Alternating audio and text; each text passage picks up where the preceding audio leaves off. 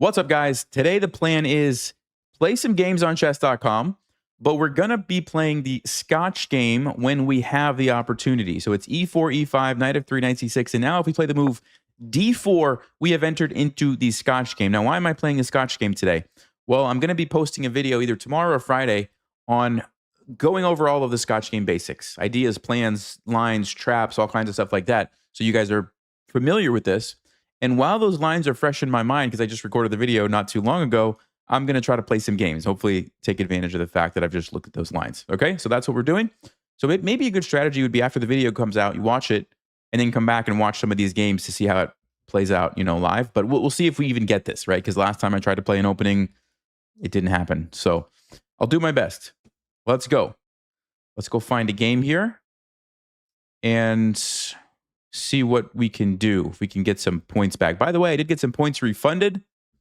It was not from the games that I would have thought it would have been from, though. From the other stream, we had some questionable games. It wasn't from those. It was from a different game from a previous stream. So I don't know what that means, but I did get a few points back.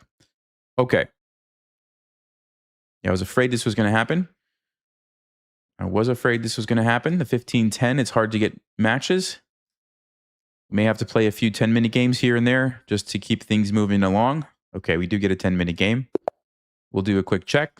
Count's been around for a while. D4, let's play knight to f6. Okay, we're going to do a King's Indian. Here we go. All right, this is... Oh, let's play d6. We don't want to allow e5. That's why we play d6 here. We're going to go ahead and castle. Yeah, he goes for what's called the Averbach variation. And I have to try to remember what I'm supposed to play here.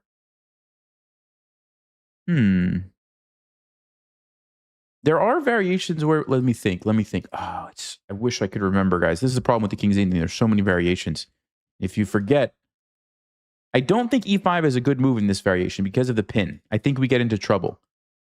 So I'm pretty sure I shouldn't do that. I think I should play maybe like c5. Let's play c5. We're going to have to check this after the game. He goes for this. Okay, so it opens up the diagonal. That's nice. That is nice. And I'm thinking about sacrificing a pawn here, but I think we need to potentially set it up. Or do we do it right away? Actually, we could do it right away. You know why? Because if the knight takes, our knight jumps in here on e4. If the pawn takes, it's kind of like a Benko gambit, if you will, which you just give up a pawn and you get these open files and you don't worry about it. That's what we're going to do. It's exactly what we're going to do. Let's take with the bishop or knight. We'll take with the bishop. I don't know. Both of these look pretty good. Okay. So we have a Benko gambit. The queen can come here or here. I mean, it's not a Benko gambit. I didn't play a Benko gambit. I played King's Indian, but it's basically kind of like a Benko gambit. Where do I want my queen, guys? The pin isn't going to do anything. He's just going to castle. So I'm thinking maybe we go here. We'll go to b6. When you play this way, you have to put pressure on these files. Okay, this is how we have to do it. What's up, Rob? Hey, Ryan, how's it going? Hey, Jeff. Alaranda. Queen c2. Okay, so he's defending here and here. Now, I could probably take it now, and if the queen captures, they've wasted a move, which is kind of what I thought was going to happen. So let's go ahead and do that. Essentially, we got a free move. Yep, we did. That's cool. I like free moves. So we have two options. We can bring the knight here and try to jump in. Or we can just go here and keep more control over this area. Both are probably fine. I'll go here. I like this b4 square. When you play the Benko gambit, or when you sacrifice a pawn like we did, you want to be looking for this square in particular and pushing this pawn. So I think I might set that up here in just a second, guys. Actually, let's just do it right now. Let's do it right now. So we're going to try to push this and jump our knight in here. Now, of course, white can't play this, so we're going to have to keep an eye out for that. Yeah, maybe we just do it now. It opens up the d4 square, but I don't think that's a huge deal. Let me ask this bishop a question first. Is it going to stay here or is it going to go back? I need to know because I'm worried about this potential threat here. If it goes back, we would always have the option to play g5. Yeah, we do have the option to play g5, which I like.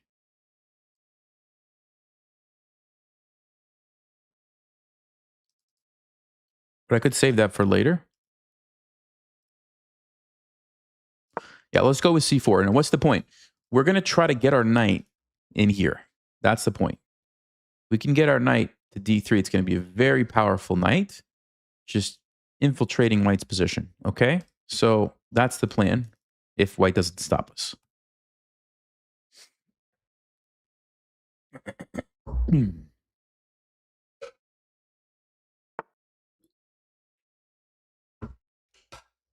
Okay. So white's not going to sit around and wait. Sorry. They're just immediately attacking us. I think I'll take this pawn. Okay. Do they have any threats? Probably not. Here, this is a threat, actually. This is a threat. So I would like to defend this pawn.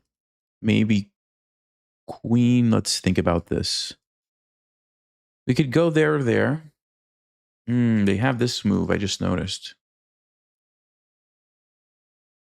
Might have a tactic, though. Let me think. Do I have a tactic? Maybe not. Yeah, I don't want to lose this pawn, guys. Maybe I pushed this too early. If we lose that pawn, we lose our potential outpost for the knight. This just doesn't feel like the right move. Here we walk into knight c6. I don't think we want to do that. Queen c5. Might have to play queen c5. Still a little bit concerned about knight d7, but okay, I think we have to do it. We have to try to defend this guy.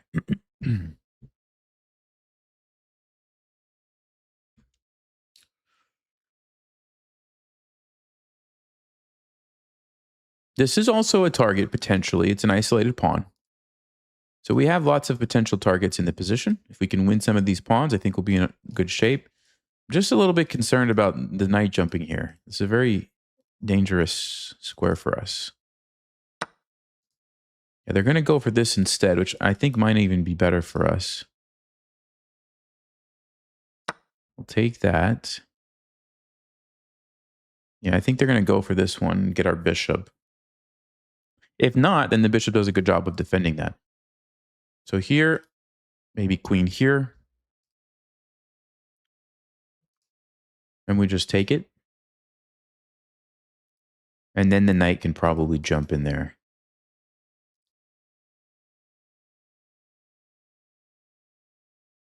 They also have knight e4, I just noticed. They do have knight e4. Ooh. Knight e4. Yeah, that's what they played. Let's see. Queen b5.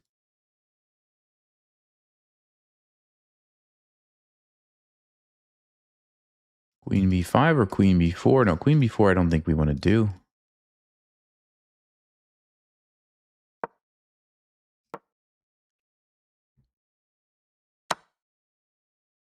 Got to be careful. The king feels not very safe. 97 is the threat. We can play king g7.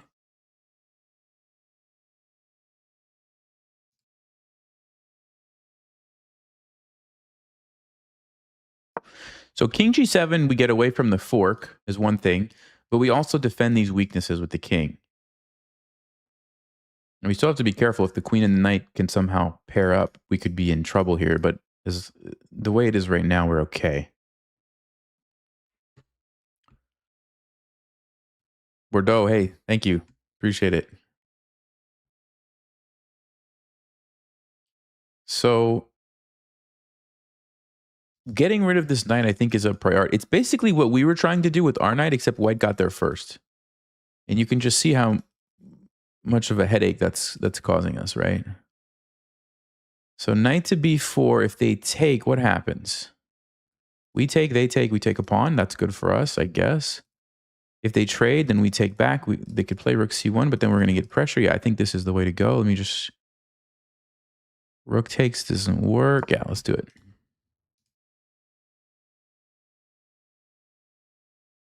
Got to get rid of this powerful knight.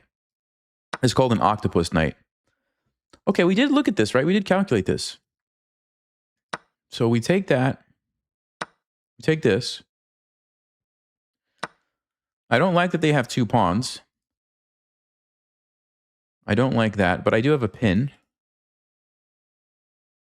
So if they save their pawn, is there a way we can take advantage of the pin? That's what we need to figure out, right? Rook here and here. Do we have time for that? Knight here, they're going to go rook c1. Rook here, b4 there, b5. That's no good. Oh, but then we would take the pawn. Okay, so we could go here, here, here. Yeah, it's not a good endgame for us, is it? It's not a good endgame, guys. Maybe I should have taken the other pawn. Maybe I should have taken this one.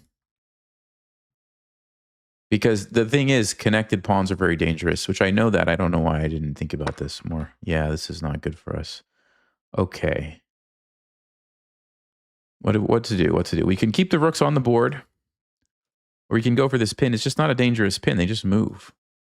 We're going to trade everything. I don't think I want to trade everything. I think we have to try to keep the pieces on the board and stop these pawns. Our extra pawn means nothing. So yeah, this is actually really bad. Now, if we get the king over quickly, maybe we can stop these guys. Or they, they can always fall for a fork too. But it feels like we messed something up. I need to get my King's Indian book. I'll get it after the game. I'm going to get my King's Indian book and see. We'll look at this Averbach variation a little bit. See what the plan is. Ooh, doesn't work because the rook blocks, but we might be able to set that up, guys. Can we set up a sneaky move?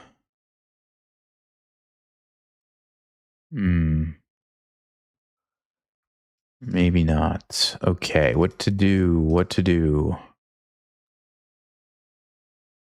I can threaten checkmate, but that's super easy for them to deal with it.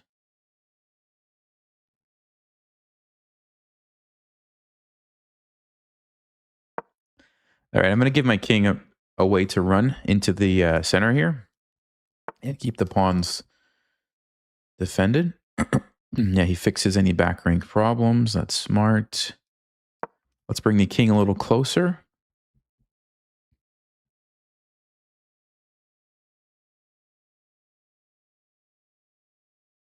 I could still try to use these pawns. I know that they're doubled, but if we can trade off one of them, we might have the possibility to create a pass pawn. So maybe we look for that. Okay, knight's under attack. Where are we going to move it to? Here. Looks like we just lose. Let's think. Here, looks like we lose. Probably have to go for this one. This check is annoying. I'm not sure what I'm going to do. Am I going to run up or not? H4, H5. It looks really dangerous, guys, but I don't mind a little bit of danger, especially when we are already losing, I think.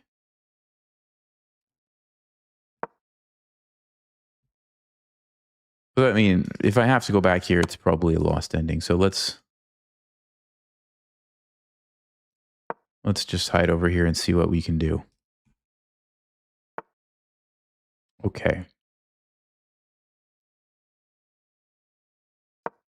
Try to get my rooks more active. Yeah, it's a pretty good move.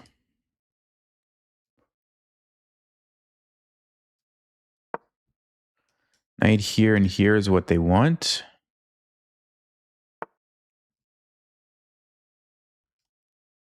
Okay. How do I not get checkmated, guys? Uh-oh. How do I not get checkmated? That's the big question here.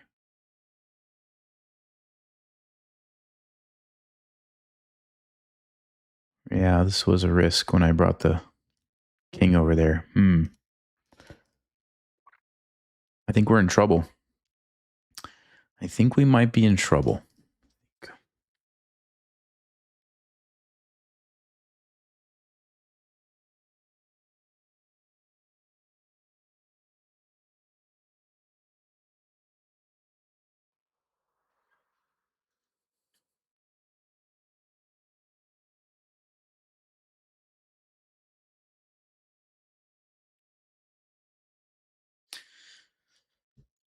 Yeah, that was a good move, actually. I don't know what to do, guys. The thing is, they're going to go here and checkmate me. So I don't see a way to stop it because I can't push this because the pawn is...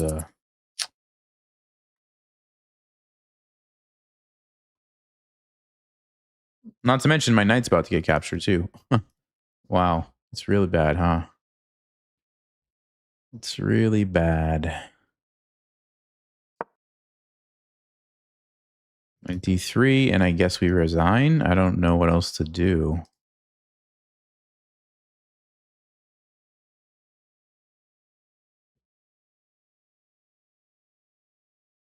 Should have went back. Yeah, I should have went back.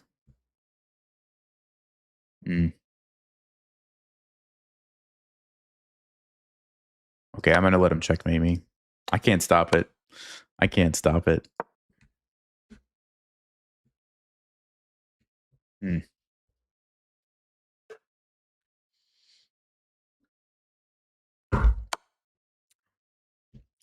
going to grab my book.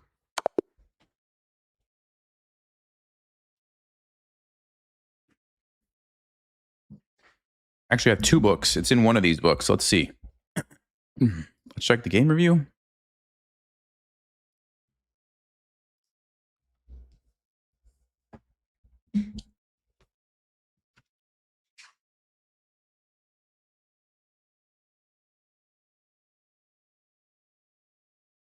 Okay, I think it's in volume 2.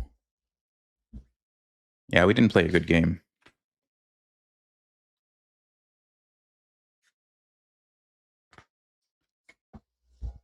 All right, here we go, guys. Let's see. By the way, this is the book. I believe he's considered one of the top GMs who plays the King's Indian. At least he's the best author that I know of. All right, let's see what we did wrong. So this is the Averback, bishop e2, bishop g5. Yes, so he does recommend c5. So I played the right move there. Okay. And on d5, let's see what's going on there. Ah, h6. So b5, I guess, is okay. Let me see the database here. Actually, b5 is not really played in database too much. h6 is the line that Gowan recommends. Let's see what the line is. So we go h6, we attack the bishop.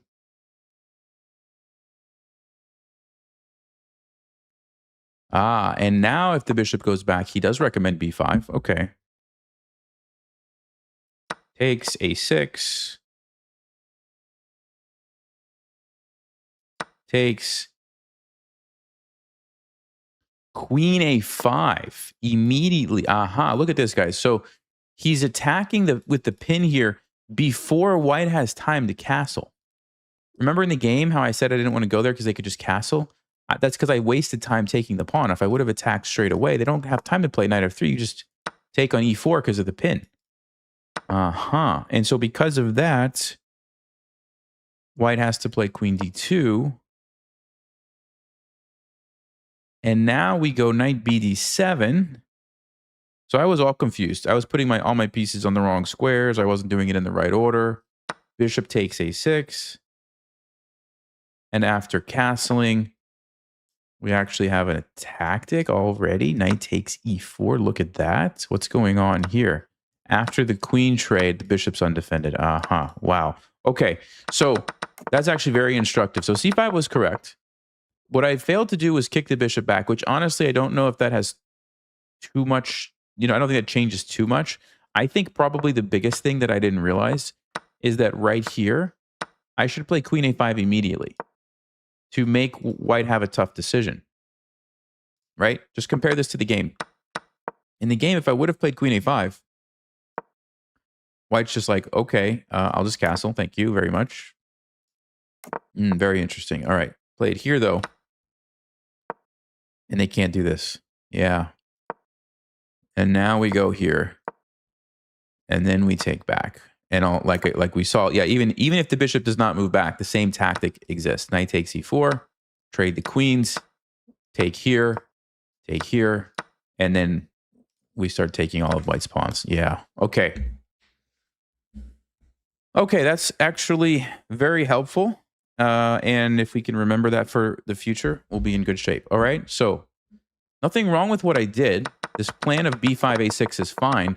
What I need to remember next time is go queen a5 straight away. We'll take this later. It's not going anywhere. I mean, if it goes here, we just take it with the rook. We have 3 pieces attacking it, 4 pieces attacking it. Like we're going to be able to take that at any moment. Okay, you know what? That was a good learning opportunity. So, all right, let's go for another game. All right, here we go. Too strong. Too strong. 1. Oh, Scandinavian. They're not going to let us play the Scotch game? Man, all right. Let's just take it. Let's just take it and attack it. We'll just play like the main line. How does that sound? Bishop goes on c4. I think the knight comes out. I think we castle.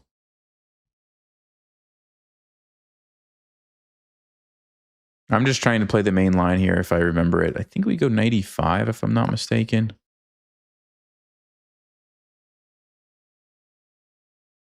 Now I don't really know what's going on. So let's see. Knight d7. What do we do? Do we defend this?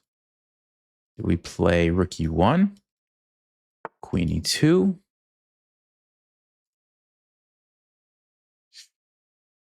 I think I like the look of rook e1. Let's go rook e1. Line up on the king. They can't castle. You guys see why they can't castle? What is our move if black decides to castle? It's an easy one. Yeah, that's correct. We grab the pawn with a fork. Okay, so they go for bishop e7. Looks like they want to castle this way. I do have to ask the question, can I get away with this? Can I get away with something really crazy? Probably not. It's probably a bit too much. Mm-hmm.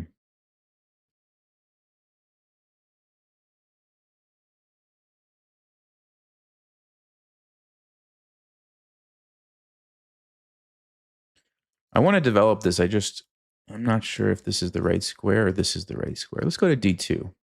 See if we can chase the queen back. Because now they have to watch out for discovered attacks from our knight. Okay, so they do go back. And now maybe here is a better move. Now maybe it is. Bishop d6. Do we have a tactic?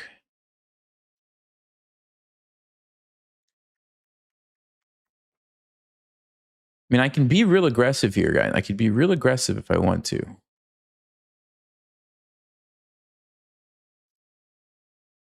I do like to be aggressive. I probably should wait till they castle before I do that. That seems a bit crazy, right? Yeah, it seems a bit crazy. Okay, let's just... I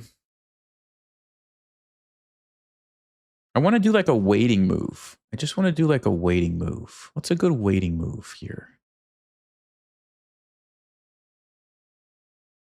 I don't know, maybe h3. It's not the best. How about a3? I want to see where if the king's going to... Okay, the king goes. Now, I feel like it makes sense to actually throw these pawns forward. I didn't want to do it before, but this seems like the perfect time.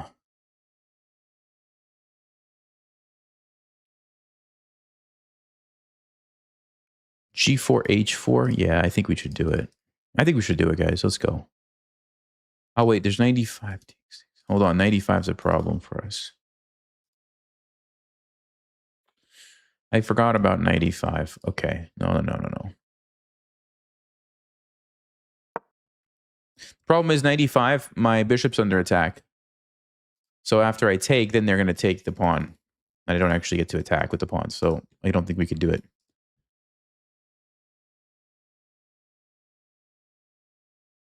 I'm just trying to bring my queen over to where the action is. I understand I'm losing a pawn, but I don't really care about that pawn.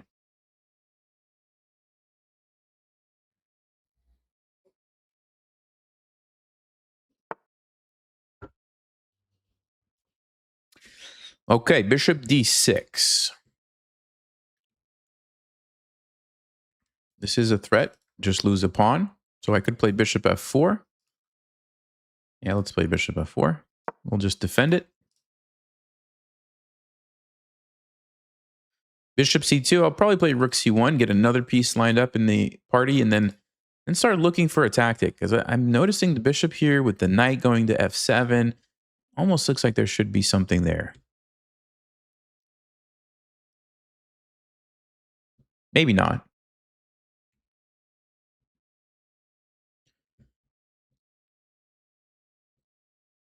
G4, is G4 a possibility now? Takes. No, it's still not, because that's really annoying. Maybe I should have played H3 earlier. Then I could have just done it. Instead of A3, this move kind of seems like a waste. Yeah, I bet I should have played H3. Anyway, it's too late now. Okay, he's going to go for it. Well, let's use this opportunity. Get another piece into the game with tempo. And, ooh, okay. So you're going to give me the bishop there. Uh-huh.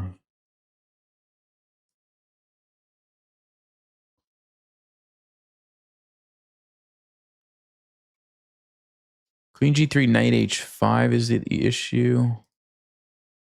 I could play G4.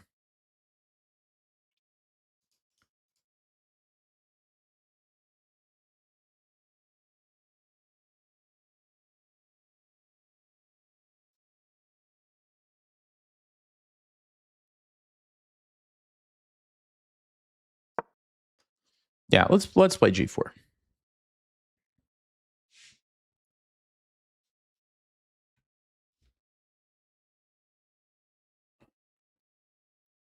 Do I watch the World Cup? Yeah, I've been watching the World Cup. Some good games. Some really good games lately, actually. Okay, knight b6. Bishop's under attack. Probably just going to drop it back. He wants to really route it here, I expect.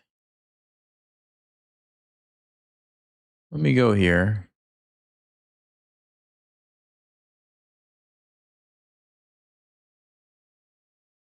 Let's go here.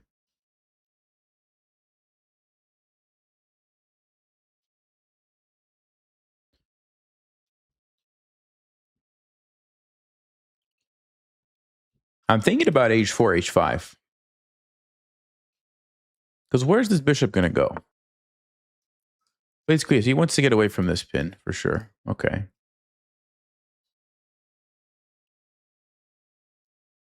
Yeah, that makes sense. So h4, h5 is one plan. Do we want to swing the queen over? Could be another option. Okay, let's swing the queen over. I like this plan too. This has a different idea, which we might see in just a second. We'll see what black does first.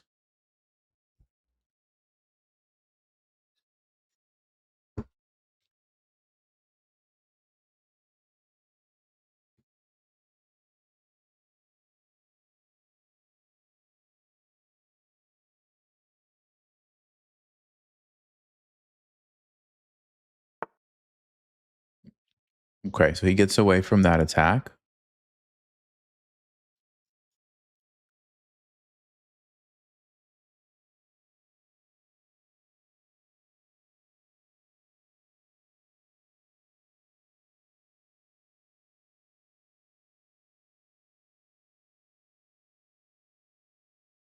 I think I'm going to play h4 here, guys. I think I'm going to play h4.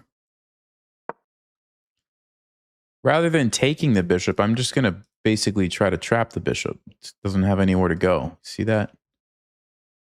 This is controlled by the pawn. This is controlled by the knight and the rook, by the knight and the queen, by the bishop, by the rook. So that's the big threat.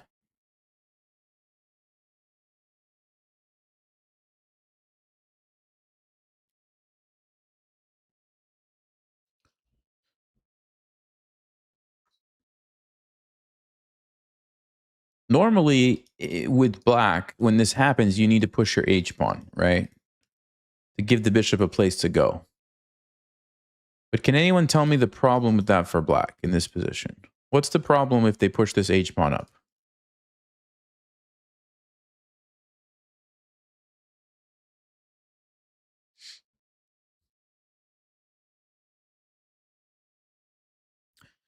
Anyone. Anyone at all.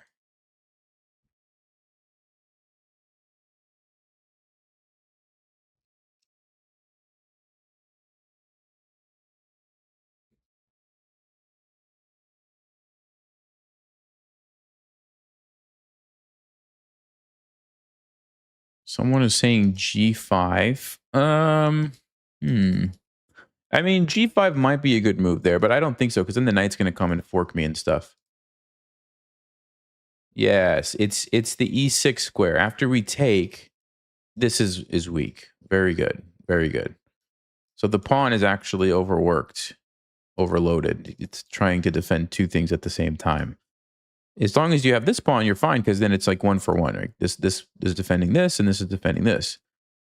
But you can't move this or you have a problem. And that's why black is thinking so much here because they don't know how to stop their bishop getting trapped.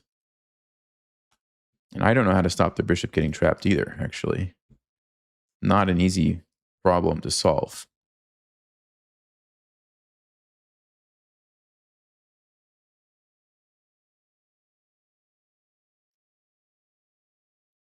Yeah, you're not wrong. It does become a hook, but there's a more immediate thing going on. Okay, so they decide to try to block off the bishop. So that's fine, but then the question becomes, what happens to the bishop? Does it actually get trapped here? Now, I imagine their idea is if they take this knight, the bishop has somewhere to go to, maybe? But I don't actually even need to take that right away. I can just take their bishop. And then if they save their knight, we have this or this, which looks really good. The other options, I just trade that right away. But then they have a pawn supporting here. No. So we're not taking that. Although I do have f3, actually, so I could do that and trap the bishop. So probably, wow, probably lots of ways we could do it. What's the simplest? I think just trapping it. Yeah. Let's just trap it. Now I have to decide. Do I take back? No, because then they will get there. Yeah, I think we go for this line. They have to save their knight or they're going to lose a piece. So they're going to have to bring the knight back. But then, like I said, it's going to allow me a really powerful move here. Just have to decide which way I want to do it.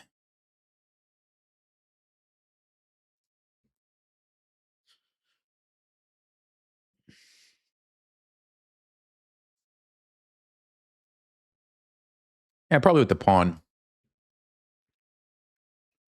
Because then it forces the king over here. Unless they're willing to sacrifice. And now we can attack it along the open H file. Which looks really bad for this king here.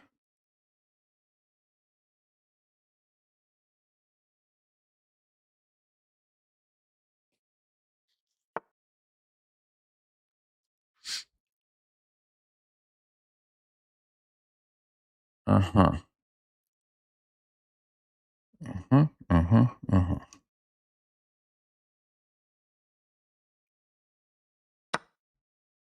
I'll explain why I'm taking that after the game. I'm going to just set something up here.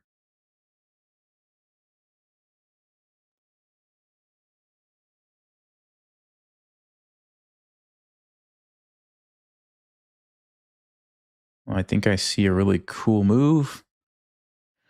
Let's see if we get an opportunity to do it.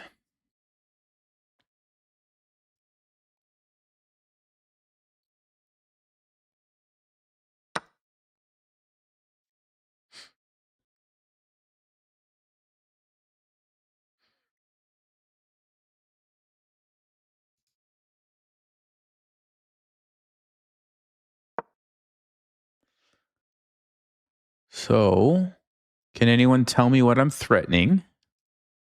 What is the threat in this position? Who sees it?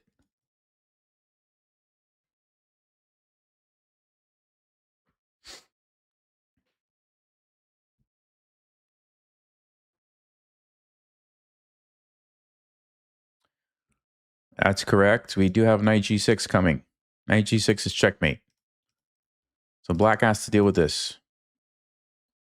Question is how? How do you stop this? It's not easy, is it? It's not easy at all.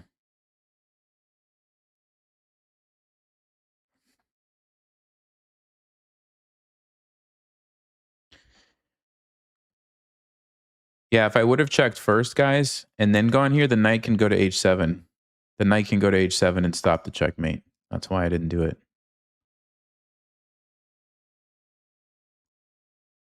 Okay. Well, we have a free piece, but do we have anything better?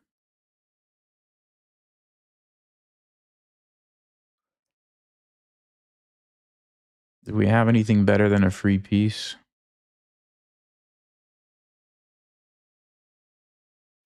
I think g5 might be better, right? I think g5 might be better than a free piece.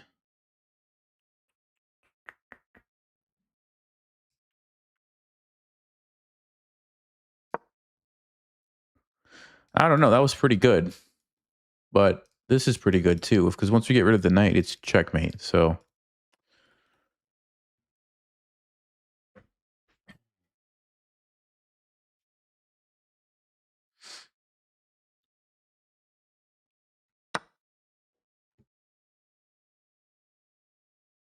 all right. I think we can start taking pieces now, guys. I think we can start taking the pieces.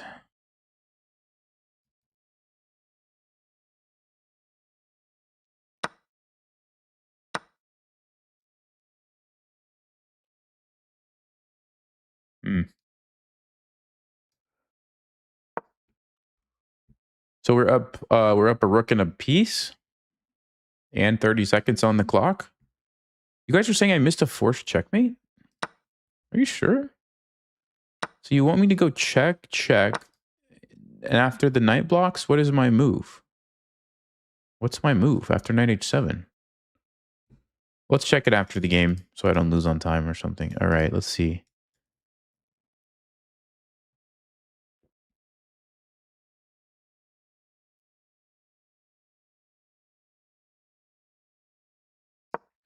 I'm going to go here first so my rook has access, and then I think I'll take this and try to come down and checkmate.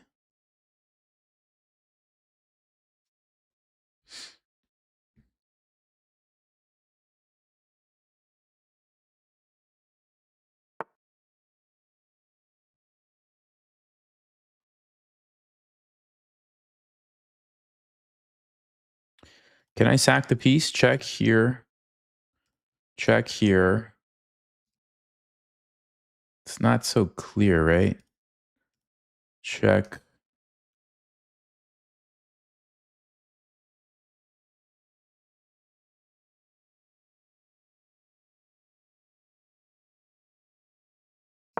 All right, let's bring the rook in. So now, check. Yeah, it would be mate, I think.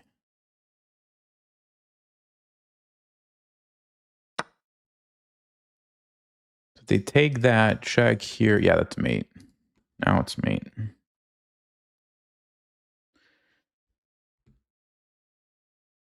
Yeah, it's quite possible that I did miss a checkmate. I just don't see what it was. But this position did look like there should have been some sort of mate. Okay, they take it. Checkmate. Wow. Okay, interesting game. Let's take a look at that. Let's take a look at that end game. Or not really end game, middle game, I should say.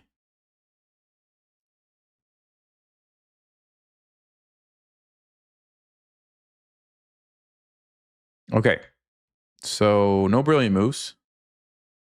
Let's see the moment you guys are talking about.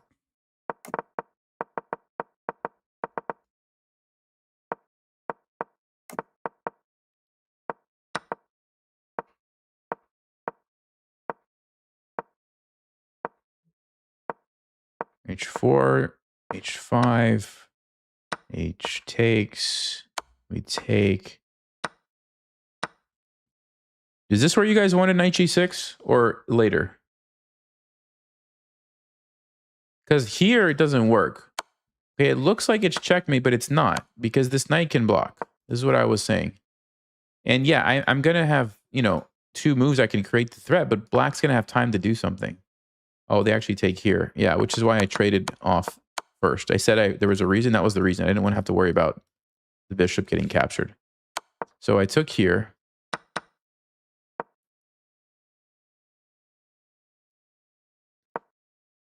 Yeah, there's no mate. There's no mate, actually. I played the right move. I played the right move. Yeah, g5 was even better.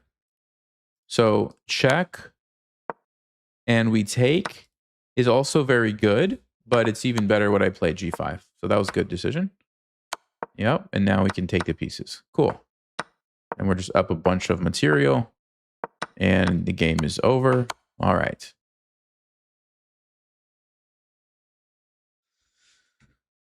Cool. That was a good game. That was a good game. They went for the normal Scandinavian, which is not what I play. When I play the Scandinavian, I always go for knight f6. But you know, queen takes is a line, and this is very common. It's not bad. Black can play it, but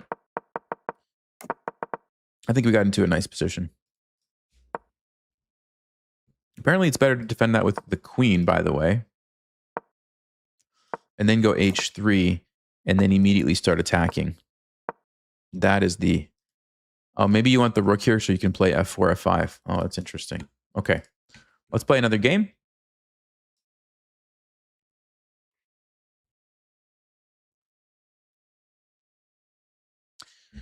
Can I play blindfold? Yeah, I can play blindfolded. I'm not like amazing playing blindfolded, but I can play. Okay, we got white. So we do have another opportunity here for a Scotch game if we see e5. There we go. There we go. Knight c6, very common move here. Okay, here we go. So this is the Scotch game, which if you watch the video that's going to be released probably tomorrow, you'll get all the details about this. And he does play this line, which I think I'm going to play knight c3. I don't think I want to go into the other variation. Right, so we take this and we play bishop d3. I just looked at this earlier today. d5 is the main move here. Okay, that's not the main move. I don't think they're supposed to give up the bishop pair. I don't think they're supposed to do that. So I'm out of theory, but our position's probably good. Even though they mess up the pawns, bishop pair is valuable on an open board. So we're going to think how we're going to make use of this. That's what we have to do.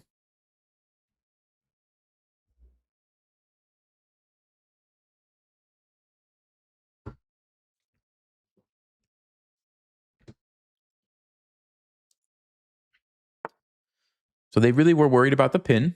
Okay. That's fair, I guess.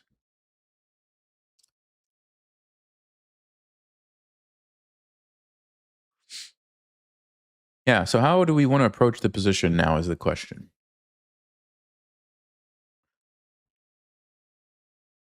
Hmm.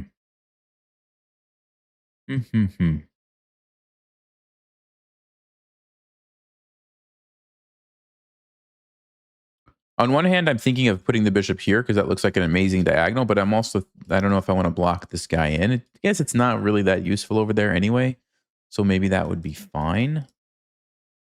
All right, let's try it. This just looks like such a great diagonal to launch an attack on the king here after they castle, so I'm going to go ahead and do that.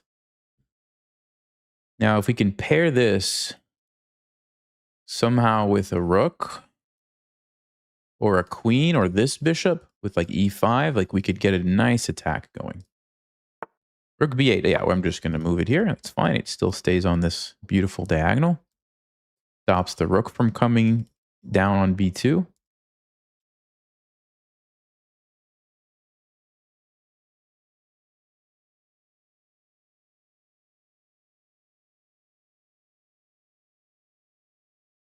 I mean, this is kind of a hook. So I feel like we need to get a pawn there. It's just a question of, do I go h3, g4, f4, or do I go f3, g4, h4? Does it matter? Maybe f3 is good. It supports the center. And then g4, h4, g5.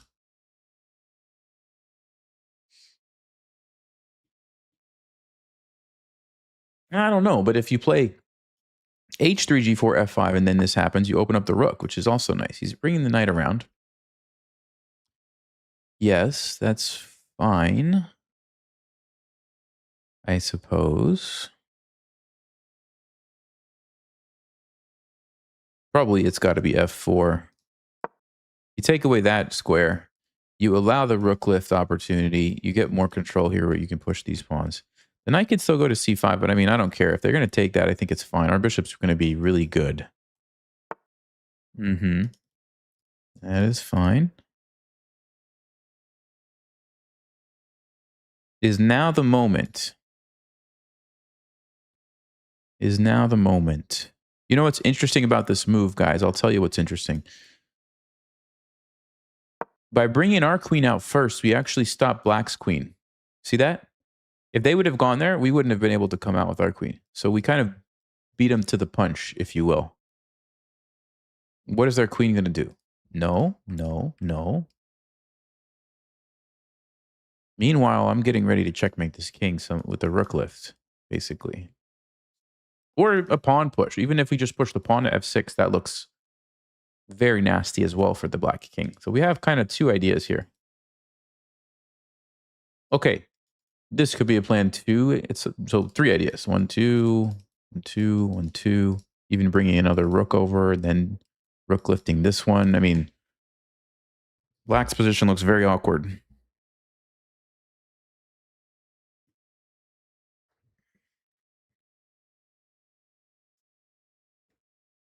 All right, I'm going to stretch my legs. Hold on, guys.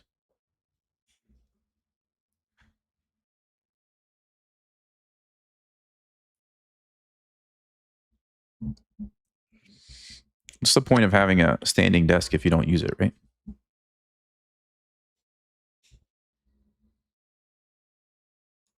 Sorry, that was too high. Okay, let's take it back. Yeah, so this is actually really instructive. So we have opposite color bishops, okay? So this bishop's on a dark square. This bishop's on a light square. You will notice none of those squares overlap, right? Which means this bishop can do absolutely nothing to stop my attack on the king. So when you have opposite color bishops, it favors the side who attacks first, which is what I'm trying to do. And he creates some big weaknesses by doing that. Now it's interesting here because I have this option to try to bust open those dark squares. I have this option to try to shut out the bishop. Now I could still sneak around this way. I still think I like that. Or I can just immediately go with the rook lift. Let's go with the rook lift.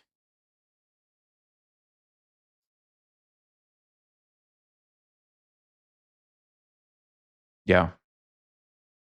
Let's go with I want to get this rook up here as fast as I can because that's going to put a lot of pressure on black's king. Okay.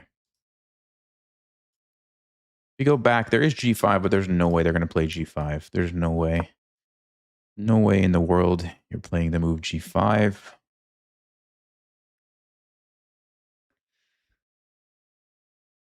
So yeah, basically rook g3.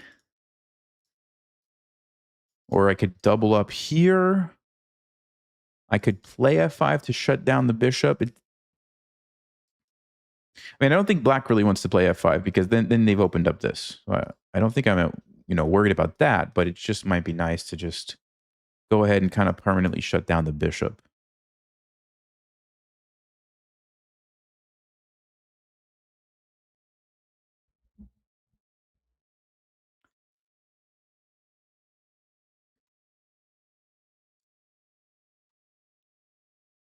So let's see how black's going to try to defend this. Very dangerous. Once the rook gets here, you got to be really careful. And then once the other rook comes over, you got to be even more careful. Okay, they go king h7. Yeah, maybe now's the time just to shut that down. I don't know why, but now I feel like it's a better time to play this. Okay, we still have the idea of bringing the rook over.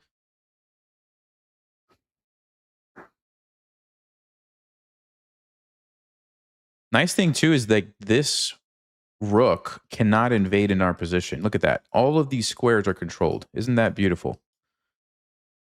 So it's hard for black to generate any counterplay. You can move your bishop here and do what? Like it's just these pieces are kind of out of the game.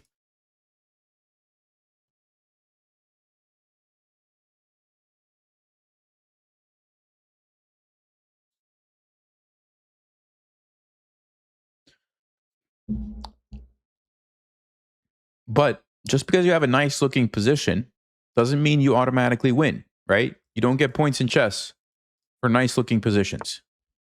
You get points for checkmate. So let's not back down here. All right, folks.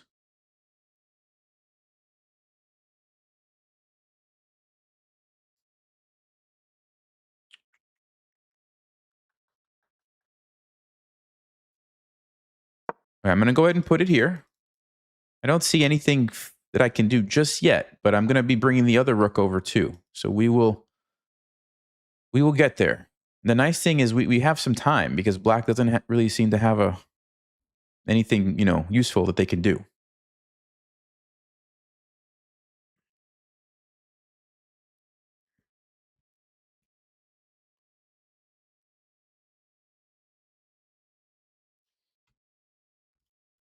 This actually reminds me of that game I played in one of the tournaments where I played the Scotch game.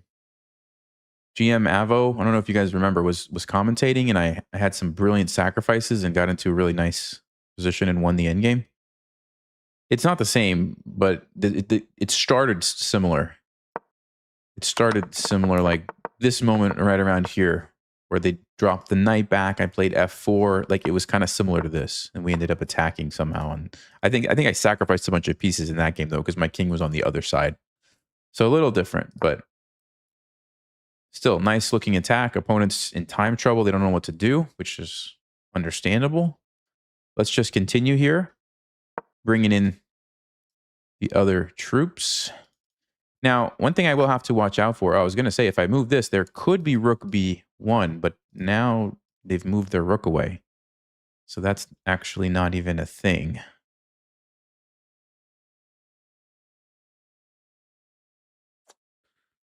Okay, I definitely want to get another rook up here. I'm still looking for the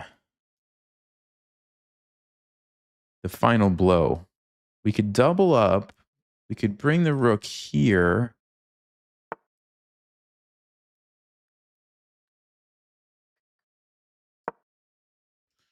Yeah, where is the final blow, guys? How do we finish it off?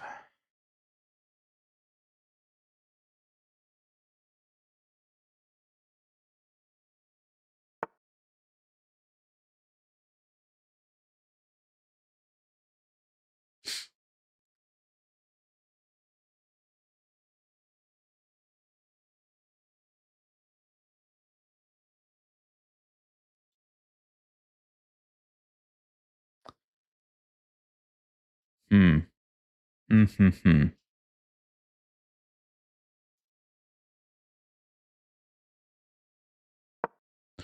I'm setting it up for a sec. I don't know if we can do it yet, but I'm trying to set it up. We've got everybody ready, so there's got to be a tactic now, right? Has to be something.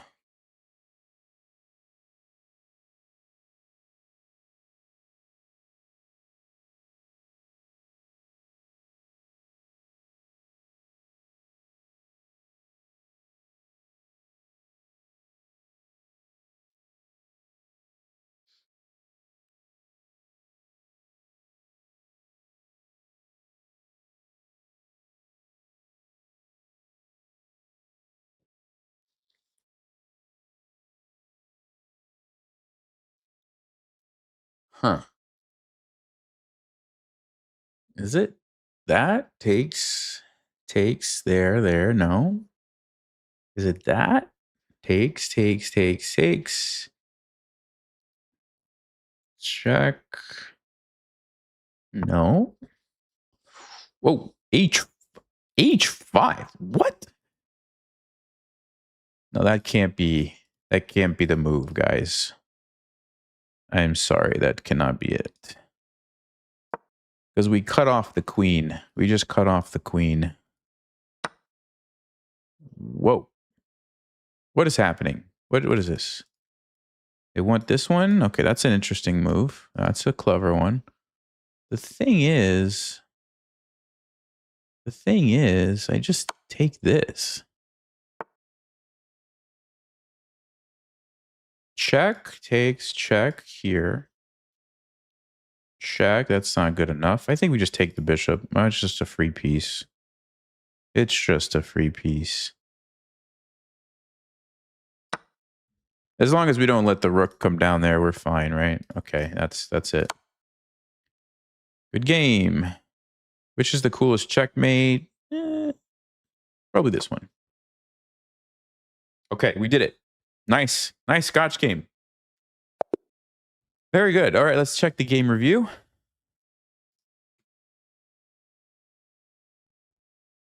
I mean, to be fair to black, I don't know what they could have done. The only move I was thinking maybe was rook g8, which we'll check with the engine.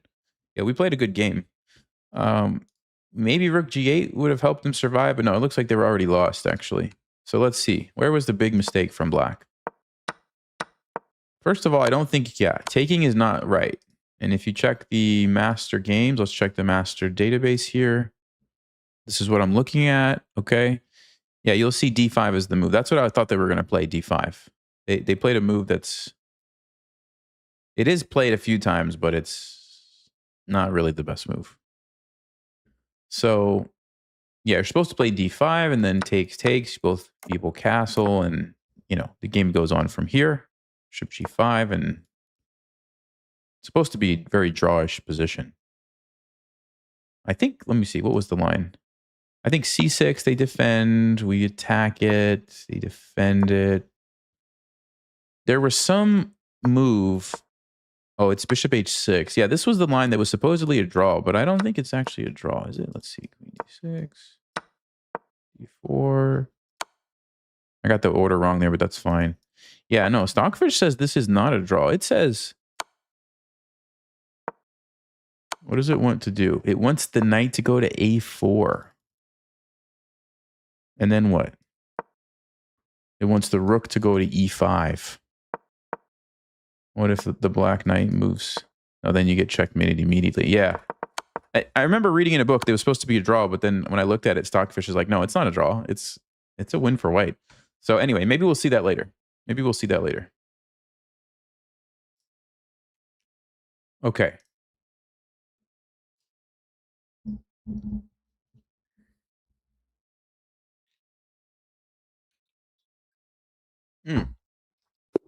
I forgot to analyze the end of the game. Oh, I'm sorry, guys. I totally forgot to analyze the end of the game. Oops. Okay, my bad. My bad. Okay, let's try to play. Never mind. I was gonna say let's try to play against the Scotch game from black, but no, they played the center game. All right, let's take it.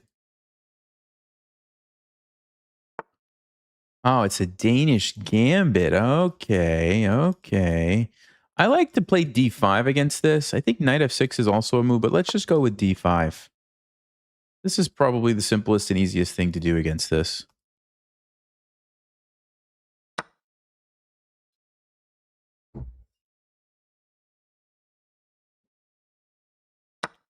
Because what's going to happen here is they're going to end up with a... Well, they usually end up with an isolated pawn. Let's put pressure on this right away. Because usually they have to take here at some point and it's isolated. Now, the way they're playing it, I don't know if that's what we're going to see. And I'm going to try to castle queenside quickly here.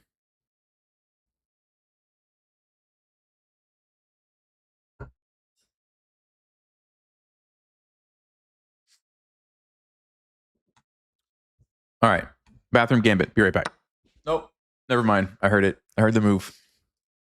Let's play knight c6, I think. Actually, hold on. Can I just... No, I think we gotta go for this. Let's go knight c6. Target the pawn. We've got bishop b4. We've got castling. Let's go bishop b4. Hold on. Actually...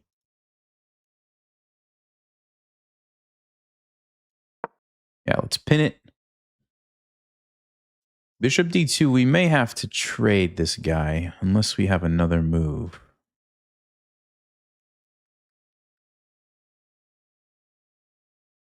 All right, now we'll do it.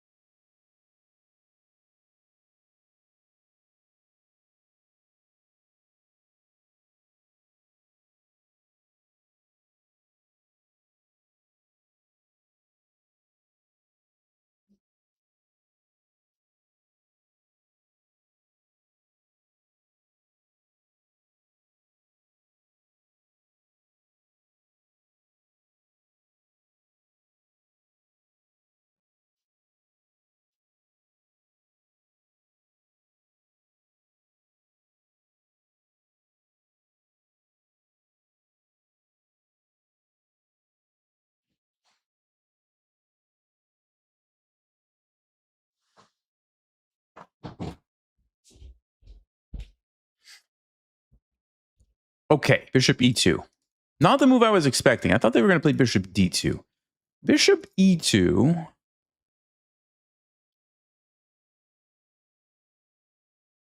I guess I'm just wondering, is there a way to win the pawn?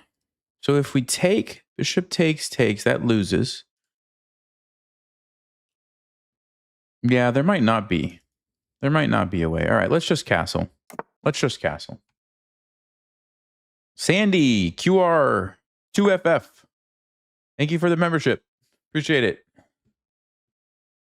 Okay, so they castle. Now we have to deal with this. We either have to take or do something else. I'm going to do something else, get away from the attack, because I want to keep this isolated pawn if possible. It's a nice target for us. And as soon as I take, it's harder to win the pawn because it's defended. This way, yeah, this way.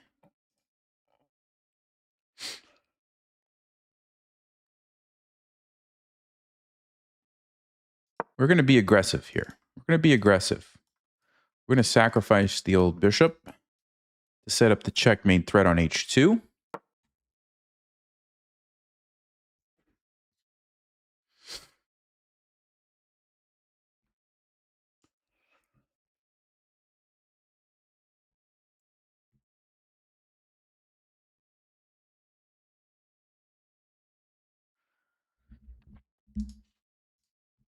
Bishop f4 is an annoying move, but I do have bishop d6 to get rid of that bishop.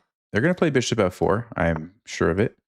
But I can get rid of that, and at the same time, we bring up a rook. So I think we have... Maybe we have decent compensation here. Oh, there is this battery, though. I'm just noticing. This is actually a potential problem. We might have to play f5 to defend that. Yeah, I just saw that.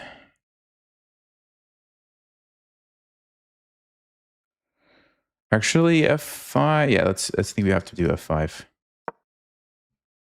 We have to play f5. It still doesn't quite work. If they take, we lose this.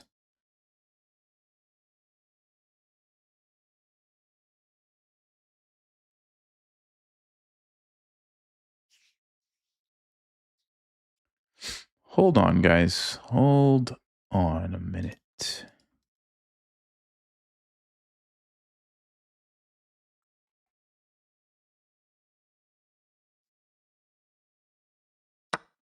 So knight takes g4. We have this. Does this work? Rook takes d4. If the queen moves, they're going to take with the back. I didn't see that. I didn't see that. I think I'm probably losing. That's a good move. Yeah, we're going to have one pawn for the piece. That's not enough. That's not enough. That's too bad. Okay. That's too bad. Don't have a choice. Don't have a choice here.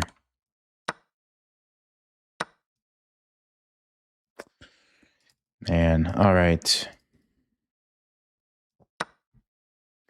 Well, we're going to have to see what I did wrong. I'm pretty sure maybe just sacrificing the piece was wrong because of the bishop-queen battery. Probably got a little bit overly ambitious there.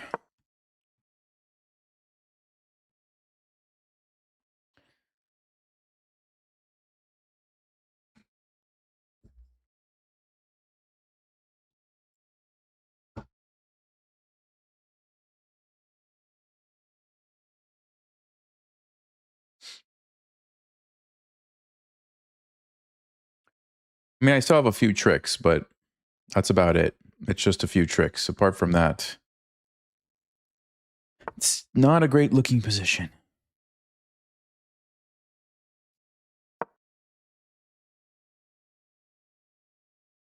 Trick number one. Let's see if it works.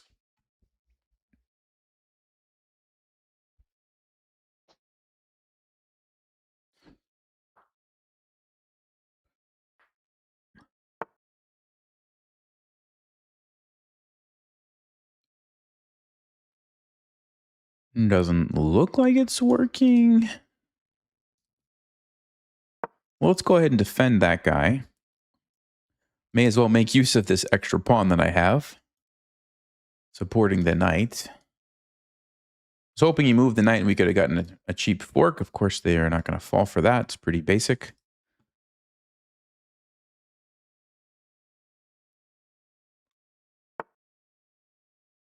King F1. Okay. Okay. What should we do now, guys?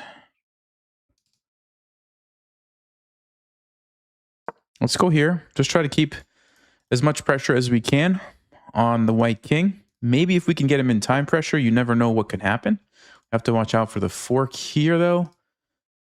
So let's just get away from that. Now it's just a random check. There could be a fork here, but knights don't move that way, thankfully. Okay.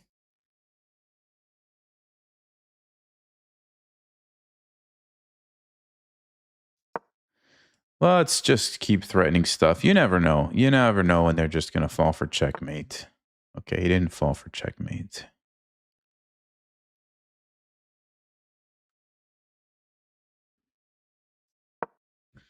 Okay, I'm attacking on F2.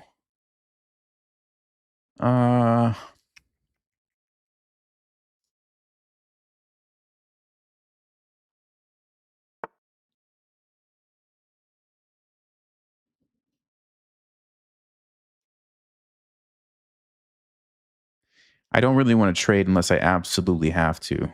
So let's not trade that.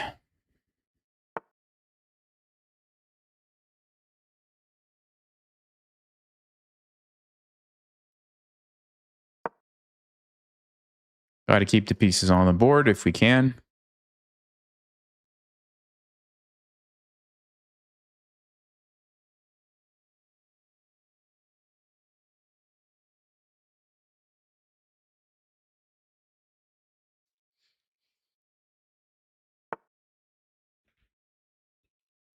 Unfortunately, he's not falling for any of my tricks.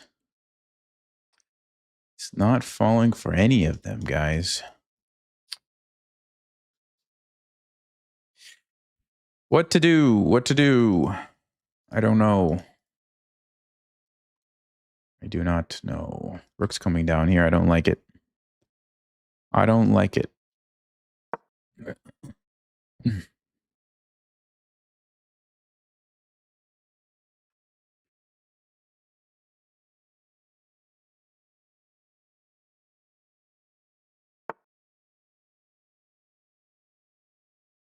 Can't do that. Can't do it. Let's see. What can we do instead?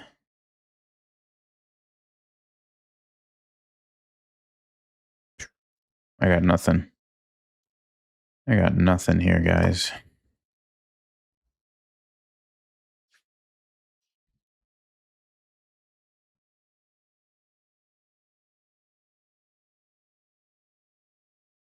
Oh, you're just going to check me and take the pawn. What am I doing? What am I even doing? I should have played B6. No, B6 I was losing. Yeah, I don't know. I don't have any good moves. That's the problem. That's the problem when you don't have any good moves.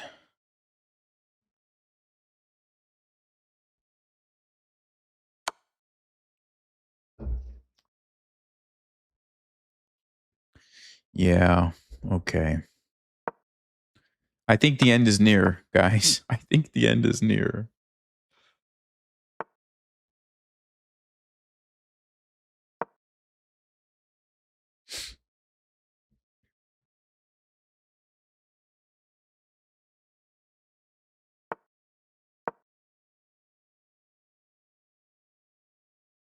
Knight f5. Eesh. Eesh, eesh, eesh. It's pretty bad. It's pretty bad, isn't it?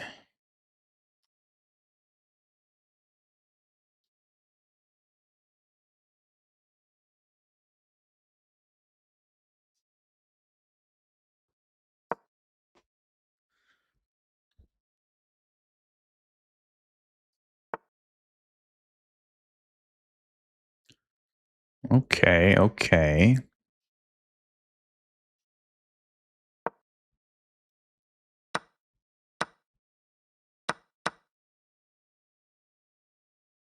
Yeah, this is what I want. I want them to start moving super fast because that's when they could potentially make a mistake. That's what we need. We need them to feel that time pressure. It's our only chance at this point.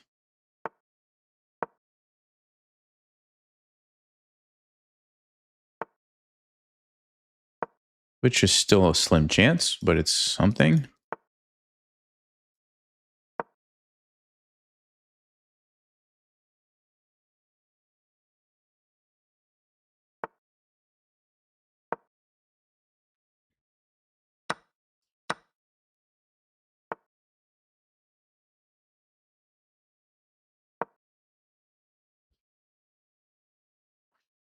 Okay, so it's going to be a pawn race.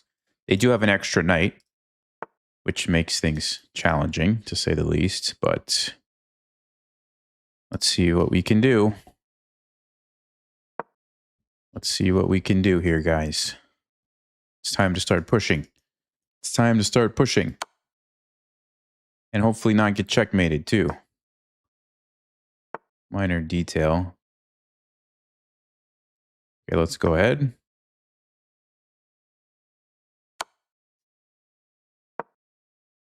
Uh-oh. Uh-oh. Check. It's getting dangerous. It's getting real dangerous here, guys. Oh no. Oh no.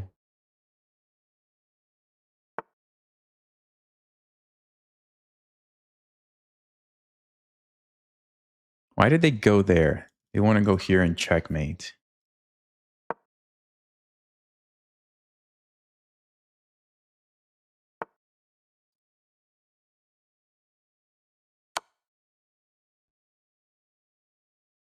Can I stop it though? That's the question.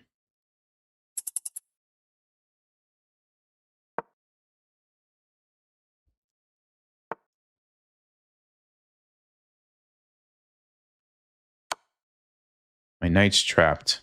Man. My knight is trapped, guys.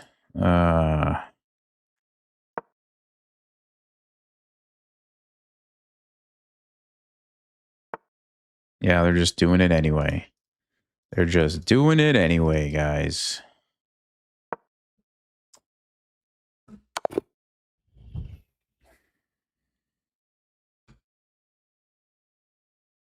Let's see how bad it was. Let's see how bad it was.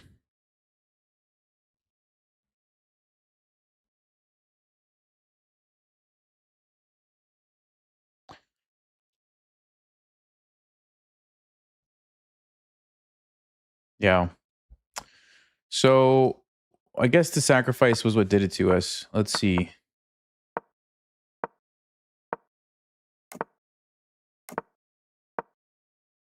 Even going there, Stockfish doesn't like because after h3, you don't have any good options. So I'm supposed to put the queen on the other side or on d6. So, okay, hold on. I feel like maybe I messed it up earlier. Let's see. I thought we were supposed to get into a good position here. Bishop g4 was the best move. Yeah, Stockfish actually says you need to just go ahead and take now. And if they take with the queen, just mess up the pawn structure and worry about this later. Yeah, that's what I did wrong. I didn't just mess up the pawn structure like I should have. I let them get pieces developed to where now it's not the same. You can't do it now because of this. So next time, all you have to do is go bishop g4 and just take it right away. And if they would have played bishop e2 immediately, now you can play d3 with the same idea. You're able to mess up the pawns, and you just go into the end game like that. Okay, that was a silly game. I should not have done that. Okay. All right, we can do better, guys. Let's go. Here we go. Here we go. Ooh, wait a second. Wait a second. Okay, maybe it's fine. I think the Scotch game is strong enough for... Why do people play the French defense? It's I don't like this opening. I just don't like it. Okay, we're gonna go with the Queen G4 thing. It's like the only thing I know how to play against it. Ooh. Whoa. Whoa, whoa, whoa.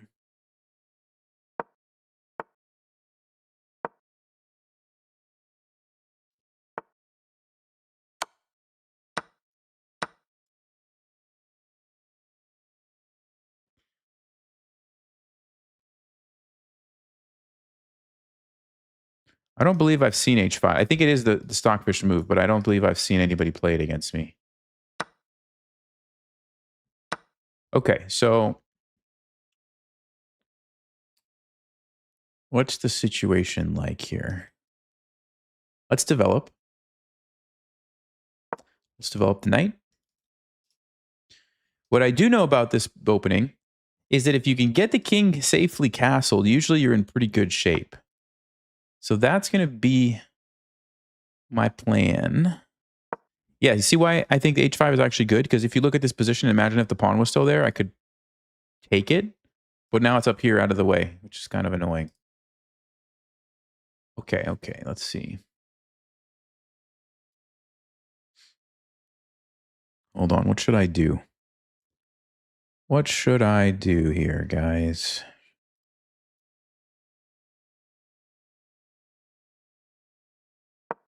Let's go be aggressive. Pretty sure you have to sacrifice one of these pieces, if I'm not mistaken. I think you have to do it for the attack on the king. Get the rooks on the e-file. That's what your plan should be. So we're going to castle. We're going to let him fork us. We're going to let him take a piece, and then we're going to checkmate the king. Okay? Easy. Easy, simple chess.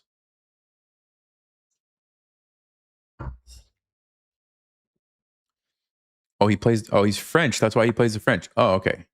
No, that actually makes more sense now. Let's castle. Like I said, I'm not really worried about that fork. Maybe I should be. But I'm not really worried about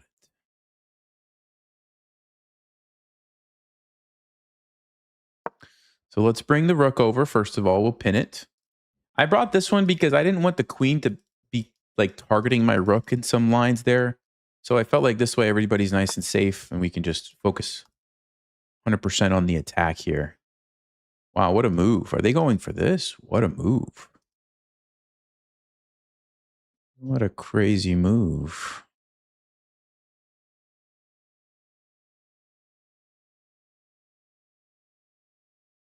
But you allow me this, yeah?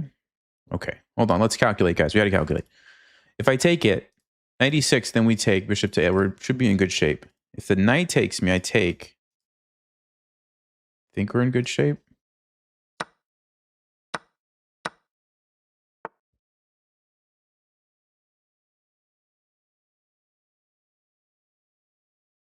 Okay. Does B4 do anything for me? B4, what's the point? Well, we want to make the knight move and take the queen. So the knight's going to move here or here.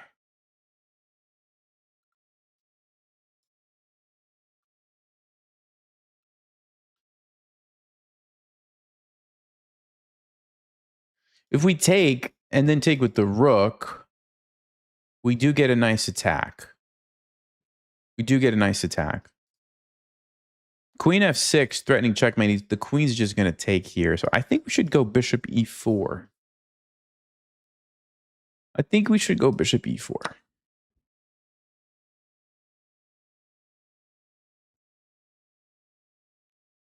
The nice thing is, remember, you cannot castle through a check. So this king is actually stuck here. This is not an option for black. So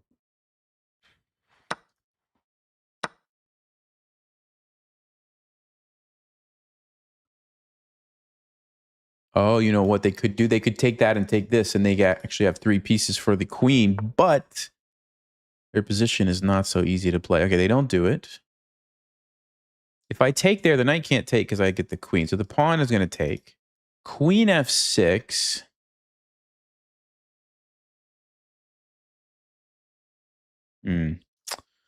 I'm going to do that. I may as well just do it right away. Yeah. Queen f6, checkmate. If they take me, I take, they take, checkmate. Yeah, that's pretty good, actually. That's pretty good because of the checkmate thread here, guys. This is why we can do this. So, what's white going to... I mean, what's black going to play? Take the pawn? Rook d4. Are they going to sack it? Wow. I also have check here, by the way. But that doesn't seem as good. Let's just take this one. Now they're going to take it, huh? Okay. So check, we take a rook.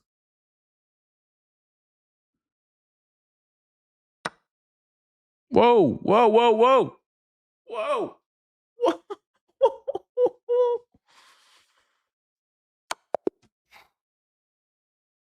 Okay. Okay. Let's go. Who said I don't like playing against the French? I like it when I get mate in one. All right. The Gled Hill attack strikes again. I'm telling you guys, this opening is underrated, I think. Okay, let's see. So did they play the stockfish move? Yes. It is one of the stockfish moves. Now, c5 is technically slightly better, but h5 is a stockfish move. I went back. Okay. That's the mistake, because it allows me this little idea, which, yeah, if you can get this position, you're actually doing fine. Now, stockfish wanted me to put the pressure on with bishop h6 right away. And if the queen comes out and checks me, like c3 and take it? Because my queen is protecting it? And then just develop and defend it. Don't worry about this. Just defend. I mean, stockfish is... Oh, get out of here. I don't want to hear what stockfish has to say. All right. Knight c6. I should have taken this pawn. Wonder why. Should have taken it. They needed to play queen f6. This is a key move for black. Oh, because now I don't get a chance to take this pawn. Okay, so I had to take it when I had the opportunity. But after I get this position, I am winning. Yep, rook e1. That's fine. That's fine. No, c4 is the move. c4. So if they take, now you can... No, I'm sorry. What? b4 is the move? b4? Oh, wow. Then you go checkmate. Wow. You lure the queen away so you can checkmate. That's amazing. They have to run and then it's mate.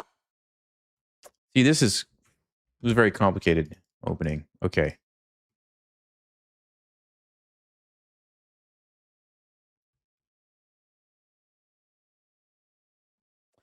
All right. I had it before too. I missed it. Wait, what? No, are you serious? Hold on. I had a mate in one that I missed earlier.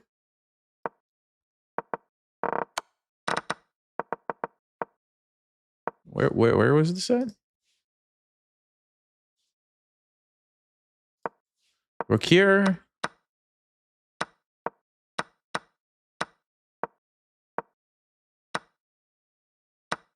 Oh, whoa.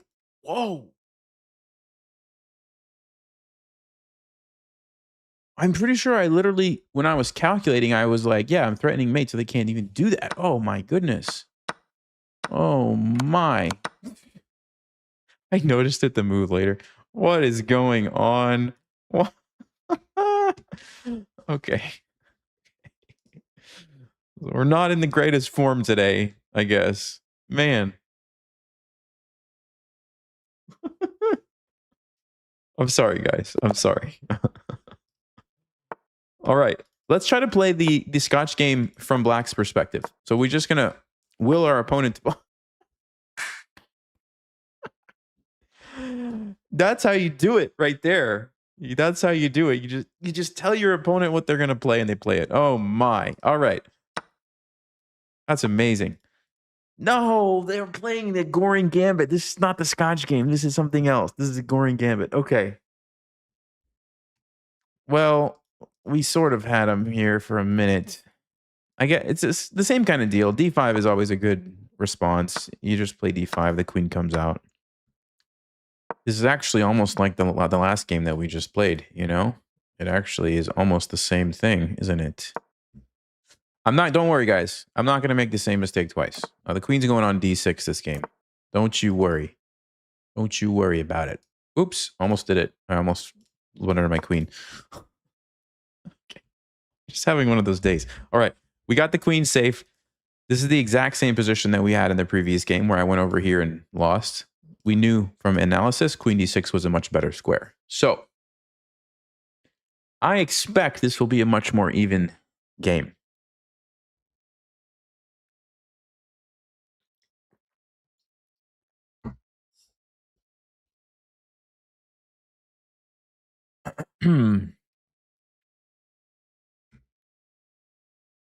Yeah, it could be the standing desk. I don't think it's clearly when I'm standing. Knight to b5. Okay, that's a strange move. I'm not going to lie. A little bit of a strange move. What's he trying to do? Well, he wants to take my queen. So I have to find a spot for it. Yeah, we do have to be a little careful. How about this one? This one looks pretty safe. Basically, when you're trying to figure out where to put your queen, guys, you have to take the time and find a safe square. Because, like, for example, if you just, let's say, go here and walk into, I don't know, knight h4 might be a blunder. I'm not exactly sure. You have to be really careful. But here looks safe. Because this is the only move that would scare me, but I have knight e5, have it covered. So we'll put the queen there. And also we keep the pressure on d4.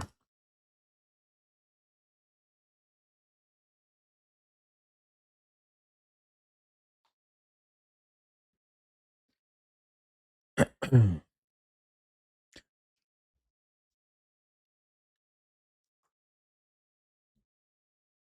playing Isaac. Isaac Ailey 50. Let's see what Isaac's going to do about this. I really want to get knight f6 here. Get the pieces developed, you know, get the rook to the center.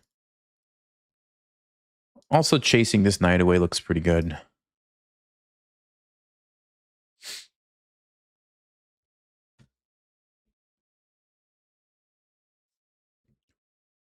First time catching me live. What's up, Sean? Glad you're here.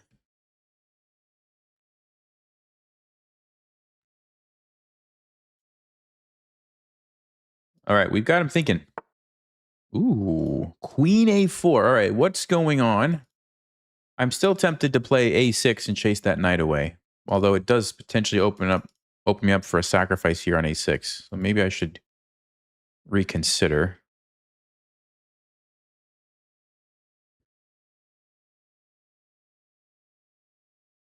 That I don't think it's a big deal. And I think that knight's really annoying. So let's go ahead and do it. There's knight a7 check, but it's just a trade. It's just a trade. It's a real fancy trade. It's a real fancy trade. Because if I take it, they take my bishop. If I move my king, I actually lose. Because I lose a piece. So knight a7 I will have to take, of course. Obviously, they don't have to do that. They can also just go back.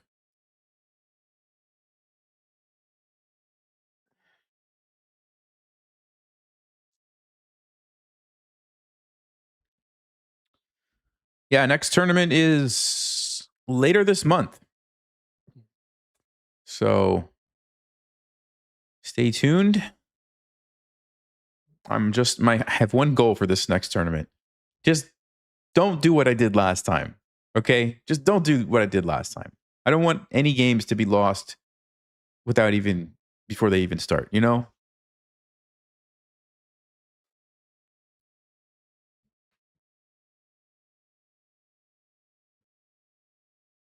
Like that's what I felt like I did in two of those games in the last tournament. It wasn't even playing normal. I don't know. Yeah. If we don't do that, I'll be happy.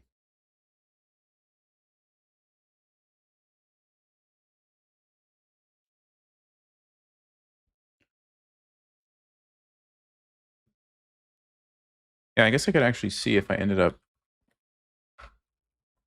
losing points from that one or not. Let's see.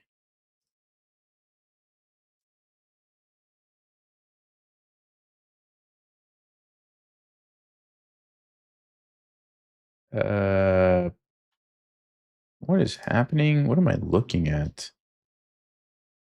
No, it doesn't have the most recent tournament yet. Doesn't have it. Oh, wait.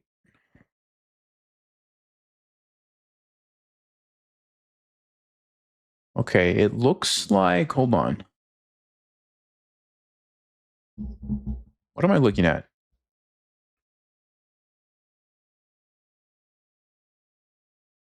Gained a point. Let's see. No, gained a tenth of a point. Lost. Gained 0.3. Okay, it actually looks like I'm not losing any rating points from that tournament. It looks like, yeah, hardly anything changed. Maybe gained 3 points is what it looks like. So that's actually not a disaster on the rating front. Okay. Bishop e3. All right. Bishop e3. So they want me to take their knight. Why do they want me to take their knight? Wow. What? I'm sorry. What is this? Isaac, what are you doing? Check here. They want 95, don't they? Wow. Okay, we got to calculate, folks. 95, what options do I have? That's what we need to figure out. Option 1, sack the queen, so we take the bishop. At that point, we have 2 pieces, and then they're going to take my queen. We have 3 pieces. But we do have to watch out for the bishop coming down here.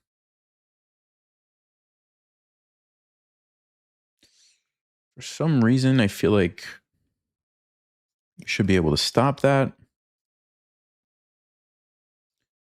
So takes check here, 95. Do I have any other moves? No, otherwise this is going to be a big deal. Yeah, so we do have to sack the queen there. So takes. Oh, we can also take with the king, actually. Might be better, although it's a bit tricky. Do I want to do this, guys? All right.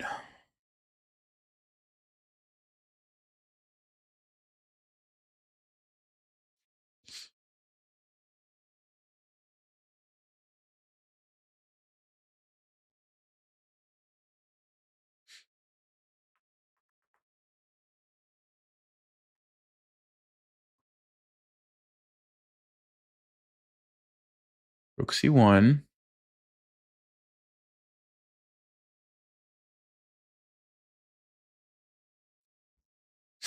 It's a lot of pieces, guys. It's an awful lot of pieces.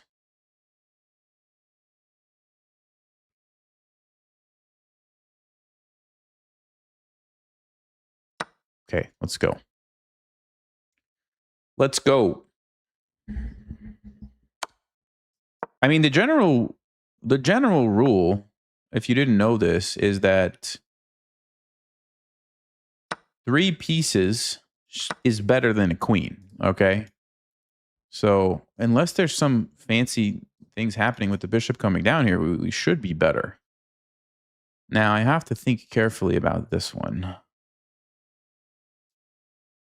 Yeah, this is like the only threat that white really has. So can I just...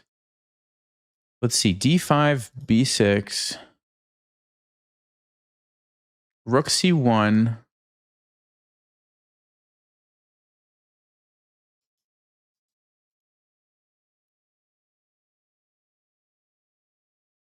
Bishop c4, b3 takes. Oh, I can't do that. Oh, can I? Wait. Oh, there's no pawn there. The pawn is on... Oh, yeah, there is. What am I saying? It's the queen. Alternative, we do this. The queen comes here. But then we get to develop our pieces. Actually, no, we could even take the rook there if we wanted.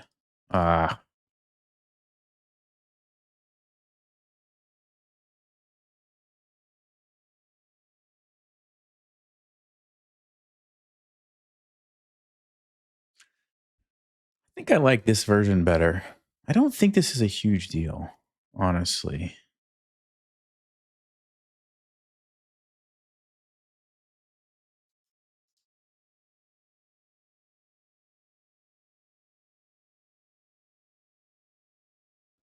I mean, it might be tricky.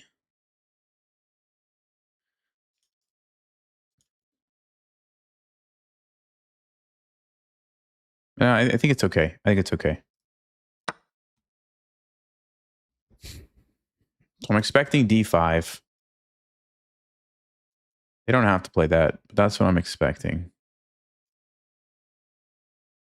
And I think I'm going to go with B6 to keep the bishop from coming in. On rook C1, we go bishop C4.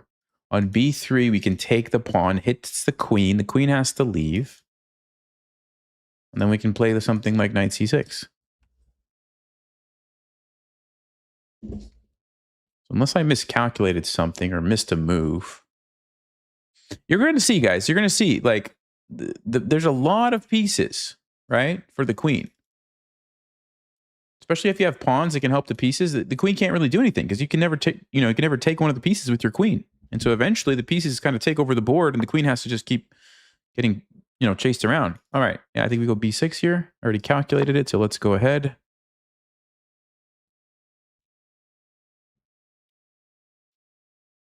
It's important to not get too low on time because I will need to kind of be careful about how I place my pieces against the queen. Uh-huh. Bishop C4 should be good.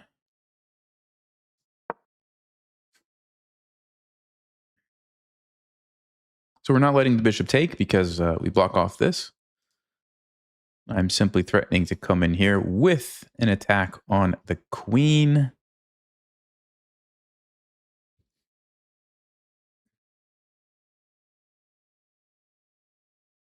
It's important, though, that I do get these pieces out quickly. So I'm going to be looking for an opportunity to do that.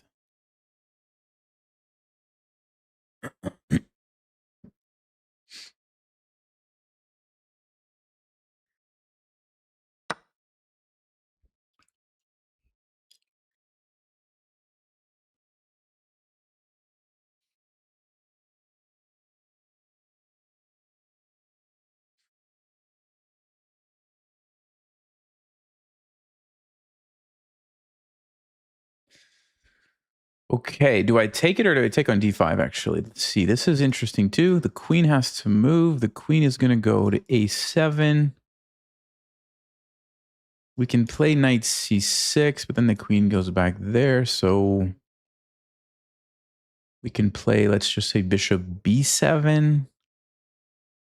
Queen's kind of trapped. He can take, check.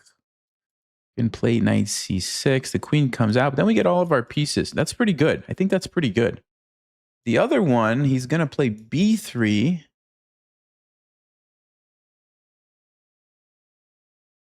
Yeah, maybe that's not as good as this, actually.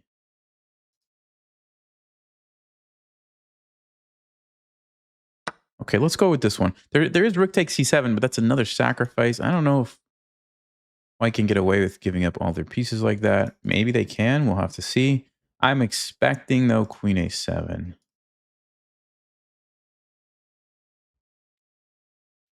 Very interesting position, though.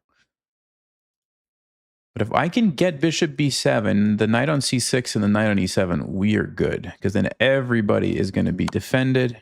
He does go for this. Wow, this guy.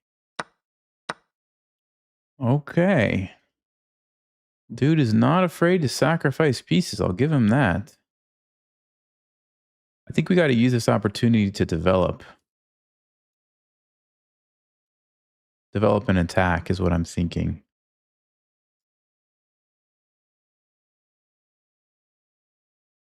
There are no checks. Got to get the rook into the game, the knight into the game. He's got queen b3. I have bishop d6 or rook c4. I didn't see that one. I did not see that move. Uh-oh.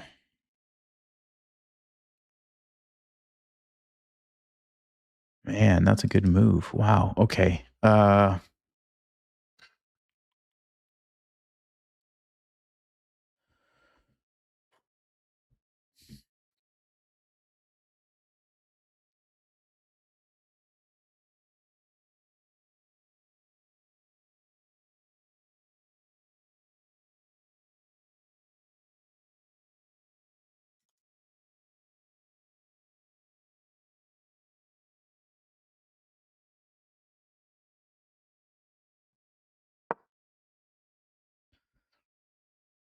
I think we got to take with the king.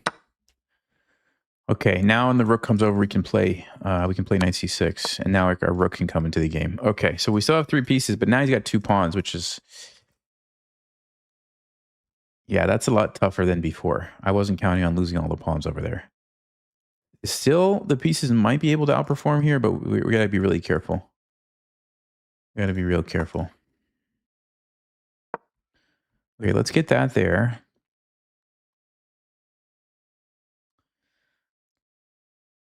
I'm not sure if I should try to run with my king over here or just leave it where it is, because we might actually need it to stop these pawns. That's what I'm not totally sure about. We have to definitely protect these guys if possible.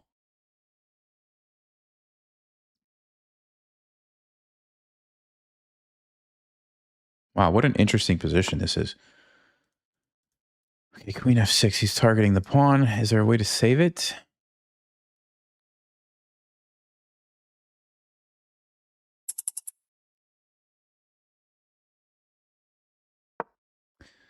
Don't see how, so let's try to counterattack if we can.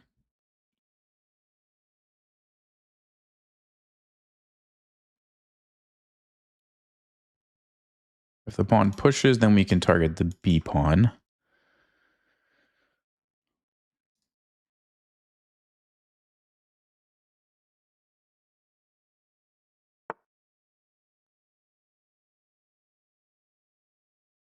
This guy is just surprising me left and right. What's the point of that? I don't know.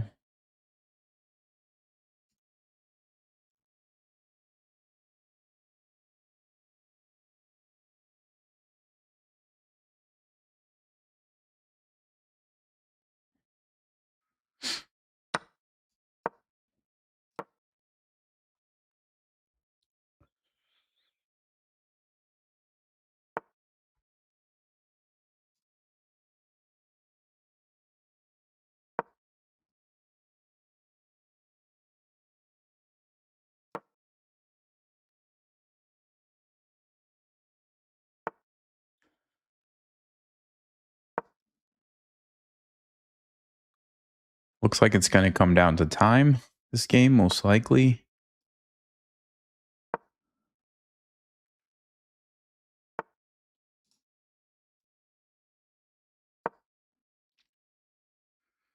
Trying to go 95 here. Or knight b4. I just want to be able to use this knight, basically.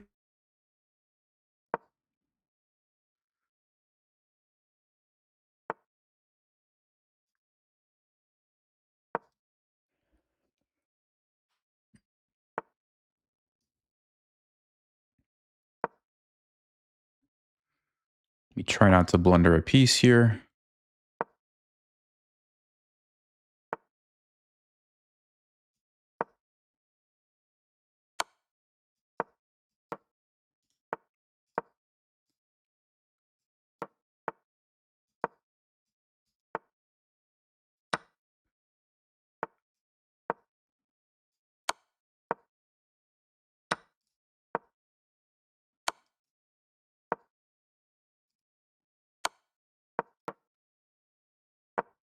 Ah, come on.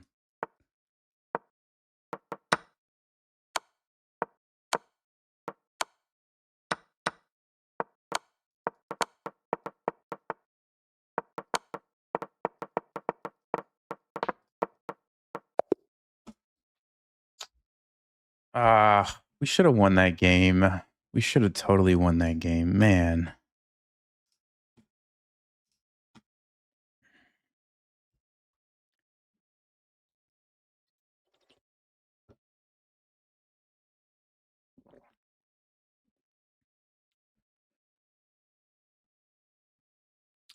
Whoa.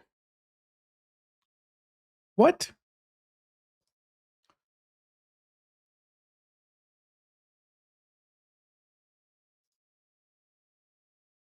Oh, they're 700 bullet? Okay.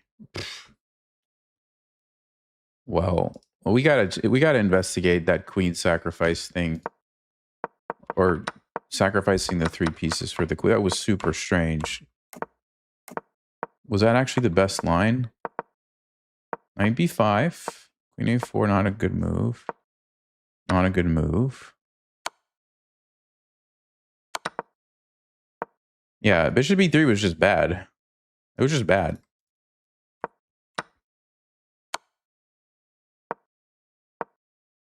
It's just not good to do this.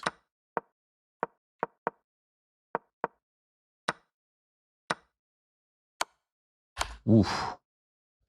So I should have taken it. This was the way to go. And on b3, just go bishop c5. I did think about this. I totally did think about this. I think I just missed. What did I miss? I think I just missed rook takes c7. Yeah, I didn't expect this one.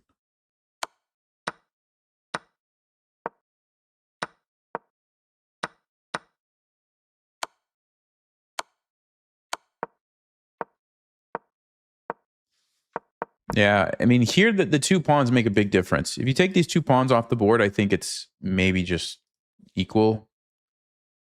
Normally, 3 pieces is better than a queen, but the king safety is why it's different in this position, I think. I think my king safety changes everything. Instead of going on the offensive and attacking with my pieces, I'm forced to just defend, right? So I think that's what changes the evaluation of the position here. And then, okay, it's just a time scramble and I messed up. I don't know how I did that. How did I even lose the piece here? Oh, yeah. I just gave up all my pieces. That's just embarrassing. I'm sorry, guys.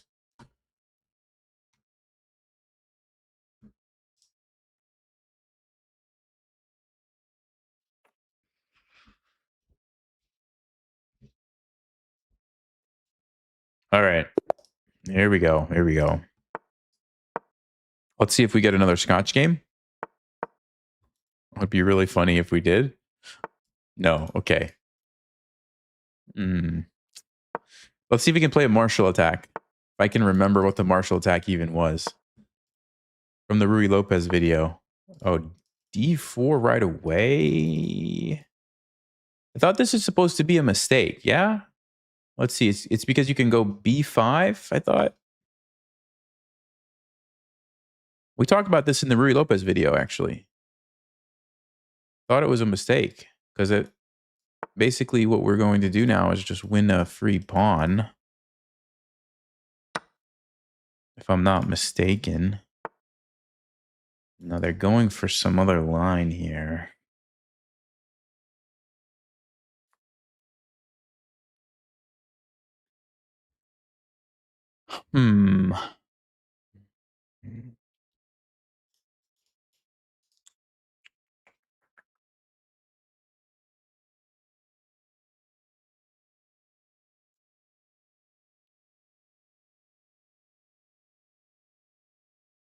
Okay, so, I mean, obviously we can move the knight, right? And threaten this.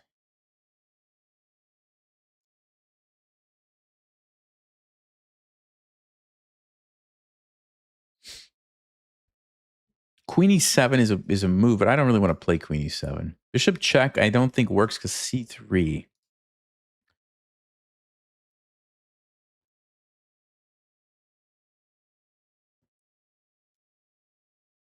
We could play queen e7 then. How many pawns do we get? We get 1, 2, 3 pawns for the piece? That's actually interesting. Or I just play knight e4.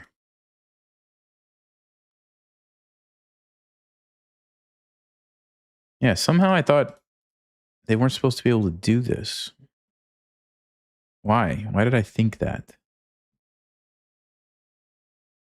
Why did I think that, guys? What's happening? Okay, I don't know. We're going to have to check after the game. All right, we got to move, Nelson. You got to make a move, buddy. All right, here we go. Let's make a move.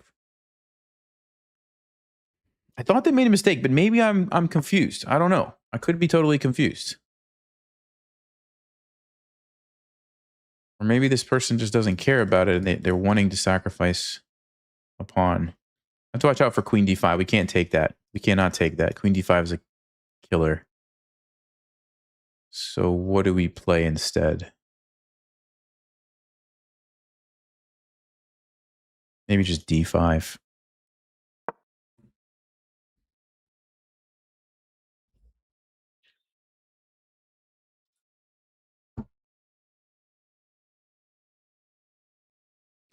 Yeah, we can analyze that position after. It's a pretty interesting position, I think. I thought there was a reason d4 was not supposed to be played there, but I might have had the moves mixed up. Okay, they take, so I'm thinking we just get the bishop out here and get castled.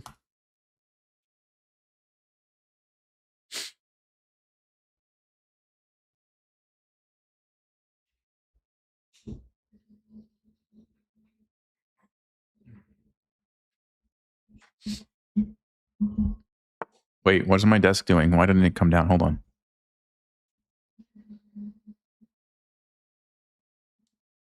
There we go. There we go. We're back. We are back on the ground. Okay. Uh-oh. Uh-oh.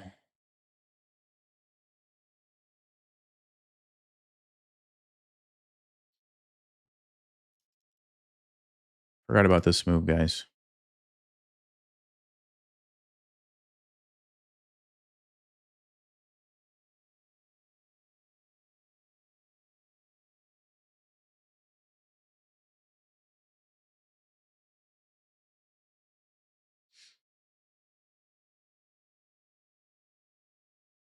Ooh, that's a very good move.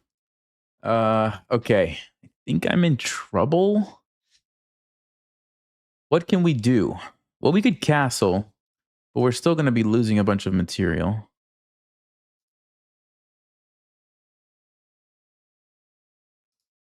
If we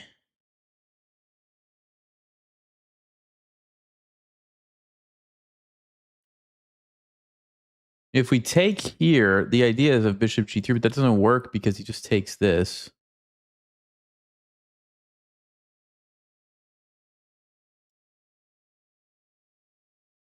Man, what a awful way to start a game of chess. All right, what are we going to do about this?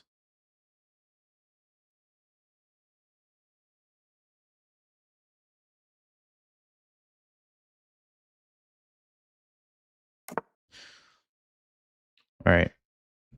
I think we're just lost. I'm sorry, guys. This is a risk when you play openings you don't know. It is a risk.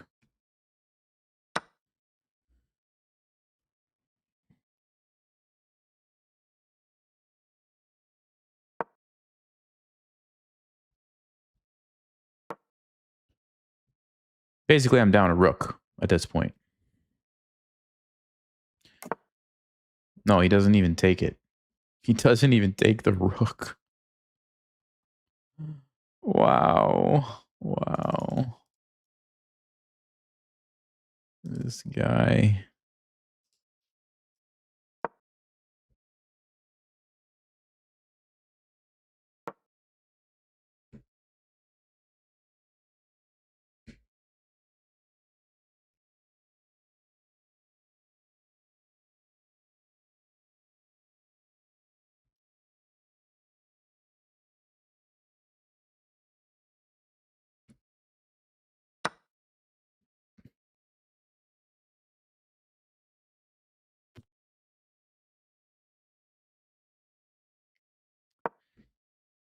Is he even going to take the rook?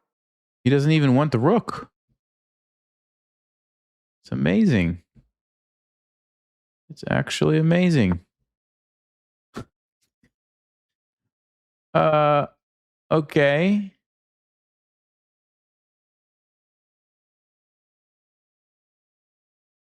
Wow. That was shocking.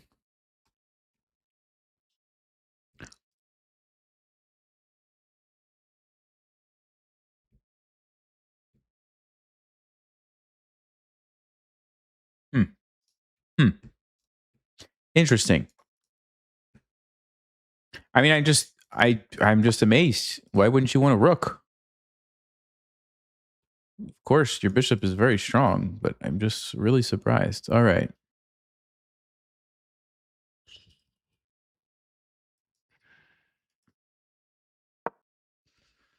So we're down a piece. We have no compensation.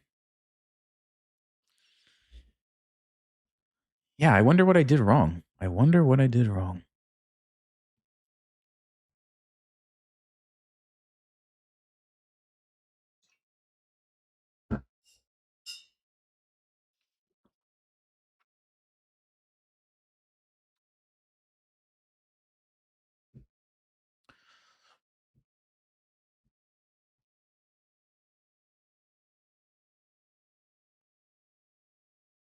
My plan is to go rook b6 and then rook lift, try to generate some kind of an attack. Because what else can I do? You can't just trade pieces. You're going to lose. The thing is, he's just going to play d5 and laugh at me.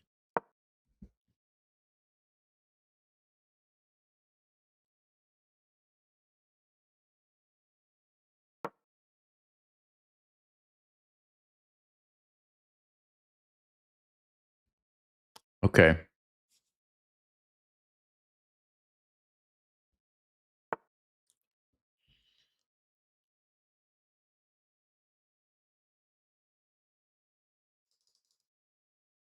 Oh, we don't want to trade too much. Let's go back here. Have openings always been difficult, or is it only the new ones you get into trouble? Yeah, it's mostly the new ones. So I don't play the Ruy Lopez as black. I never play this a6 move. But I made a video recently because I looked at all the lines. So I'm like, okay, well, it's fresh in my mind. And I really thought d4 was a mistake. So we'll have to see after the game. I could be totally mixing something up, but I really thought that was a mistake. They go knight g3. Let's take a pawn here. Let's try to get this bishop out of here.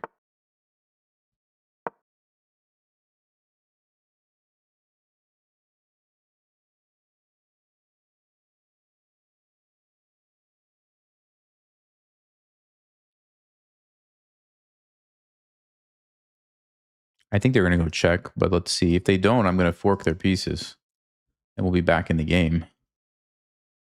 I expect check.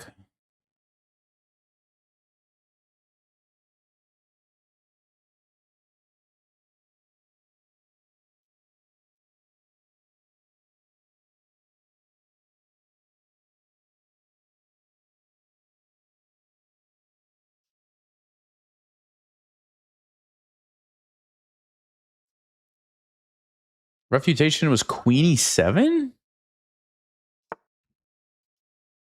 Yeah, but they just take with check. And then what? I play king f8 and they just like castle, right? What am I missing? I don't think it was queen e7.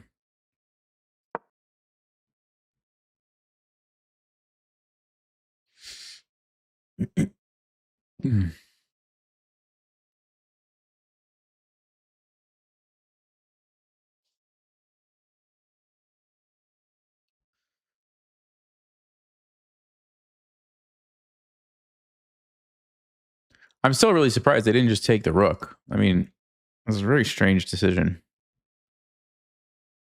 I was just sitting there for how many moves? Like, okay, they do check me. They do check me. The bishop's undefended, so we have this tactic as well. We take and take. So can they stop that and this at the same time? That's the question.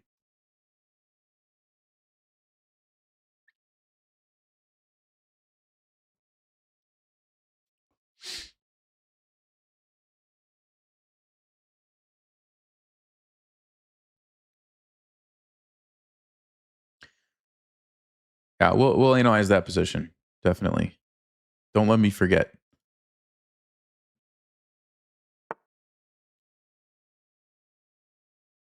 Oh, okay. That's a good move. That's a good move.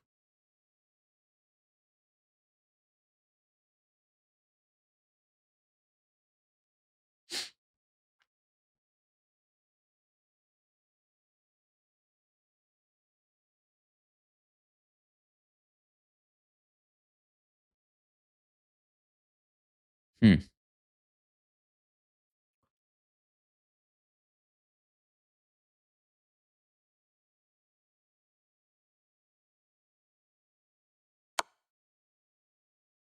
Okay, at least we can get something here. We have a pawn now for our piece and maybe a little bit of an attack. If we can get this knight in here and the rook over, yeah, we actually have something going on now. We do have something going on.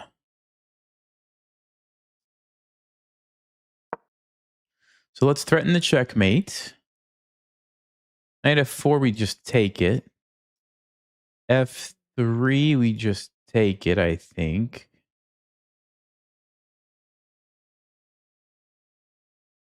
Somehow our position is not as bad as it was.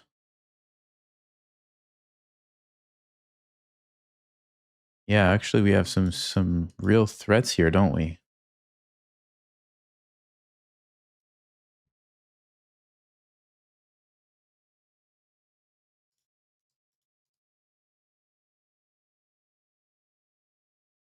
Hmm.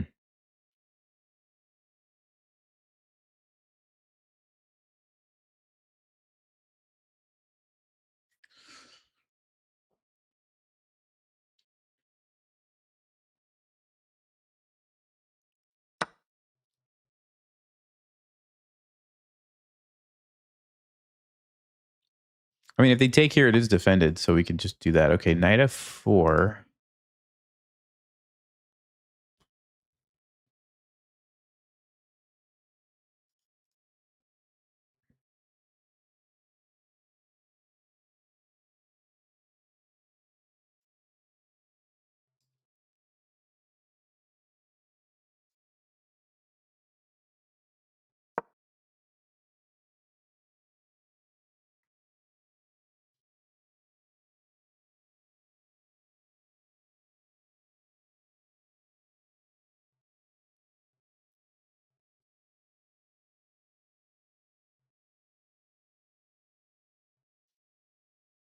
I think if they take this, I probably should just recapture.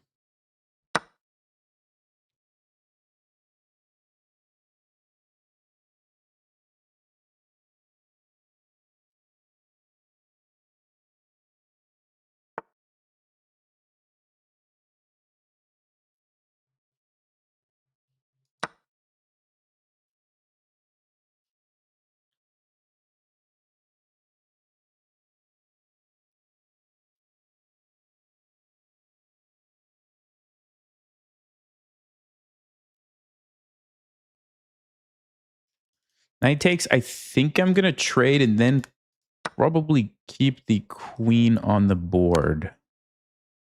That endgame takes. Yeah, that endgame is probably it's probably loss. Maybe not, but I don't think I want to play that. Let's keep the queen on the board. Maybe.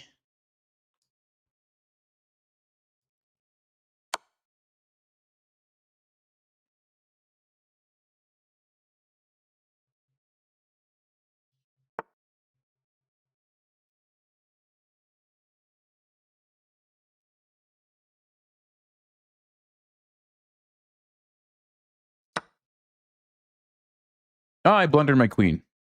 I blundered my queen. It's gone.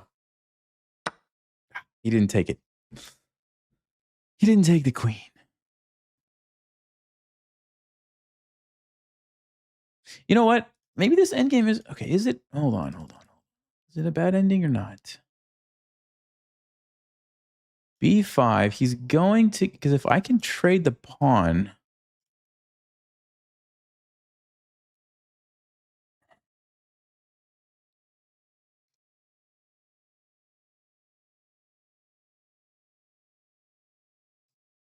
No, I should probably just keep checking the king. It's really interesting. If I could like create a pass pawn here, blockade this, and then somehow push these at the same time, like maybe we could even win that if white messes up. But I don't know if that's going to happen.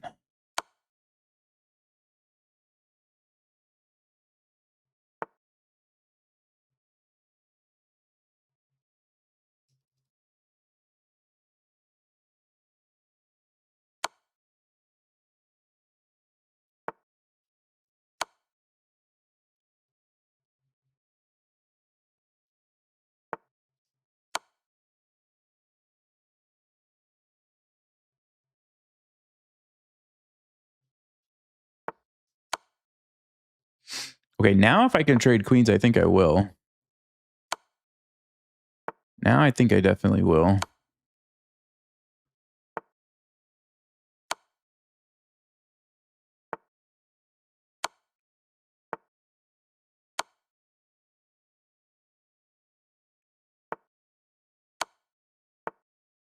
Yeah, let's go.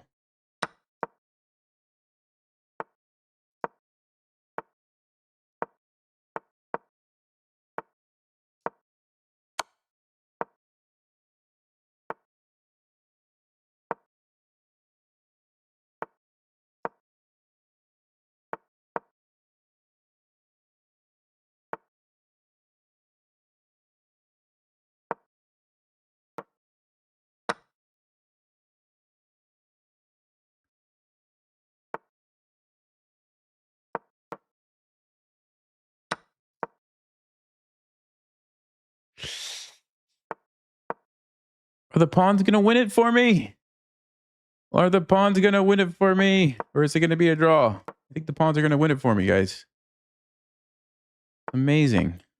Actually amazing.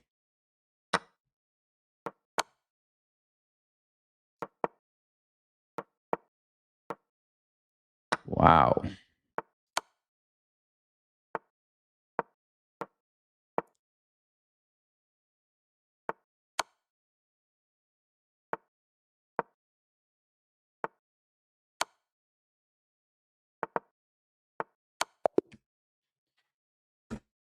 Okay, I don't know what happened in this game. I am really confused by this game. This was such a strange game from the very beginning. All right, let's see what we can learn from this.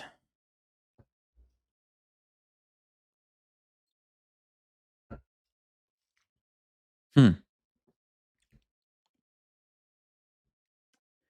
right, first things first. D4. Is it a move or not? No, it's not really a move. It's only played 3% of the time. I thought the reason was that you just take it.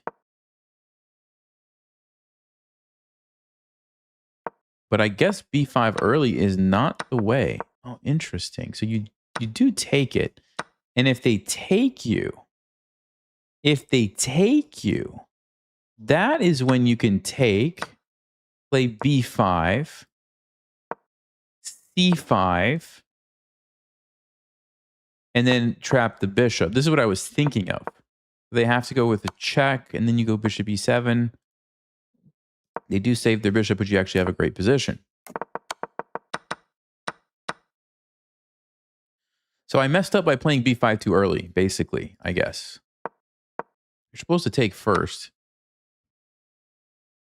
And then if they castle, you do have to kind of deal with your king a little bit. You can't go for that right away. Okay, yeah, I must have got confused, guys. E5 is a good move. C3 is, yeah, a good move. D5 is a good move. And I blundered. I just blundered. You have to take this with the knight. Just take it with the knight. They castle, go bishop b7, no problems. So, after bishop d5, yeah, I'm just lost big time.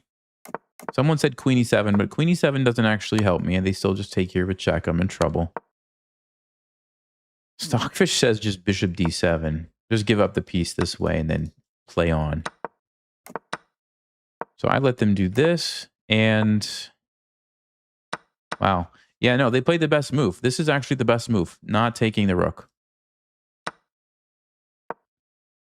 And then bishop e3 is also the best move. Wow.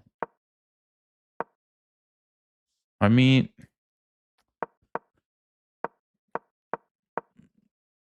I wasn't suspicious at all in the opening until they didn't take the rook. And then I was like, wait a second, what's going on? It felt like I just fell into a trap. But then here it's like, why don't you just take the rook? But I don't know. And then they clearly messed up later. Let's see. Where's their big mistake at? Yeah, they allowed this. Okay, that wasn't actually my best decision. And then right here, rook b1 was really bad. Knight h4 was good, threatening the checkmate. f3. Knight f4. No, the best move was taking the rook first. I actually messed up here. Queen e4. What I needed to play. This is a very complicated position. Okay.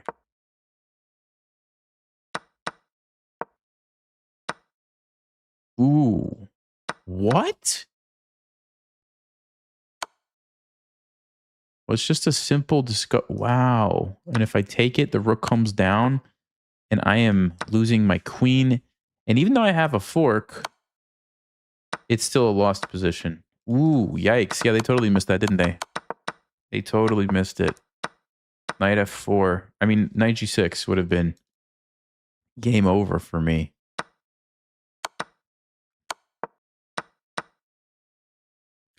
Yeah, so I'm actually curious. If I would have gone for this ending, takes, yeah, it is a loss. I wasn't sure if there was a way I could play like a5 really quickly, stop this with my king, or sorry, not a5, b5, stop this with my king, and then eventually trade these and push these. But yeah, no, there's no way. White's king is too close. So it's actually very good that I did not trade the queens. Very good that I did not trade the queens and just go for the check. And once I grab that pawn, yeah, then it's a different story. Now it should be a draw technically, but it's very tricky when you have pawns on both sides of the board that you can push. You know, it's hard to stop them, right? Which is what we saw in the game. Yeah, now it's winning for me. Wow, it's amazing. By the way, guys, you have to understand this. When you're pushing these pawns, okay, you have to make sure that you don't do something like this. Because as soon as you do that, the bishop can stop them. You see that? So you have to make sure that you push them the right way. This way. You stay on the dark squares until you can set it up where they're supporting each other when they push. That's the only way to do it. Otherwise, you know, again, you can mess this up if you go here, right? Now you lose because the pawns are just stuck. So make sure if you're pushing two pawns, you do it in the right way, especially against the bishop. That's important, right? Okay. Man. We've had some interesting games today. All right. Hold on. Oh, that's a very high rating for just starting chess a couple months ago. Let's see.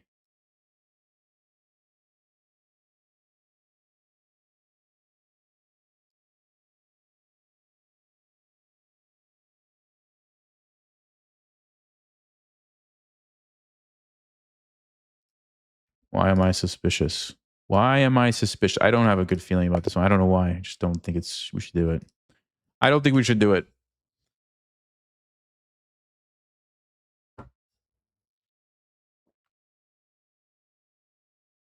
All right. We got another 2400. That looks a little bit better. All right, let's go. Let's go. A Caro Khan. What are we doing against the Caro Khan? Okay, I have an idea.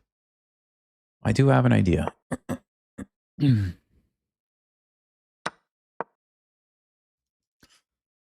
It's the Von Henning Gambit, but I'm not going to do what you think I am. I'm not going to do what you think I am. No siree. Oh, he plays the real passive line. Okay, this is great for us. Oh, this is great for us. I like playing against these positions. Because the bishop is awful. I mean, look, it's just totally stuck back there.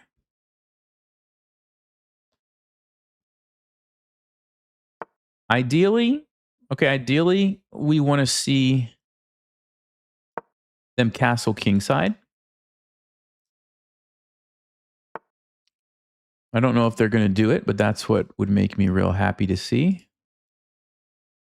Let's go ahead and get the bishop on this diagonal. Looks like a nice place.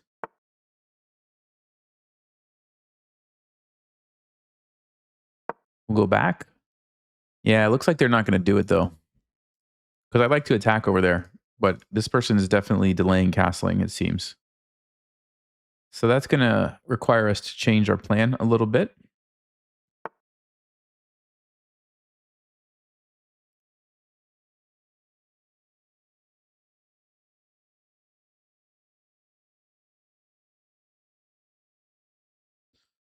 I don't want to get forked here, so I could either trade, but then it opens up their bishop, or we have to go back to d2. It's a little awkward. Yeah, it is a little awkward.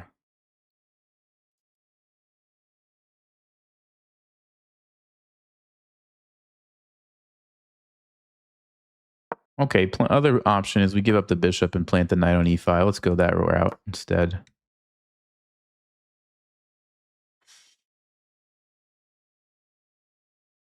I think I should play a gambit, the hyper-accelerated bathroom gambit.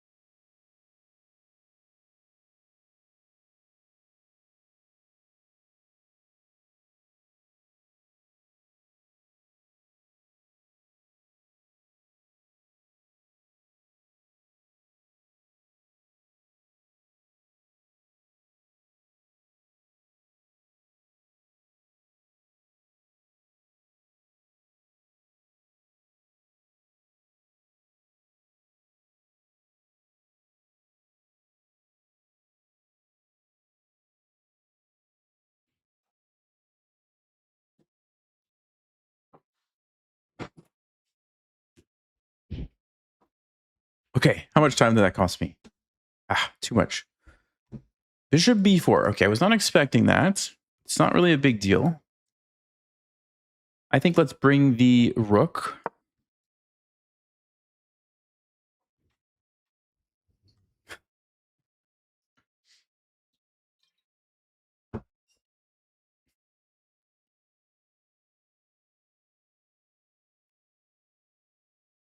I mean, I just sit here, guys. I just sit here and sip water constantly. What do you expect? What do you guys expect?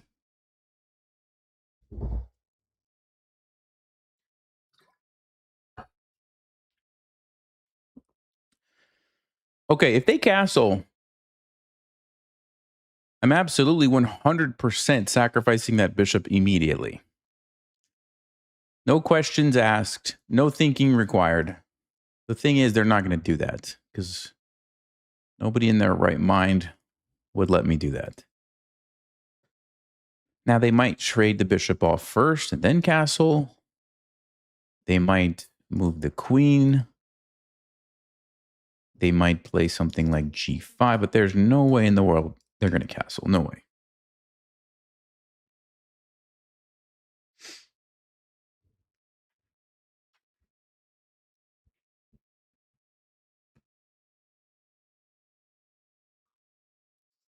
All right, look at that. We're up on time. Somehow we are up on time.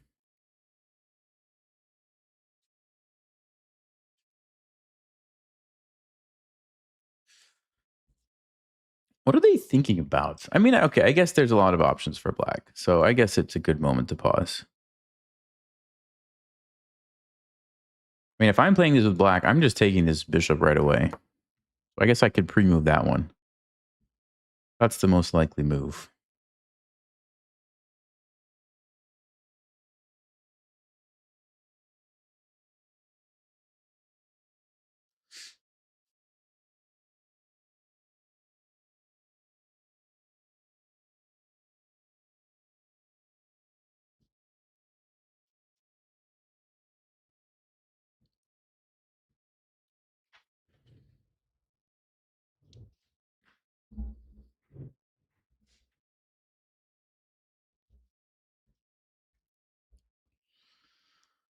Okay. I'm feeling good about this. Time advantage. We have a nice aggressive position. All of our pieces are on good squares. Our king looks pretty safe.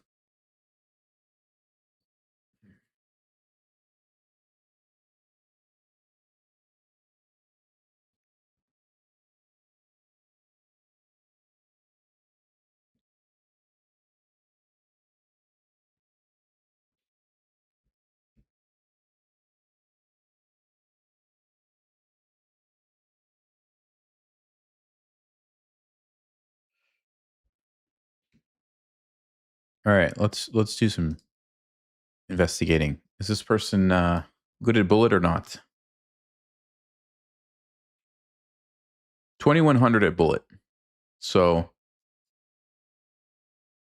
definitely seems like this person will struggle if they get into time pressure. So that's a good sign for us, guys.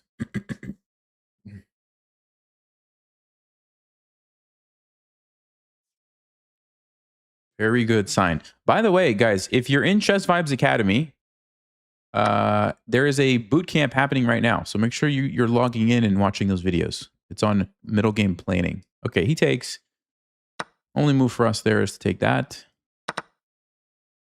Now they decide to trade here. Oh, okay. So they did want a castle, but they were worried about the sacrifice. So they decided to trade the pieces and now castle. But I think our knight should just go on e5. We make sure this bishop can never come out. At least not this way. Has to come the other way. That's also difficult. And we're still in a very nice attacking position here. Not exactly sure what I'm going to do next, but okay. Queen a5. We could always do a rook lift.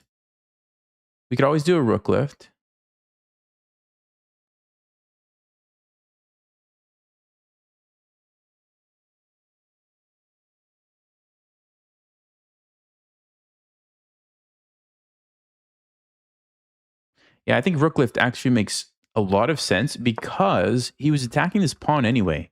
So we defend and we set up the rook lift. Now I wasn't sure which rook.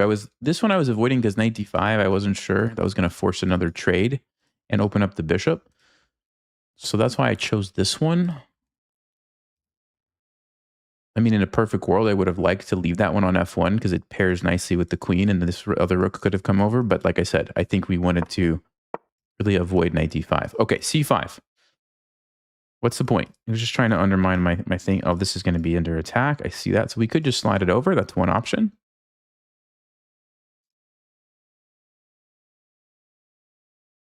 I don't think we want to take. We lose the stronghold. Yeah, let's just slide it over. No need to overthink it. We can recapture here with the pawn. Keep this nice knight in the center. And now we've got the triple battery, also known as Alekine's gun. We have all three major pieces lined up. Now, generally, it's better if the rooks are in the front and the queen is in the back because then you could like potentially sacrifice one or two of the rooks and end with the queen. I don't really want to sacrifice my queen, but still, it's puts a lot of pressure on black's position. And I can very quickly slide the queen over and then maybe sack here. Or we can continue with the standard rook lift maneuver, right? Rook up and over. And attack the king.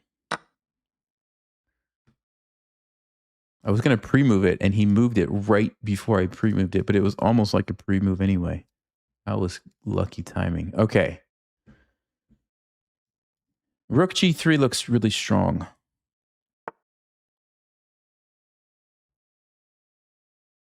So rook g3, he's going to move the king. Oh, there's knight h5.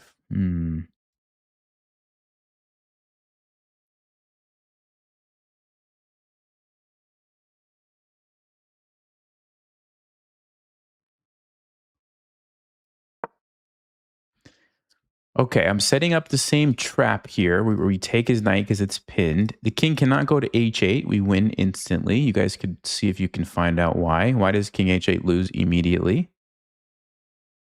King h7 might be a move. He goes for knight e4.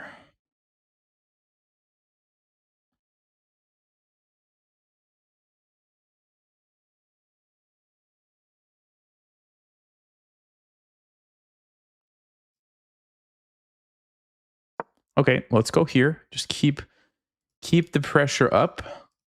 You have a big advantage on time as well.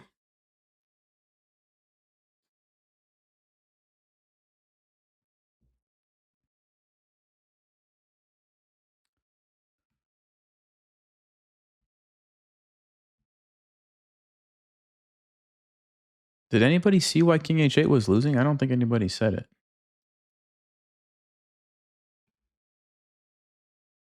It's because of the attack on the queen, right? Check. And then take his queen. That's why. Okay, knight g5. Rook g3. Looks pretty good.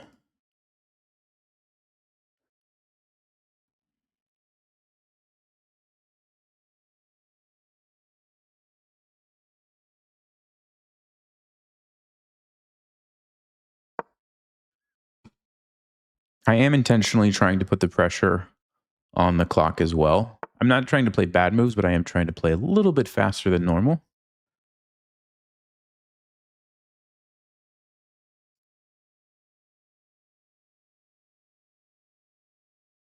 Hopefully that doesn't backfire on me. I'm setting up a sack here, guys. Sacrifice the knight, and then it feels like we're going to come crashing through. Although I do have to be careful about the queen. So I might not sack just yet. The other thing I could do is play c3, bishop c2, try to take advantage of this diagonal. This one is defended nicely by the bishop here. The problem for black, though, is look at this rook, right? Look at the rook and the bishop. That is black's big problem. And if they ever play bishop d7 to let the rook out, it blocks the queen. And my sacrifice actually becomes... Whoa. Whoa, whoa, whoa. I was not expecting that one.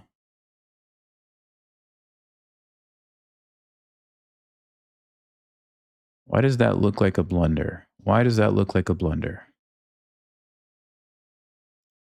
Check, check, check. What's the move? Sack, check. I mean...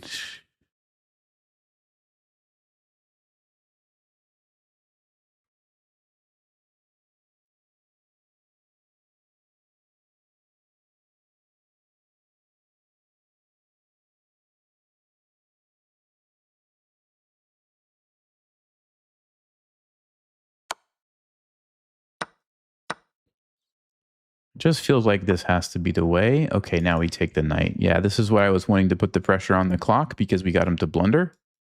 Now we just take his knight.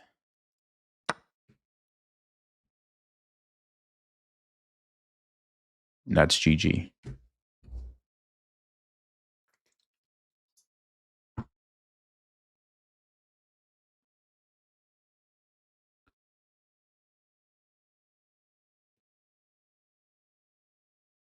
Okay, good game.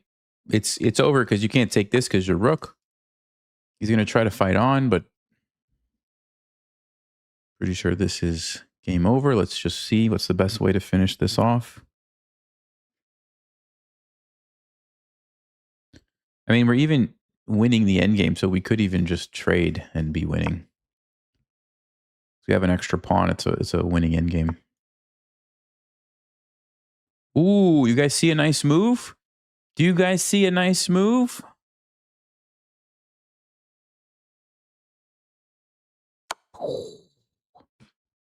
The rook is pinned.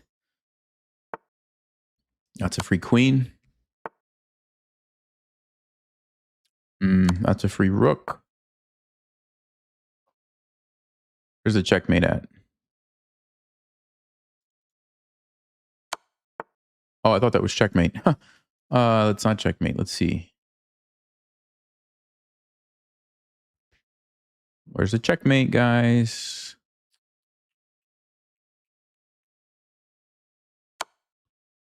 Got to get the queen over here, I guess.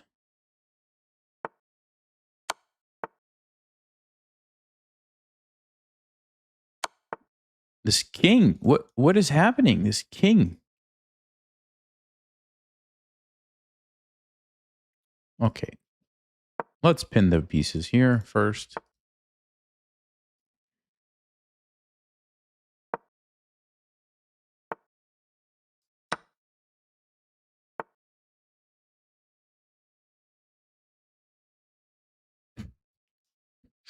It's pretty amazing, actually. It's pretty amazing. This guy is somehow surviving. Yeah. All right. You know what I always like to do when I can't get checkmate? Get a bunch of queens. Makes my life easy. Oh! Did you see that? If I didn't put him in check, he was about to checkmate me. This guy was about to checkmate me with this king and a bishop. That would have been the most heartbreaking thing I've ever seen in my life.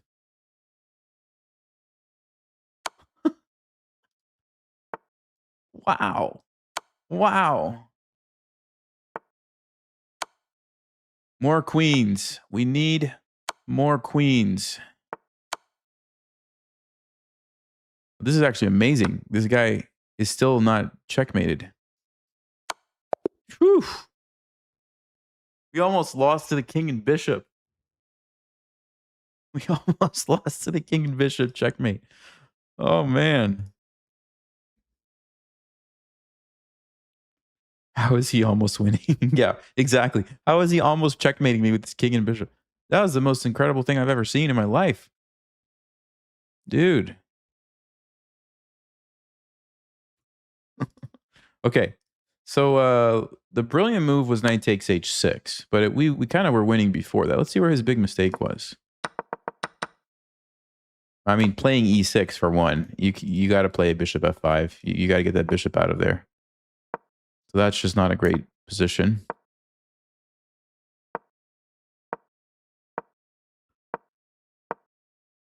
Oh, Stockfish does say bishop's better on this diagonal, which normally I do like to put it there, but I kind of just got the vibe black didn't want a castle. That's why I changed my mind. Yeah, rook lift was the great idea. The rook lift won it for us. Queen h4 was a little bit better. Oh, this is what I was saying, guys. So if black would have played king h8, notice the queen is lined up, so you can go check, and then you get a free queen. So we had that idea. Wow, I actually lost my advantage here. Wow. Should have played queen h4. Doesn't allow knight e4. That was the ticket. Okay. But then we still got an opportunity here. King f7 was a very bad move. We came crashing through. By the way, you could have also taken this pawn and got the same exact position. I did this way. Yeah, and then we just... Man, can you imagine? Can you actually imagine if I would have lost this game? Because I'm going to be honest with you guys. I'm going to be totally honest with you. I didn't even realize there was a checkmate here. The only reason that I even put that king in check was because I wanted to get a queen here. And I had to move my queen somewhere. That's literally the only reason. Can you imagine if I would have played a move like, I don't know, queen here? No, the queen here. Can you just... This would have to be top one of all time most heartbreaking losses, right? I can't even imagine what would have... I probably would have just quit chess for like a week. I'd be like, I'm done. That's it. I can't play anymore after that. I got so lucky by putting him in check. Actually, wow, that is wild. That is wild. Oh my.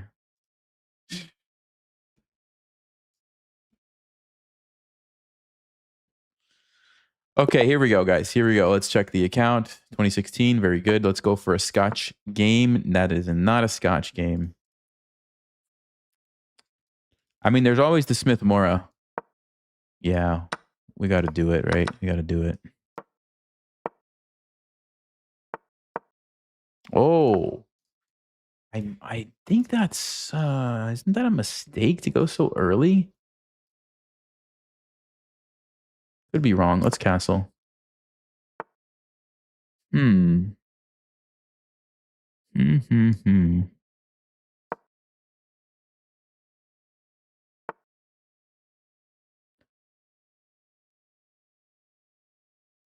Is now the moment.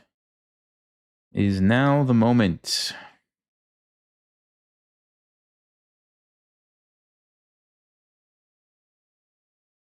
I don't think so. I think we need to set it up. I think we need to set it up, guys. Now might be the moment. If he takes that, we have bishop b6. Queen is trapped.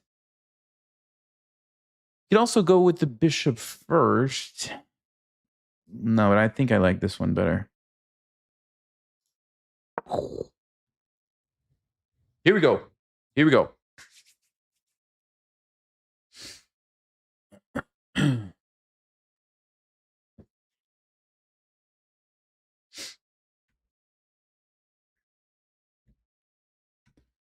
So we have two pieces that could be captured. The issue is if you take the bishop, your queen is trapped. If you take the knight, well, now I'm going to open up the king. Still threatening to win the queen, by the way, with... Actually, am I threatening to win the queen? I thought I was. Now I'm not so sure.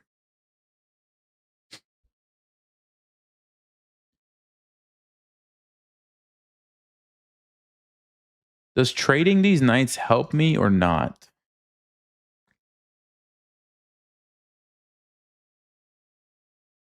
I mean, on one hand, yes, it gives me the option to play f4. Probably helps me. Probably helps me. Let's take it. Okay. Okay, so we have some options here, guys. Of course, the bishop is under attack. We could play bishop b6, ignoring that, and then come in here with the queen. But bishop e7, I don't know if we have a strong enough attack.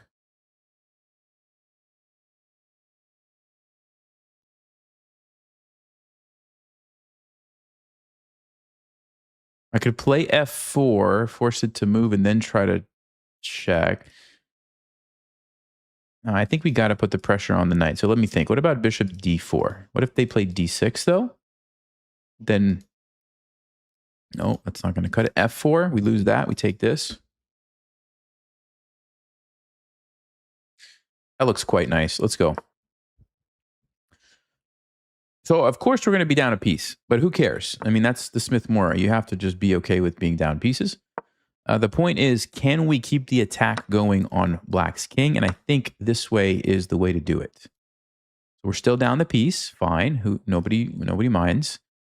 But look at this. We have this. We have this. We have a nice bishop. We have this rook, which is coming over. And meanwhile, all of Black's pieces are stuck on the back.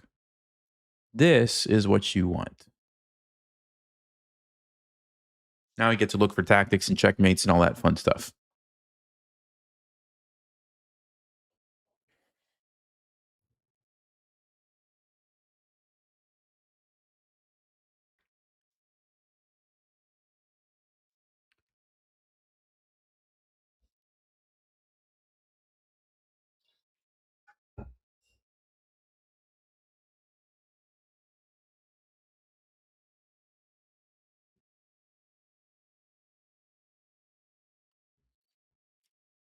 All right, we've got him thinking now. I think black is starting to realize the danger here. Okay, they go for bishop e7. So this is interesting. We have, of course, the option to take, and if queen takes, bishop g7, rook here, bishop f6 should definitely win it for us. I think. E6 probably not as good. Let's go with this one. There's also rook e1, which stops them from castling because then we take a piece. This looks a bit more forcing.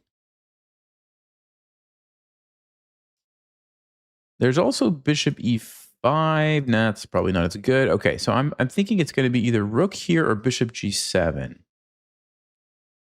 Bishop g7, rook g, otherwise I'm just going to take a free rook. Bishop f6, so you can't really easily get away from that. Rook g6, bishop h3. Okay, no, it's actually not that simple, is it?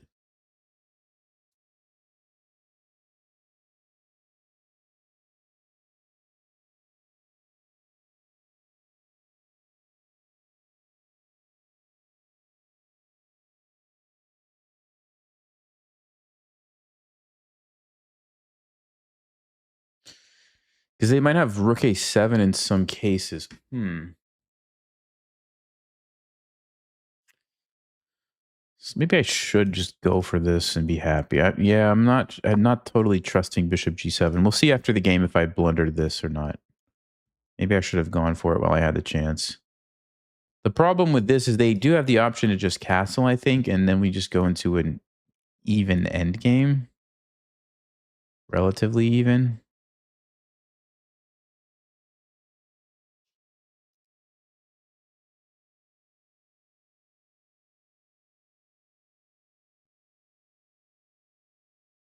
The point is we have to do something that stops them from castling it, and at least this way we get a piece, right? At least we get a piece.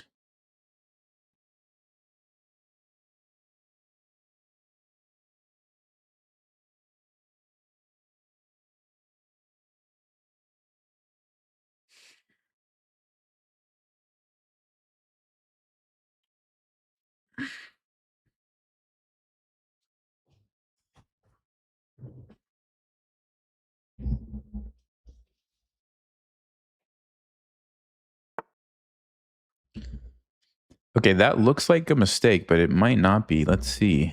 It looks like a mistake because bishop e5, but then he does have a check. So we don't actually win the material. Clever move. Okay. But now maybe we go here and here.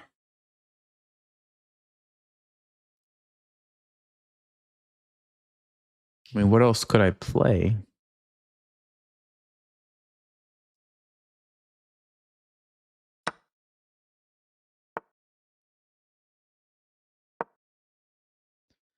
Seems like that has to be. He's got rook b7, though.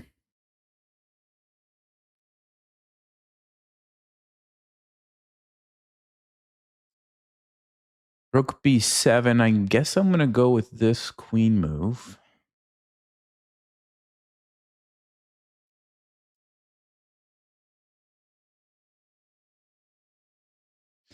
If we just take, that's a problem.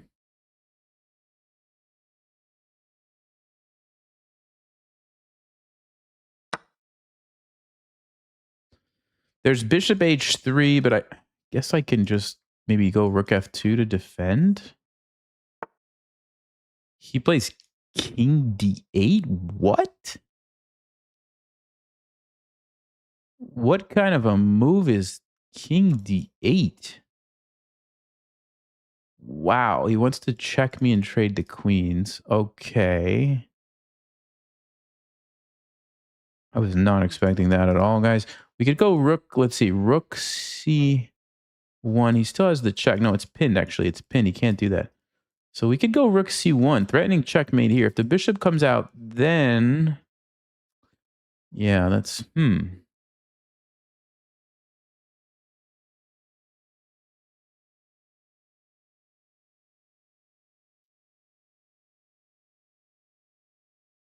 Huh. Well, how about that?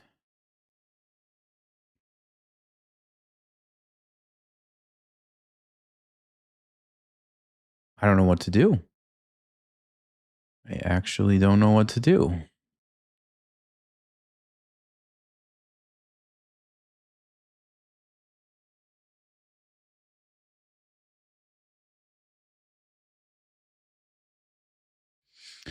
Takes. I don't have a move, right? Do I?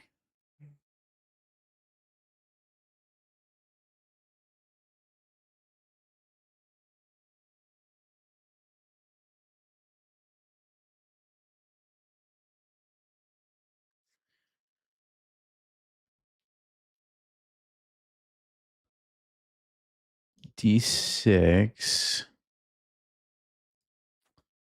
Oh man. Okay. I don't know what to do, guys. He's threatening bishop f6, though, isn't he? So rook c1, bishop h3. I have too many problems to deal with. Man. Okay.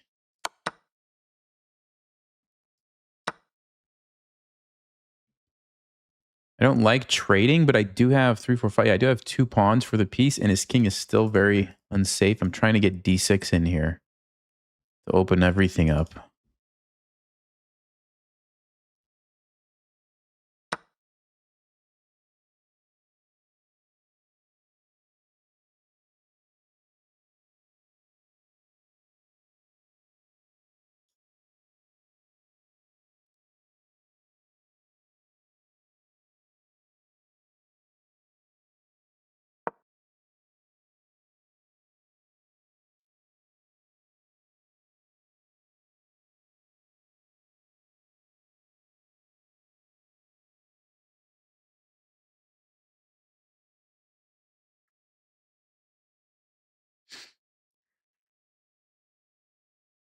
If he takes, do I have a check?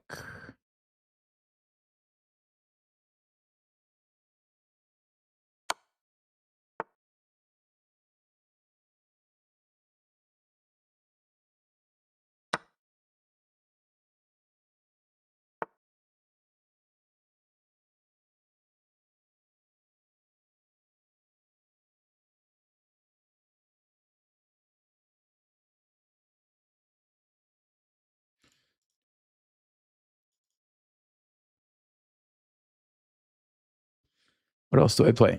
What else do I play, guys? Check here.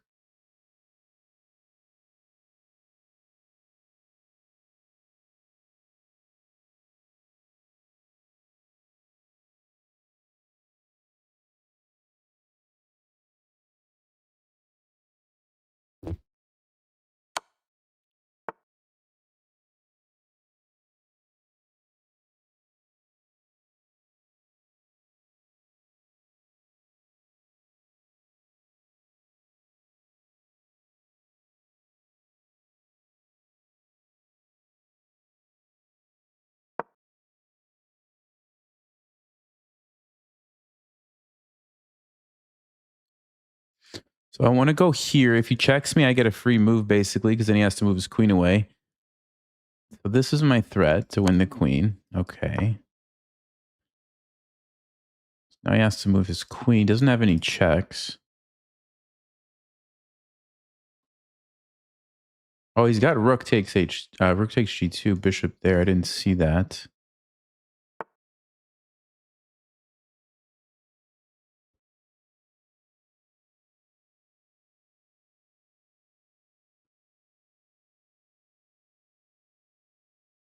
What to do, guys? What to do?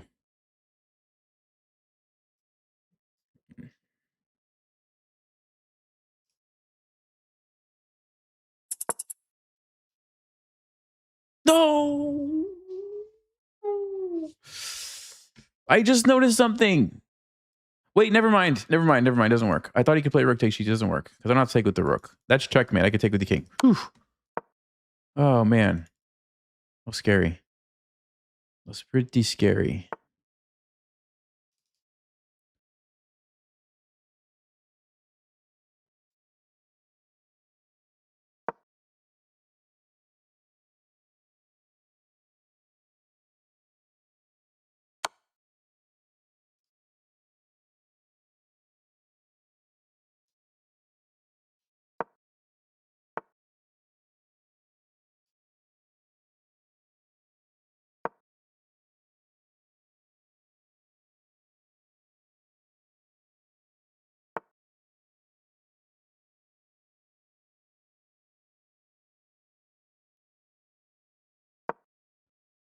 This position is way too complicated for 30 seconds, guys. I'm sorry. It is way too complicated.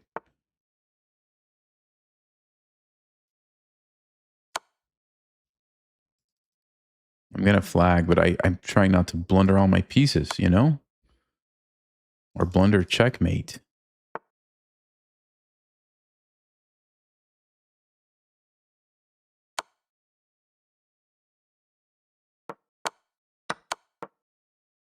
There we go.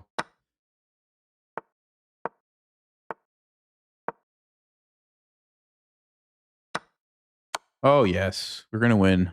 We're going to win.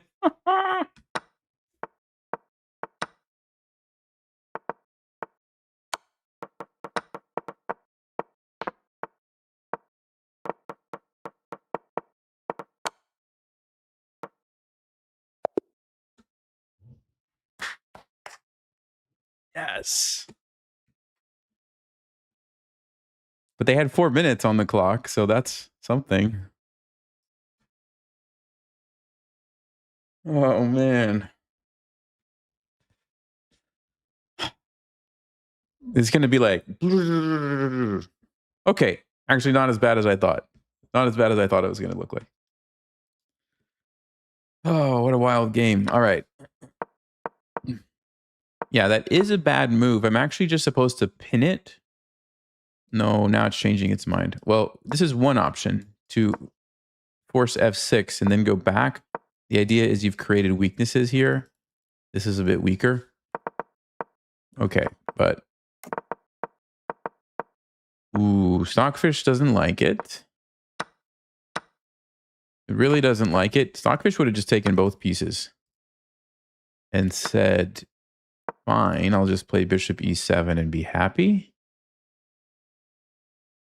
Yeah, so you take 2 pieces, you sacrifice 1 back, and then you have a good position. My opponent kind of messed it up here. Allowed me bishop d4, f4, taking. Yes, all this was good stuff. This was a good move. Bishop g7 was a good move. By the way, if I would have played bishop g7 right away, I am losing.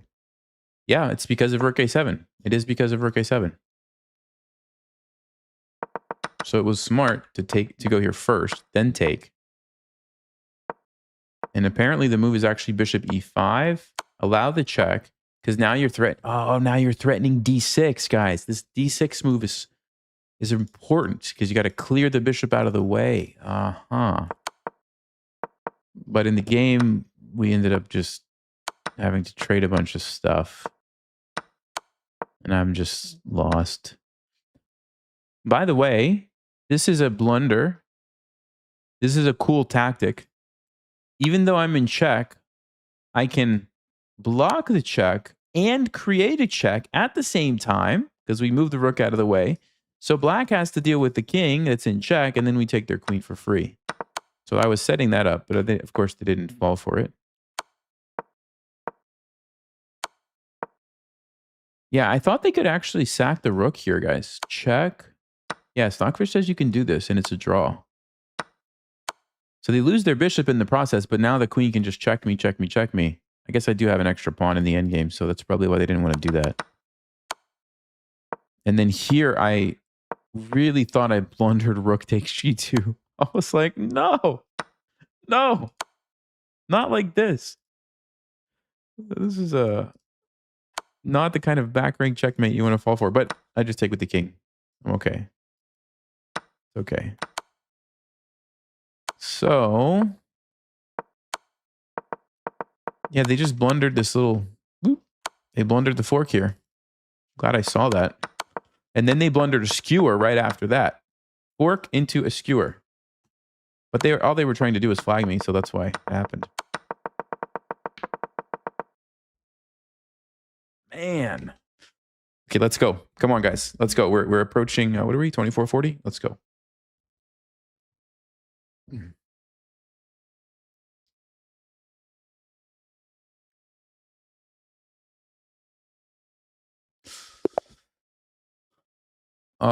Ooh, okay. Hold on. Hopefully it's fine. Let's play e4. Hard to say.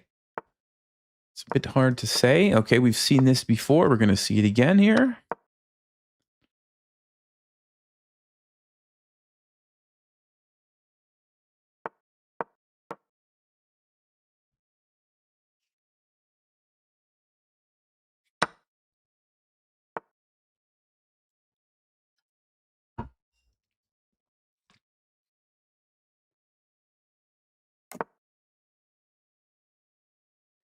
Yeah, so we're not going to go for the knight g5 lines. We just can't do that anymore, unfortunately.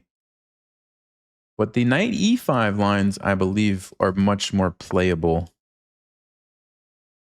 He goes back straight away. Okay.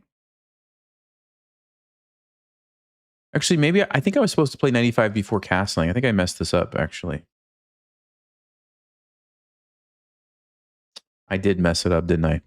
Well, that's unfortunate. Okay. That means I need to change my plan here. I need to change the plan a little bit. So let's get the king away from this diagonal. I think the line I was trying to play, I'm supposed to play knight e5 right here. Yeah, and then throw the pawns. That's what I was trying to do, guys. Oh, I'm sorry. Keep messing things up today. All right.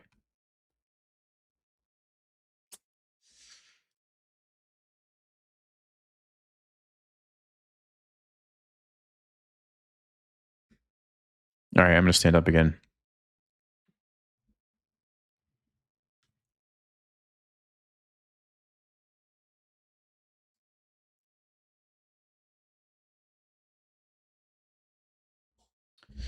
Here we go.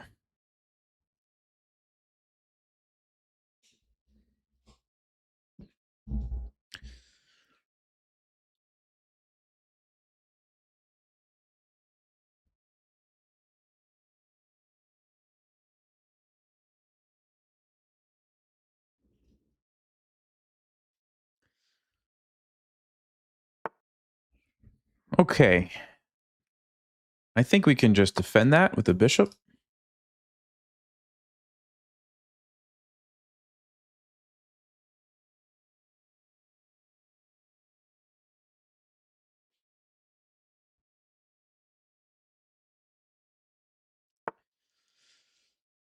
Okay, bishop e7. All right. How do we get this rook into the action? That's what I want to figure out.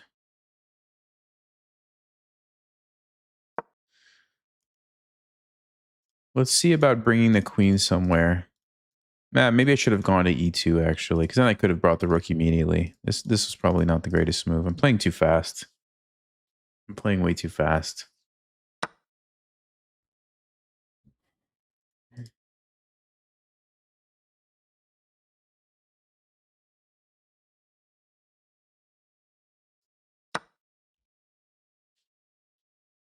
Take with the bishop. I don't know if I should. Maybe I should have taken with the pawn, but I'm trying to keep these files open. Okay, so finally he castles.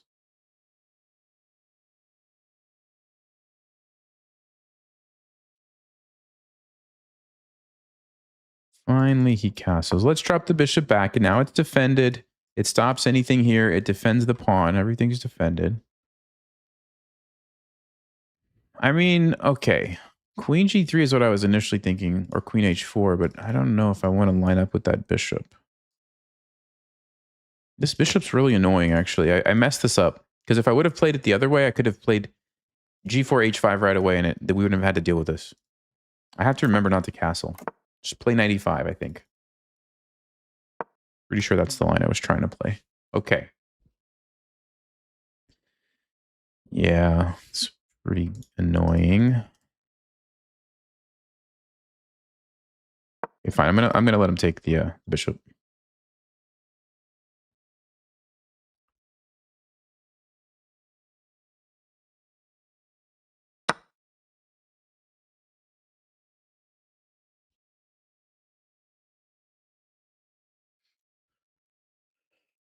I'm thinking we can play rook d1, get the file. We can play knight e4 maybe.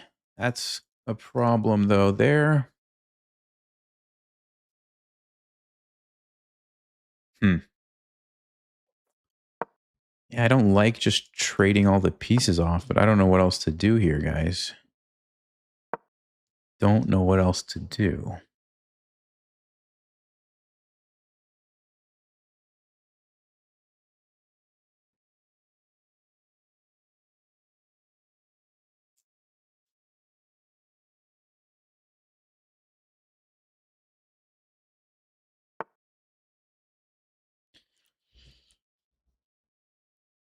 C5. What's the point? He wants to trap my bishop.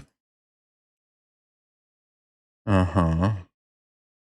Wants to trap the bishop.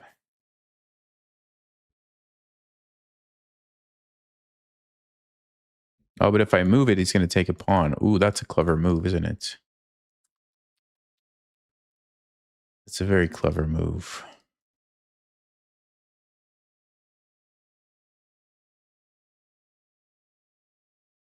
Can't stop it. At least I don't see how to stop it.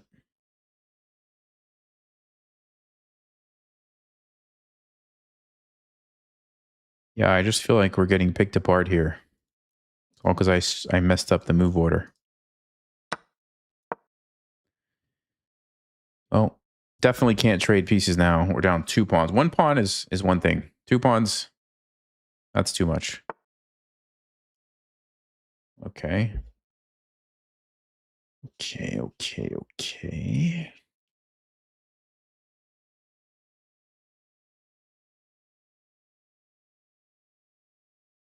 This bishop is not doing anything. Like, it's just not doing anything at all.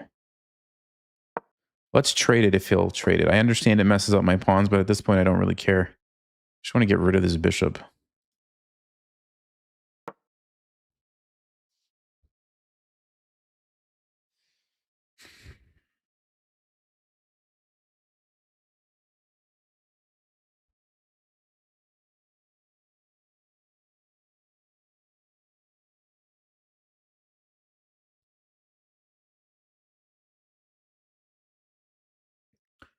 Uh-oh.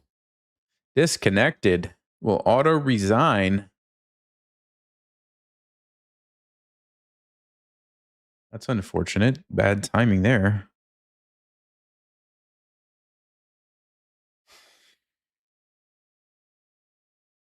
I mean, we're definitely losing, so.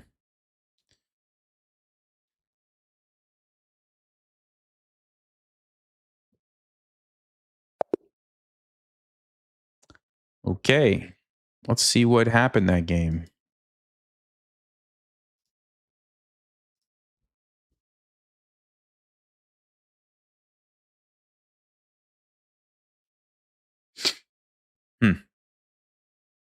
Yeah, they were playing a fantastic game. Yeah, I think 95. Yeah, it is 95 here before castling. And then you can meet this with G4 and H4, and you're threatening that bishop right away, and that's where it gets interesting. Bishop comes out. Now I think we can go here anyway. There's this crazy move, bishop C2. Queen D2 is actually the best move. I mean, okay. Anyway, in the game, I just didn't have a great position out of the opening, and then they just played great moves and got into a good position. Okay, I don't know what to say about that, guys. Let's go to the next one. Yeah, I've been getting pretty lucky this stream, huh? We avoided the checkmate. We won that other game we were losing on time. Like, we're just somehow hanging in there. Let's go for another Scotch game. Nope, that's not the Scotch game, is it? Okay, we're gonna go with this H6 line. And I think G5 is actually a move here. Let's just go ahead and expand on the king side straight away. And we're going to kind of try to discourage white from castling. I mean, they can still do it, but we might attack them. We just might attack them.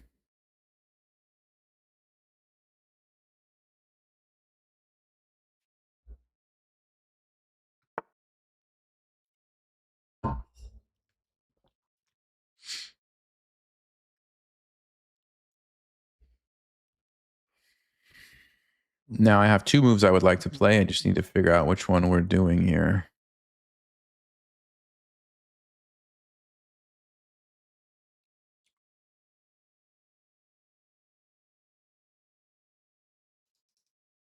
We'll go d5 because now when they take me, their bishop is under attack.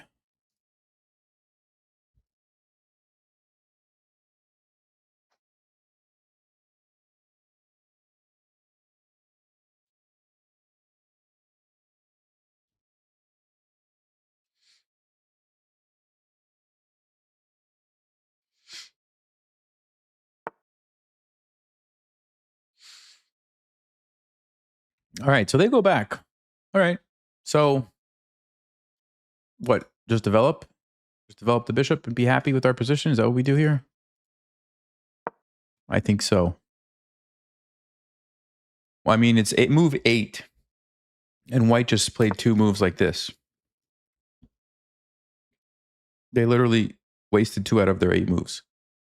So I have to be happy with this position. Now, the question is, can we get away with this?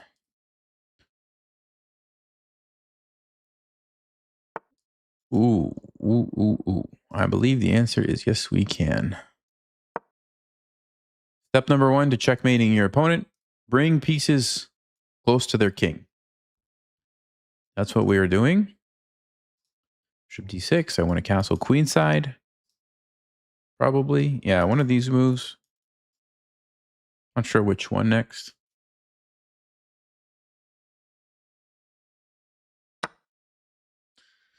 Well, we'll take that back.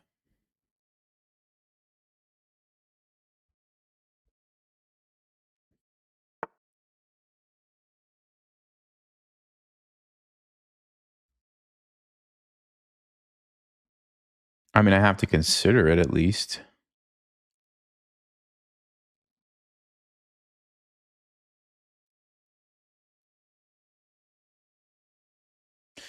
Check. King goes back. Knight comes into d4. We're threatening to go here. If they have to take us, that's going to win. Rook e1.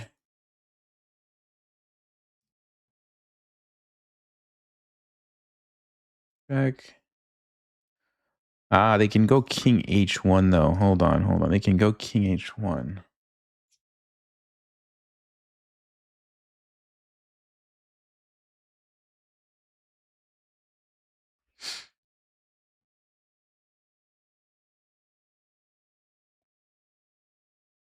Okay, but still, this has got to be worth it.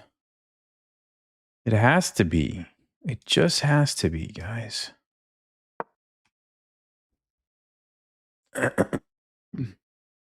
So I was reading this book. I might actually have it. Let me see if I have it. Okay, hold on. I'll see if I have it after the game. Yeah, I think that's a mistake. I think they just fell for our trap, didn't they? Maybe not. Let's go with the check.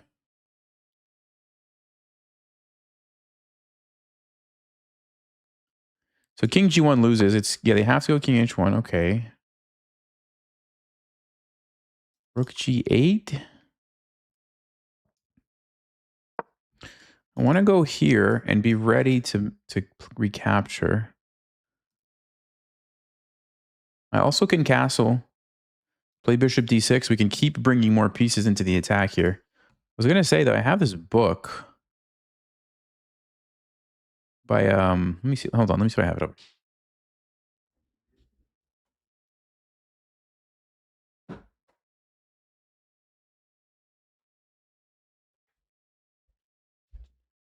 Yeah, it's called The Art of Sacrifice in Chess.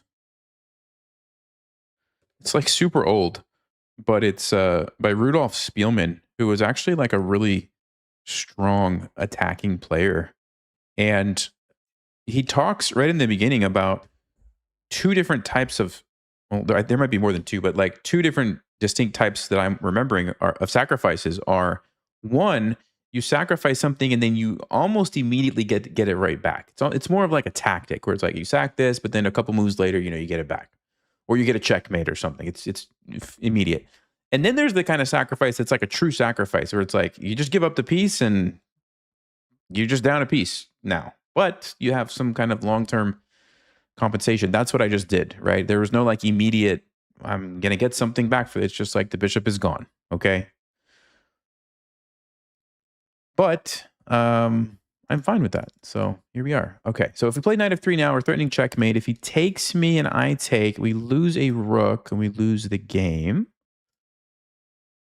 If I go g3, that's not going to cut it. So I'm thinking we just castle. We need more pieces, so I'm going to plan on playing like f5 and bringing this bishop somewhere, maybe even f4, g3. F3, something like this. This pawn's going to help us.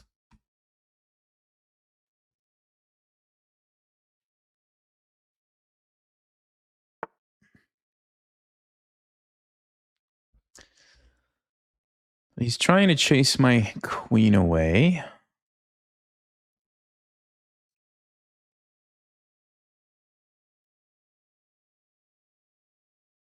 So I'll go here.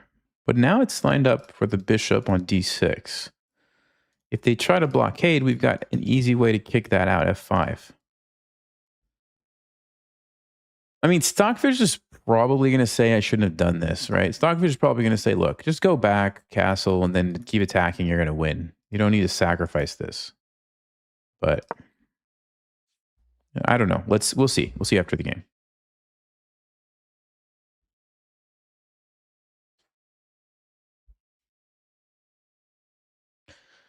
Is this Hope Chess?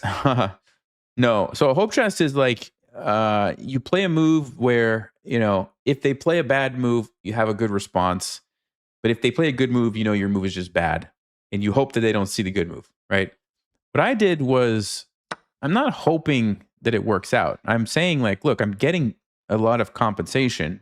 I don't know if it's going to work out because I can't, calculate like Stockfish can and see everything. So you have to at some point in chess, go with your intuition basically. So it's different. It's different. Good question though. All right, so let's see. This is interesting. We could play knight f5. Keep the pieces on the board. You could play bishop c5 to just replace it with another piece. We could just ignore it and play f5. Wow. I like knight f5. I like knight f5. We don't let him trade. We keep maximum pieces on the board, and we do it with the tempo. And we might actually just play g3 next move. Because then if you take, I have enough pieces to take back, and the king is really in danger then, once we get this move in. But bishop c5 would also look like a pretty solid option. Oh, what to do, what to do.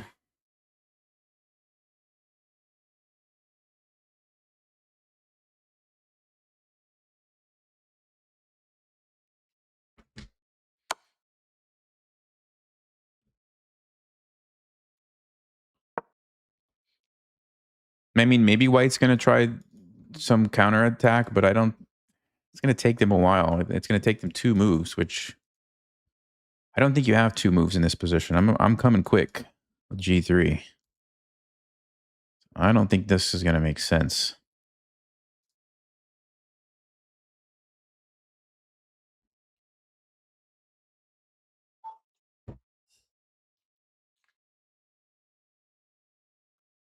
Missed opportunity to say you need to go with your chess vibes. Yeah, there you go. Go with your chess vibes. Oh, he's just going to give me the rook. That's White's idea. Ah, I see. Okay.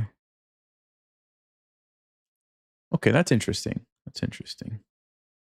I'm going to play bishop c5 so that I can not have to worry about this. Also, my rook is defended. I think we could take this next move. It's probably not going anywhere. Ooh. Ooh, ooh, ooh.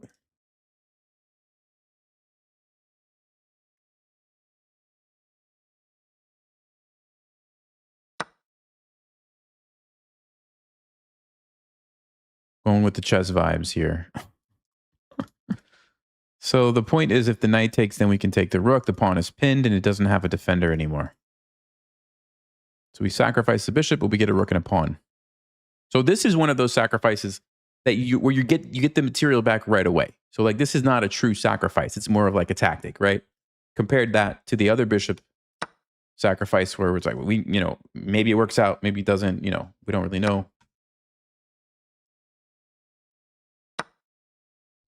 Okay, so we take this, obviously. He's going to move his king somewhere. He goes there. Okay, I think we just move back and then push it. Because we got to push this. Right? There's no other moves that really make sense. Check and then push, but I'd like to keep the knight on the board, I think. Yeah, I think we want to keep the knight. We might need that knight. So G3 is coming. G3 is coming to a chessboard near you. And I don't know what white's going to do about that.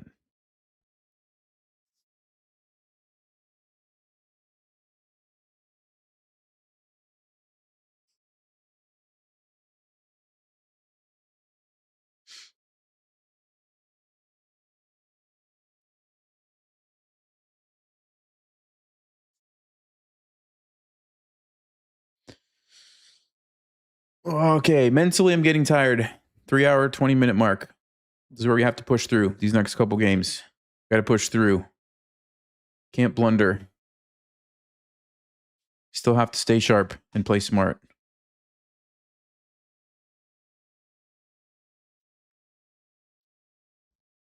Does he have checkmate in 2 moves? Are you talking about my opponent? No, this is not checkmate. I actually can run. Check. I can run. He takes. It's definitely an attack on my king, but it's not an immediate checkmate. But also, I don't know if he has time, because if he goes queen a4, I'm, check here, here, here. You take that, then it's my turn, and I actually do have checkmate. I don't think that's going to work for white. They might be calculating it. But I think probably they're trying to find a way to defend over here. Something like knight e4 or king f1 or something.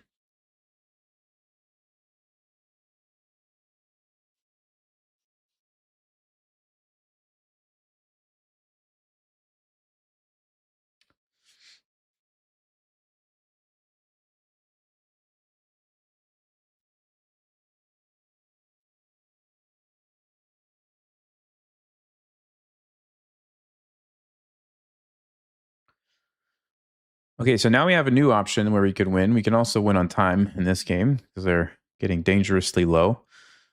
But it looks like it might not come to that. Looks like the attack with g3 is going to be just too strong.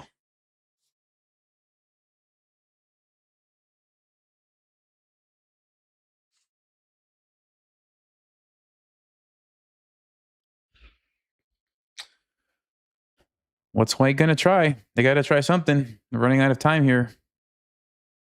What is it going to be?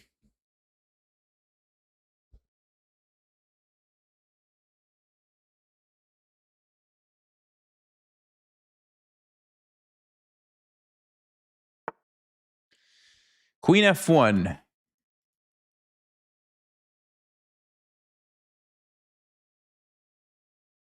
I mean, I think it's pretty obvious. My move is still going to be g3, so we'll go ahead and do that.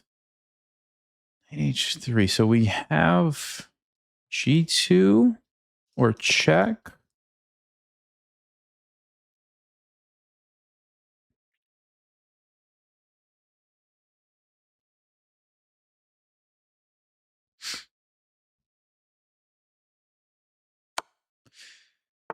Yeah, this is just a fork.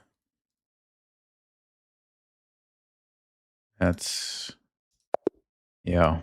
Okay. So they did not choose the correct defensive option, but there might have not been any options. I don't know. We will see in just a second here.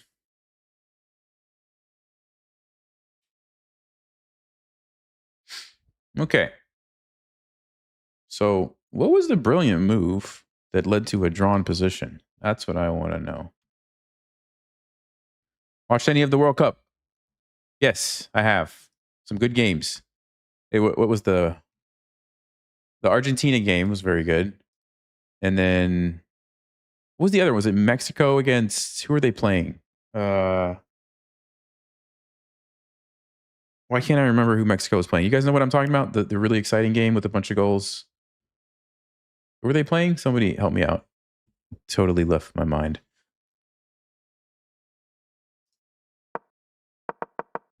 And then, of course, I saw the U.S. fall apart. I was afraid. I actually was afraid that was going to happen. Because, well, I'll tell you my theory. Oh, yes. England. Yes, yes, yes. Thank you, guys. Yes. England, Mexico. That was a great game. Yeah. My theory is so like actually in chess, you know, when you start winning, you're gaining confidence, right? And you get on these streaks sometimes where you just win, win, win, win. And then the same thing happens when you lose. You're like, I'm losing, I'm losing, I'm losing.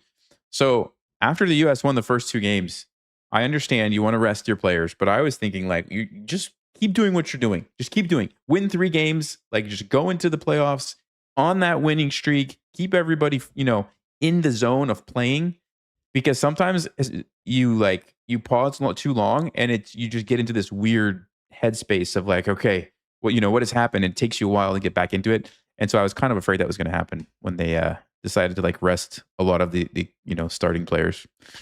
Now I don't know, you know, for sure what would have happened. Obviously, we will never know, but that's just my theory on the matter.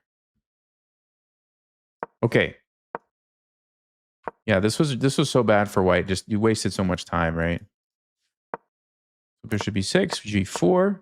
Queen comes over. It's pretty good.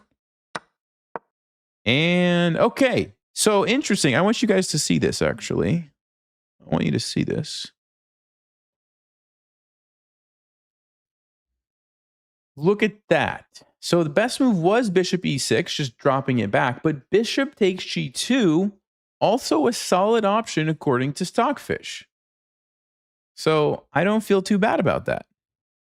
And I kind of was feeling that actually in my mind, like, you know, it's probably better to go here, but this also looks pretty good. And that's what Stockfish says. So I think we did a good job evaluating that.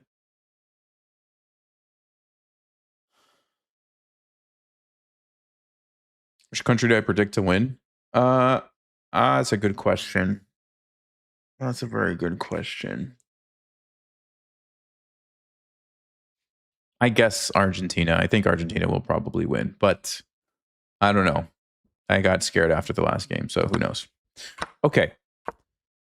94 was not the way. They wanted me to castle. Stockfish wanted me to castle first. I don't know why. Again, it wanted me to castle. Still wanted me to castle. Finally, I castled. Here, queen f1, white could have played. That was a big mistake. Oh, that was the brilliant move. Okay. Bishop c5. Nope. Stockfish says this is bad because knight e4, which is what they played, right? Oh, what? Wow. Because of the move rook g2. Wow. You let me go here, and then you play queen f3. What is going on? If I take that, I'm sorry. I'm sorry. Bishop g5? What is this? What are rook g2, queen f3, just ignoring everything black is doing. And now you play bishop g5 and then take the knight. If anybody knows what's going on, please tell me. This is crazy stuff. Anyway, opponent clearly was not cheating because he didn't see that. G3, yeah, it's just over. Now, if they would have tried knight e4, I think I probably would have played g3 anyway, yeah, which is what Stockfish says. H3, I was just going to take it. There's just too many threats. There's just too many threats. White's so far behind in development. It all goes back to that early decision, bishop e3, and then just move it right back. So I like this line, actually. I like this h6, g5 line. We'll have to play this again. This is good. This is good.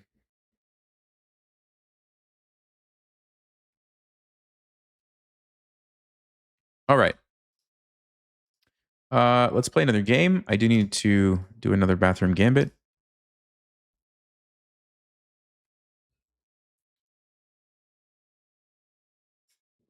I'm all out of water, though. Okay, we're black again. Let's see. D4. Okay, we're going to go with the King's Indian again. Let's try not to mess it up like I did last time. We did learn something there, hopefully. Last time we saw the Averback. This is different. This is the main line.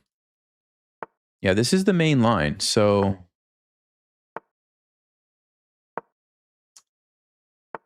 Okay. Okay.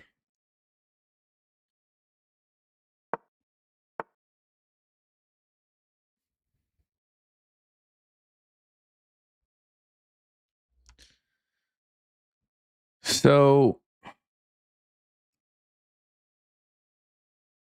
I'm going to go 98. I mean, basically, when you're playing the King's Indian, you want to play F5, F4. Yeah, they're doing the right thing over here. I think A5 is always a good response to this. And now let's continue with F5. They haven't castled yet, but I think we can still go with the traditional plan here of F4 and push the pawns. Of course, there is no king there, but I'm still going to attack.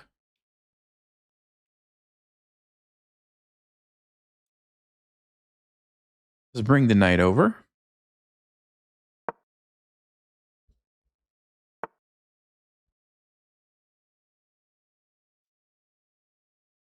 So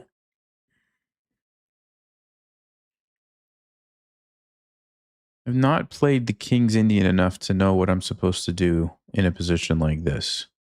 Of course, if their king is there, you just do it and you checkmate him. But if the king's not castled, does that change your plan? Do we know? Let's go bishop d7, try to develop the piece.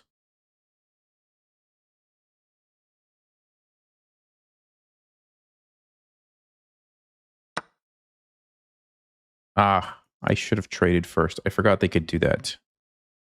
I did forget they could do that. Okay.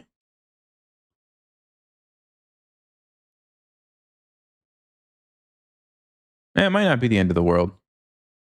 Let's play b6 here. It might not be the end of the world.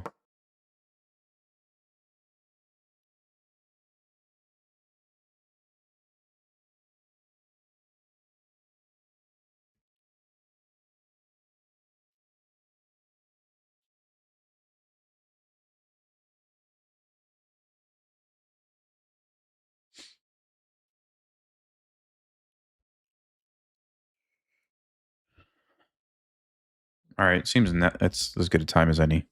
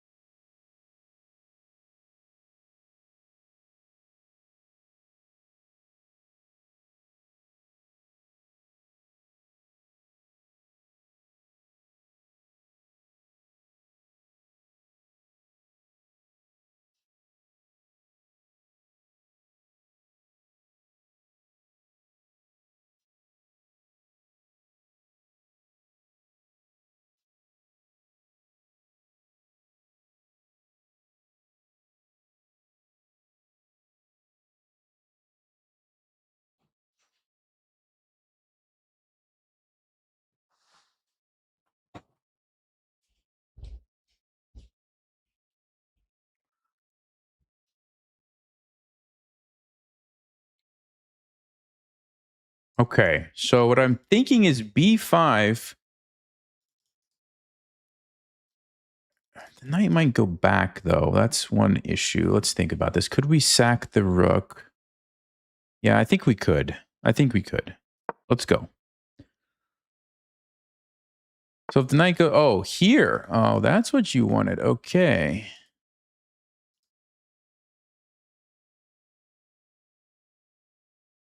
Well, in this case, I guess we have to go with this one.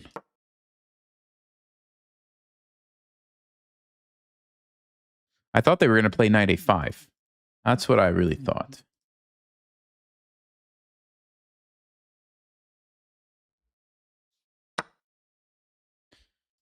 Okay. So yeah, I mean, we're down the pawn, but this is actually a very weak pawn for white. And where's their king going to go? Because if they do castle, we are kind of ready for that king side attack. If they don't castle, the rook is sort of out of play. Still not exactly sure what I'm going to do, though.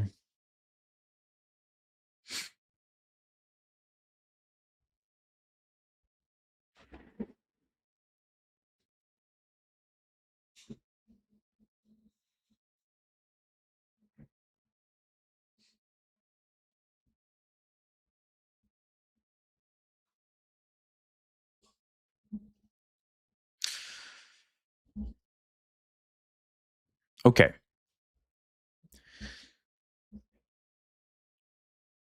So white's plan is what? Attack this pawn or somehow come through on the c file. Can they attack this anymore? They go here. It's looks like it's going to cost them maybe a pawn. Maybe not. That's interesting. They could, I guess, try that move.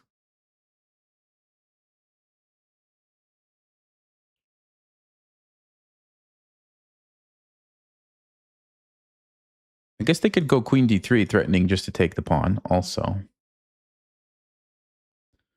Yeah, that's kind of annoying, isn't it? Queen d3. At some point, I'm going to have to bust through over here, guys. It might be soon. You might need to just sacrifice some things here. Because we got to get this square open for my knight, I think. Maybe the bishop. Queen b3. Okay.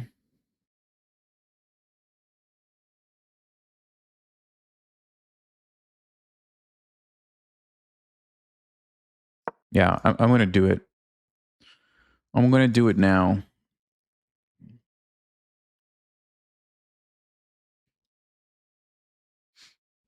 Basically, it's a double pawn sacrifice to just open up the files and the diagonals and the squares for the pieces.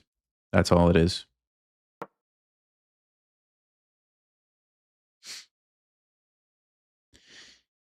Can he sack two pieces for a rook and have two connected pass pawns? Yes, white could definitely do that. And I mean, that seems reasonable, but then the king is going to be a little bit shaky if without these pieces. So I don't know if that's the right decision or not, but yeah, they could absolutely go for that plan if they want, which is why I'm not going to sit around and wait. I'm going to start the fireworks over here. By the way, we did cross 2450, so nice rating gain today. Although it's not over yet. It's never too late to lose all your points. Am I right? So here we go. Here we go. Notice now the bishop can get in. The rook can get in. The knight can get in. The queen could potentially even get in. Like, yes, it cost me two pawns, but now we can start attacking, which is what we need, I think. Okay, they take with the bishop.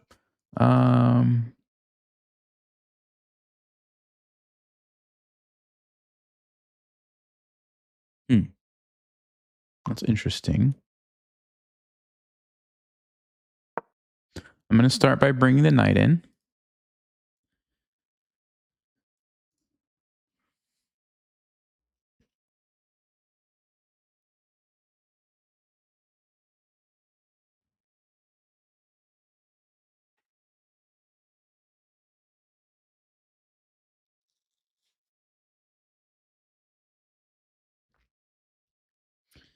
They might try to castle now. But no, they don't.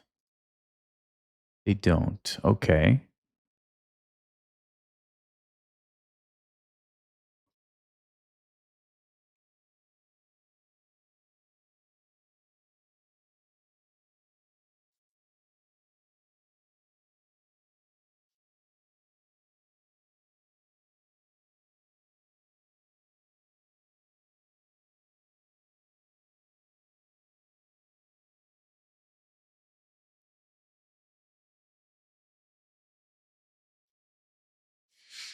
Okay, how do we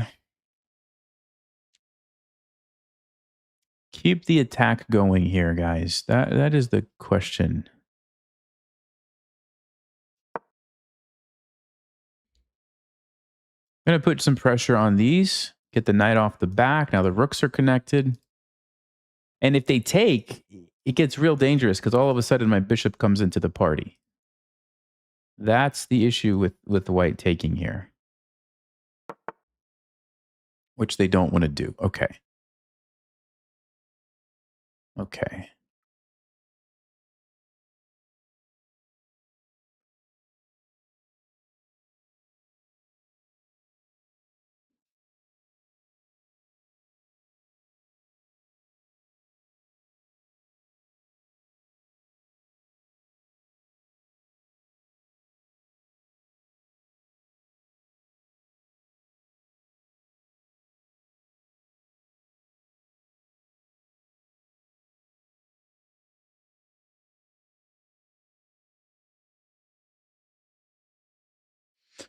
I mean, I have an idea, but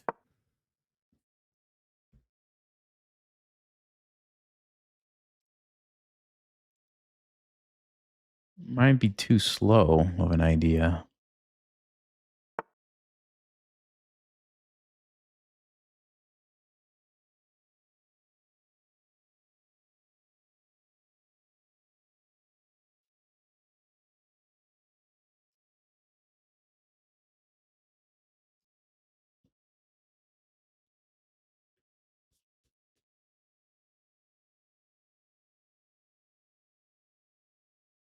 Hmm.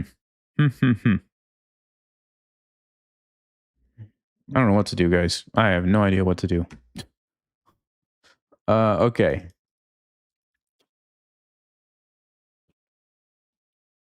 Wow, this is one of those positions.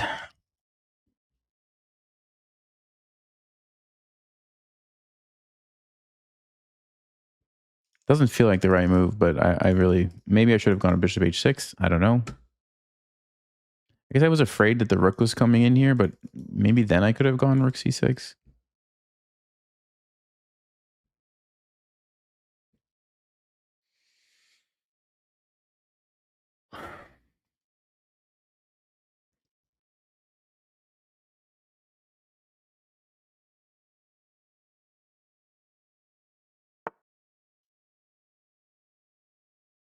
Okay, now we're definitely going bishop h6.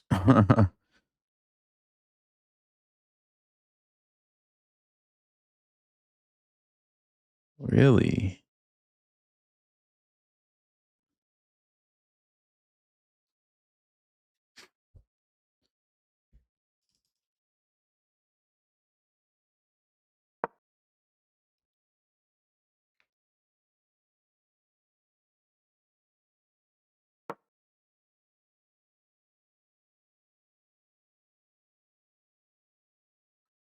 Hmm.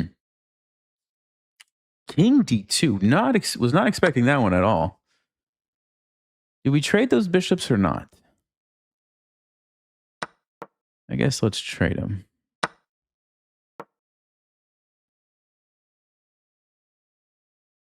Yeah, even though we're down like a million pawns, if I can get my knight planted on e5, I would not feel so bad about my position.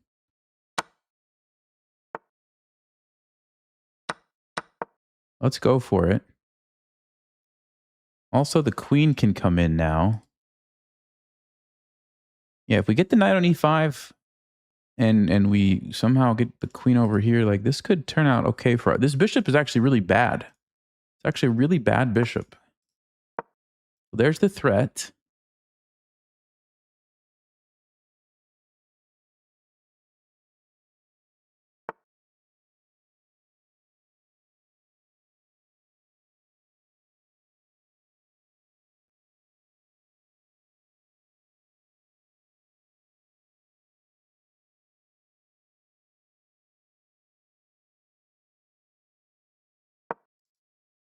I'm stopping the queen from invading. I have to get out of this pin, and then my knight's going to be pretty good. Yeah, that's a good move, I think.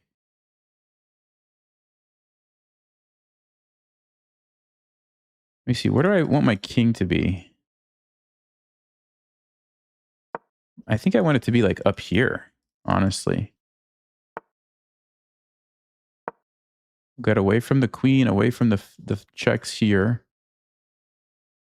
Now my queen can go on the offensive. This knight's a monster here.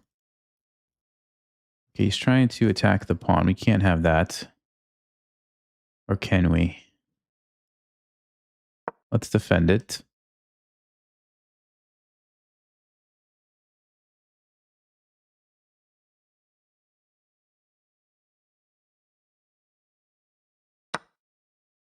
Oh, I forgot about that, actually. Man, okay. Might have messed this up.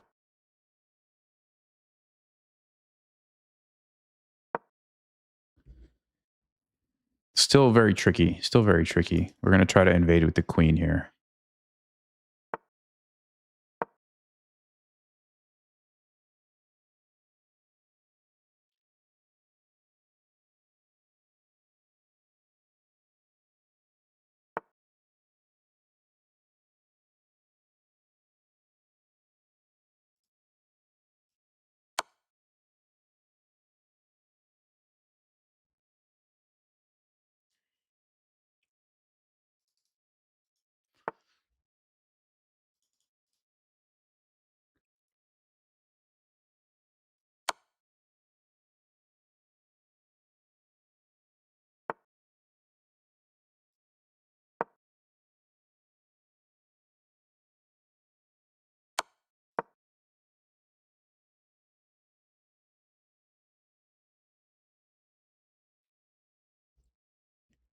What is happening?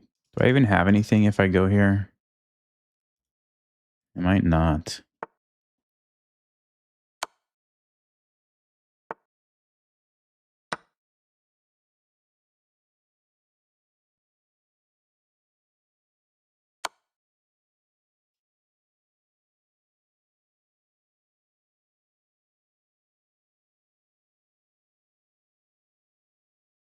If I take it, his queen's coming in. If I don't take it,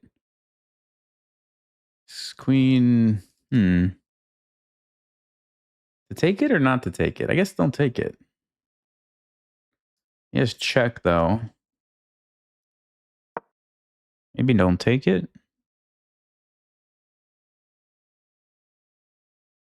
He's going to flag, though. This position is too complicated to play quickly.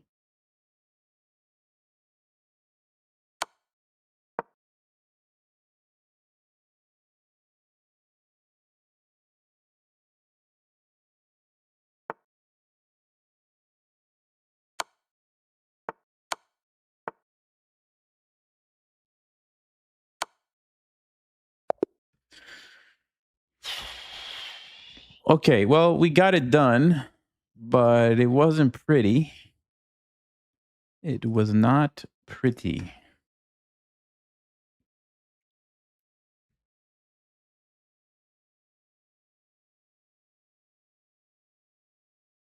Yeah, I mean, our opponent played pretty well. They didn't actually ever give us an opportunity. We never had an advantage. Let's actually see if we can learn from this. So let me get my book out. Hold on. Okay, so this is the main line. Until he plays bishop e3. That, I'm not sure if that's the main move.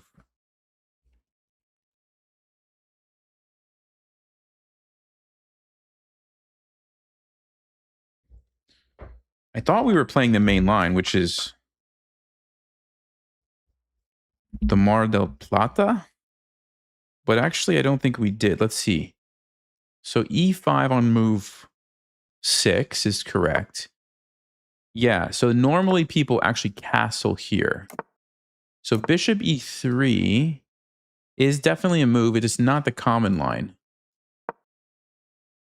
Chess.com tells me it's the Gligerich system. Is that, do I have that in this book? Let's see. Yes, let's check that one. That's on page 345. Okay. So, oh yes, that's exactly what it is. Okay. Bishop e3. White develops the dark squared bishop, avoids committing the king for the moment. Ah, okay. And it actually says that if you castle knight c6 and then go bishop e3, is a Gligerich classical hybrid that hasn't had a good reputation, as it's generally considered that white should not commit the king so early, which actually is what my opponent did. They did a good job. They didn't castle right away. So I was like kind of struggling with like, should I attack over here or not? Okay, that's smart. Ah, so what I am supposed to do that I did not do, let me check the database here. Yes, definitely the most popular is knight g4. I'm actually supposed to attack the bishop right away. That was my mistake. I just kind of ignored it, and we ended up not getting into a great position. So I need to attack it right away. I actually did exactly what I'm not supposed to do. It literally says, the key move to avoid. The key move to avoid is knight c6.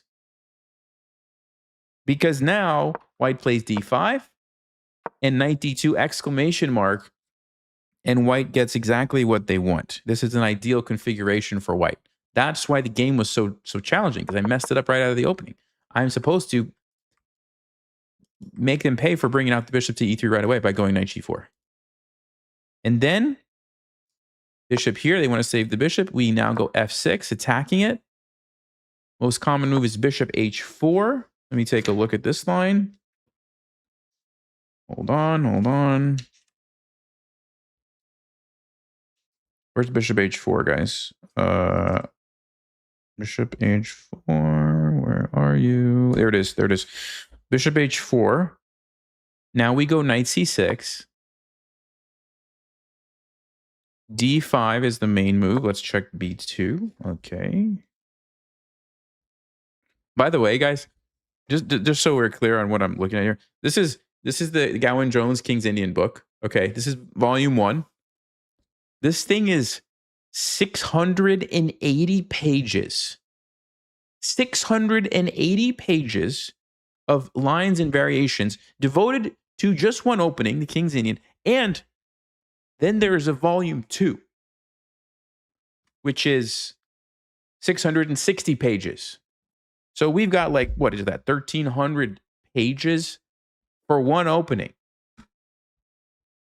That's what we're dealing with here. Okay? All right. Just so we're all clear about that. So this is the main line, by the way. So the bishop gets chased over here. Now they push. I'm supposed to go knight e7. And is there...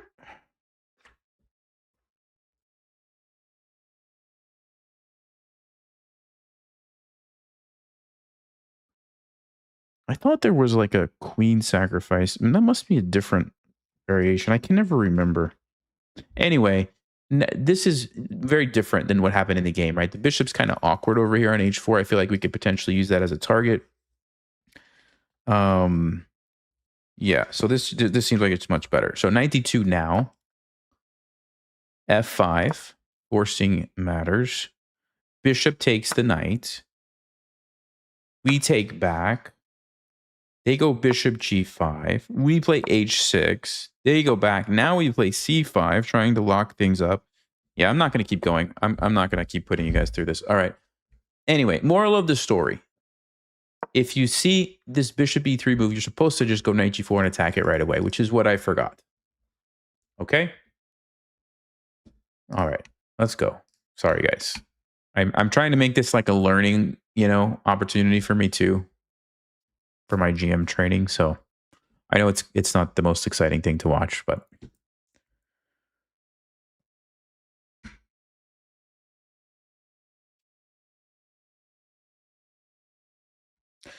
yeah, the way that I use the book is like a reference book. So like exactly like you saw, I'm playing a game, I messed up. What did I do wrong? I pull it out. It's impossible to remember everything. What is going on? Everybody is playing the Caro-Kann. Why? Why is everybody playing it? Well, I'm not going to mess up the move order this time. I'm going to get it right.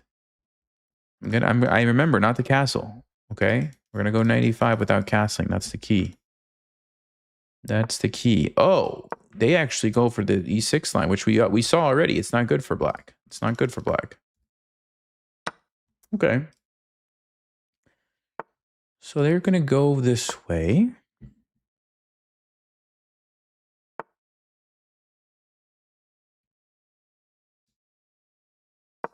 I'm just going to put the queen here and probably castle queenside. Let's drop the bishop back so it's not going to be harassed by the knight.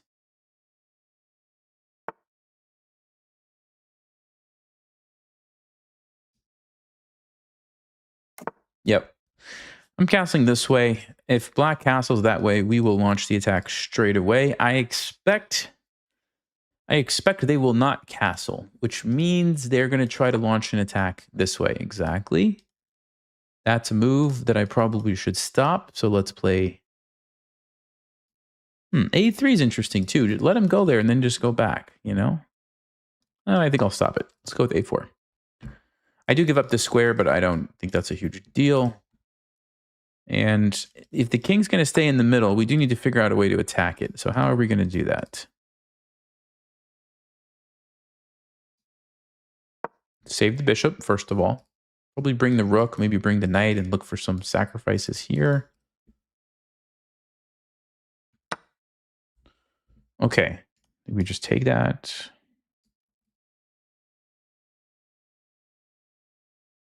Oh, whoa, wait. Oh, hold on. If I take, they go here. Do I get in trouble? Takes. Get a queen. They get a piece with check. I go here. No, it's probably fine. If they go here. Maybe I should take with the knight anyway, though. Seems like it makes more sense. We'll just take with the knight. Then I don't have to worry about that line. Okay, yeah. Now we can just probably trade some things here.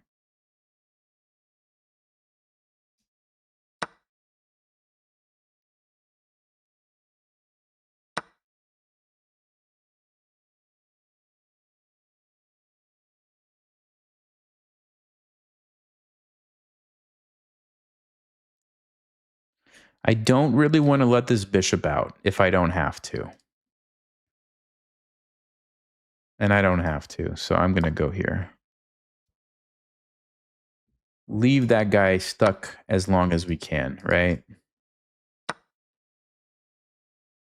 Queen g5, I guess we have to go queen d2. They didn't play it. So now I can play f4. I'm trying to clamp down on this. I don't want this bishop coming out. Also, rook lift. Rook lift possibility. We can double rook lift. Yes, I rook lift, bro. I double rook lift, bro. Okay, let's see.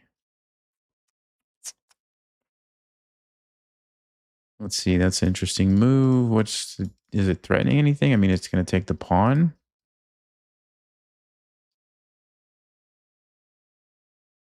Let's go here.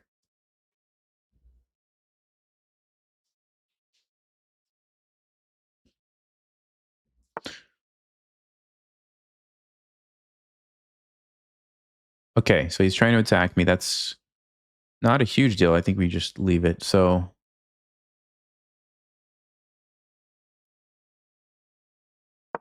let's plant that rook right in the middle of the board. It's a nice square that can't be attacked easily.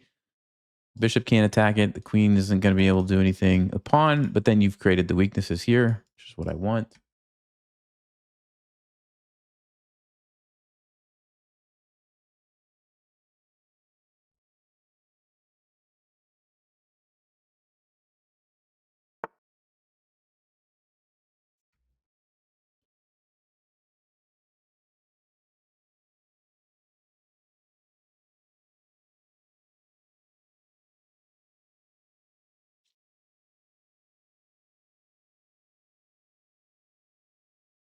I actually feel like my queen is misplaced. I wish I could push the pawn. Let's go here. Yeah, Alien Gambit. I actually forgot about that. I forgot to look into the Alien Gambit. You're correct.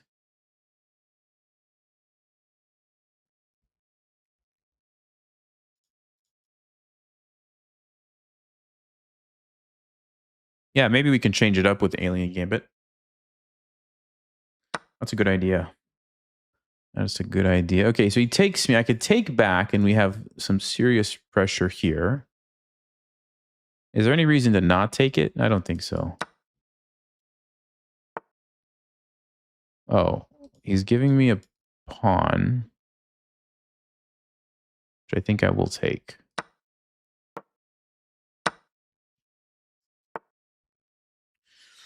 Okay, so now I'm looking for opportunities to trade.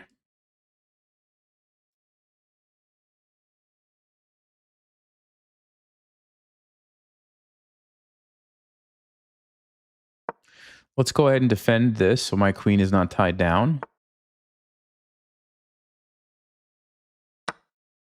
This guy is just sacrificing everything, isn't he? Okay. Well, I'm going to take it all. I'm going to take it all. I wonder if they forgot about the queen or they don't care. Looks like they just don't care.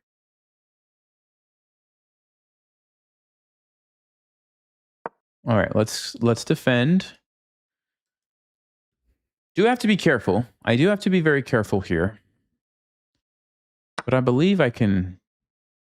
Oh, it's attacked 2 times, guys. I don't know how I missed that detail. It does allow me to trade, which is helpful. Yeah, I completely missed that though, didn't I? Okay, if we go here, check here, we lose that pawn, but then we can start pushing this one. I think that's a fair trade to make. Otherwise, if I play something like King B1 or H4, what's going to happen? I definitely don't want to allow the queen in. So I think it's going to have to be King B1 or Queen C3. Yeah, I like Queen C3. Let's go. I like this plan. Maybe basically just start pushing the pawn. Give this one up. This is well defended. Everything's well defended now. And I'm the one who has the pass pawn to work with. I think that should be a nice position. Let's go.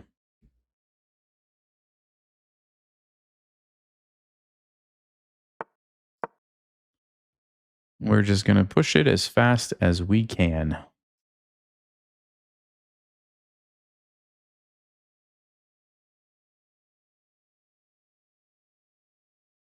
Put the rook behind it. Push it all the way down to here.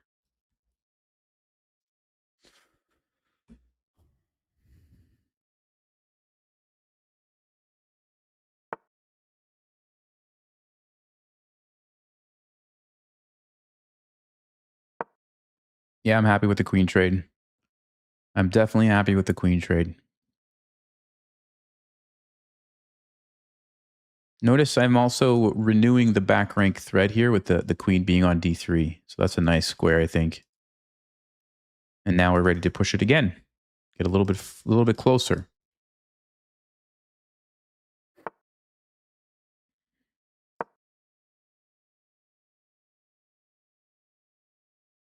Maybe rook B7.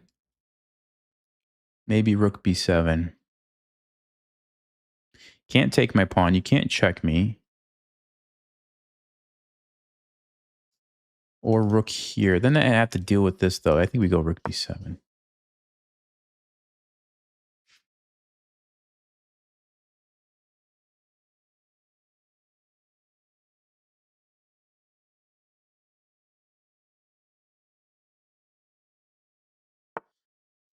Whoa.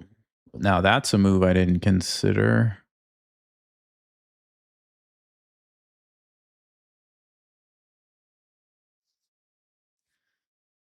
Hold up. Option number 1. queen here. Option number 2, option number 3. Okay. Let's start with the forcing one. He takes me, I take him. The rook does get behind the passed pawn. Check, king goes there. It might not be as easy as I think it is. Queen here. We're threatening his queen. If he takes me, I take, check. As long as I can get away from the checks, I win. Which I believe we probably could. Queen here, if he takes, I take. Same kind of story. So the question is, do I want a rook ending or a queen ending?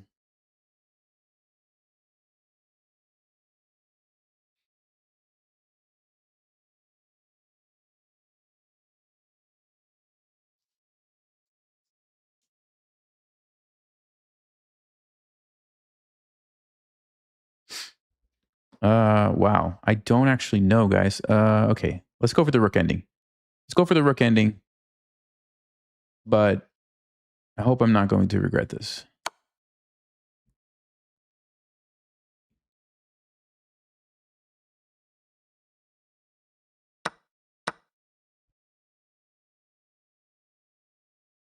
We'll analyze that position after, because that was actually super interesting.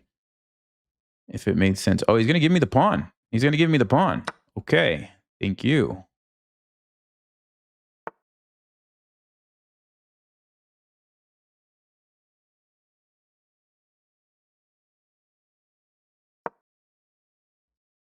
Let's get ready to push it now. We also have this one. He's got to stop this now because I'm threatening here. Okay. So 1, 2, 3, 4, 5. 1, 2, 3, 4, 5.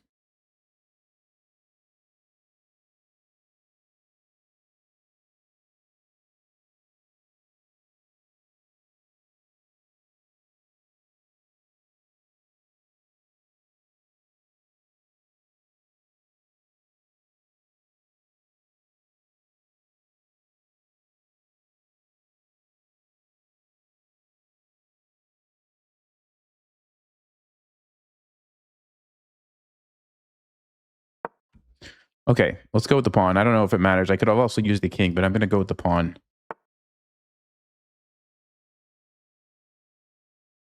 I think I'm just going to leave that.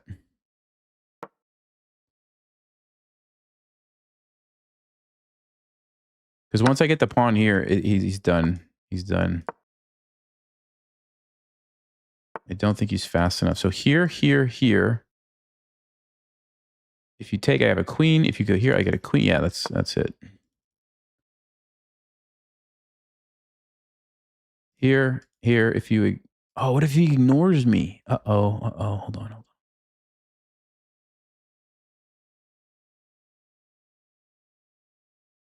Rook B1, there. You have check. Yeah, it's still a win. Okay, okay. You could play H2, but I'm going to take your rook. You're going to get a queen. Then I'm going to go check, and I'm going to get a queen, and I'm going to win. So I'm going to have a rook and a queen.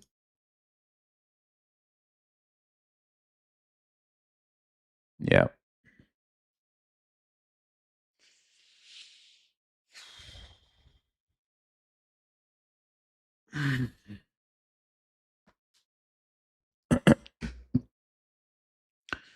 Now, was the queen ending easier than the rook ending? Maybe. Does resign. Could have at least tried H2, but it was over. All right.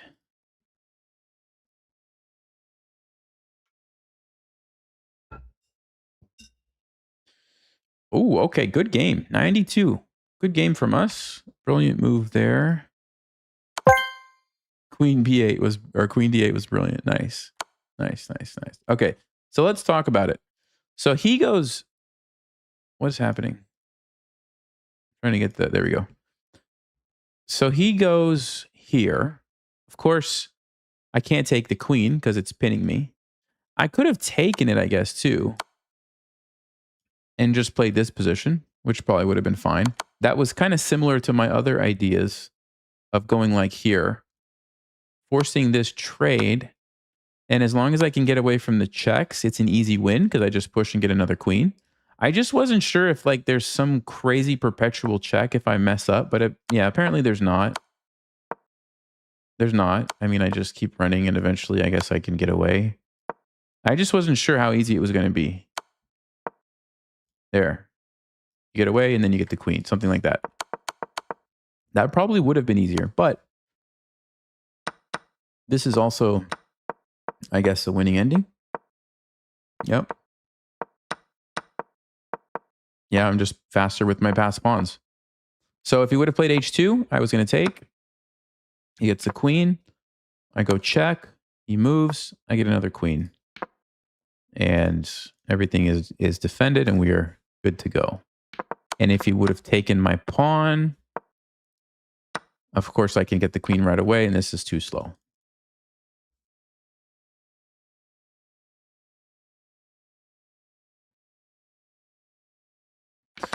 Okay. Let's see. Yeah, let's do last game, guys. Here we go. Last game. Here we go. Here we go. Last one.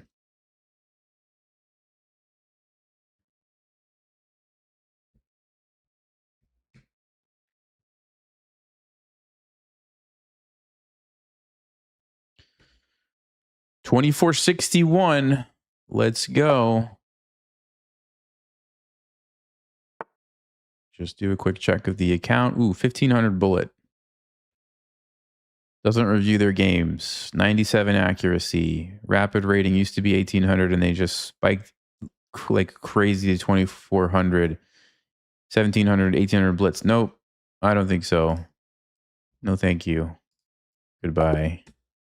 See you later.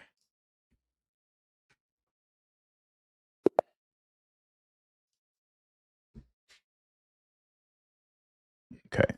This one. Man, 1300 bullet, 1500 blitz. What is going on with these guys' ratings? This one seems a little bit more normal. Oh, what? Okay, what's the alien gambit, guys? Is it Is it knight f3? Something like this and sack the knight, right? I don't actually remember the opening moves of the alien gambit. I'm pretty sure it was. Is it this? Is this the alien gambit? I'm going to try to remember. I thought it was something like knight f3 and then...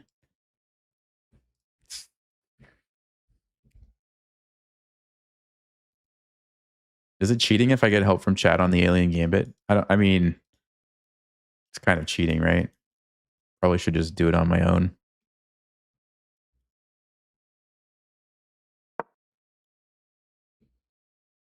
Chess.com tells me this is the Ulysses gambit. I feel like it's something like this, right? I could be way off. I could be totally off. But I'm experimenting here for your guys' benefit. I'm pretty sure it's something. It's this. Okay, is it here? Can I still sack it here? No, probably not. Right? We probably should not do it now. I don't know.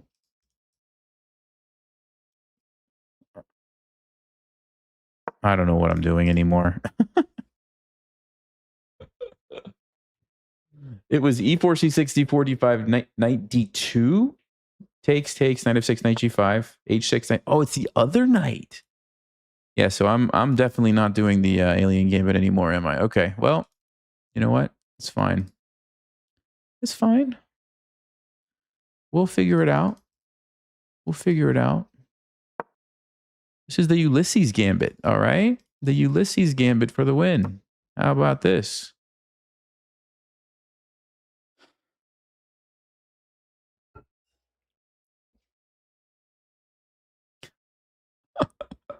We'll look at it after the game. We'll look at the alien gambit after.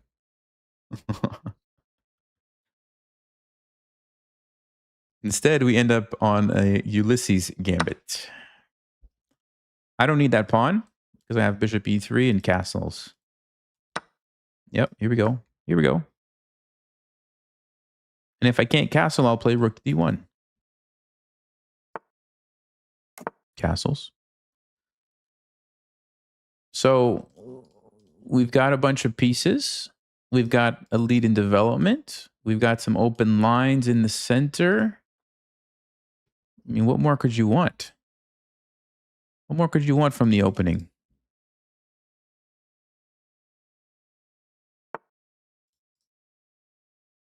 Okay. I would love to be able to take this, but I guess I can't. Can I? Let's see. Takes. Whoa. Wait a minute. Can I do that?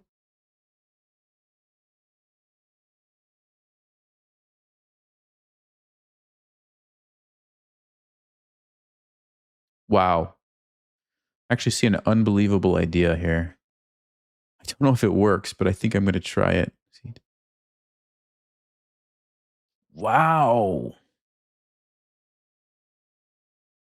Oh, we got to go for it, guys. We got to go for it.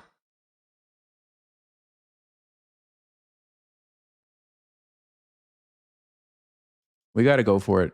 Takes. You see what I'm thinking? Do you guys see what I'm thinking? Tell me you see it. Please tell me you see it.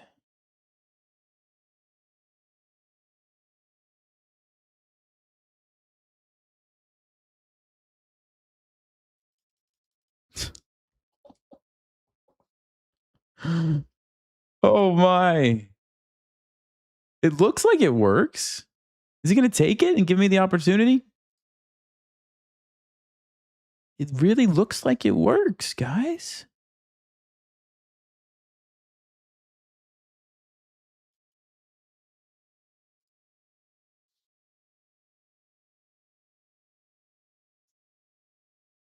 Does black have any moves I'm missing to stop my amazing trick?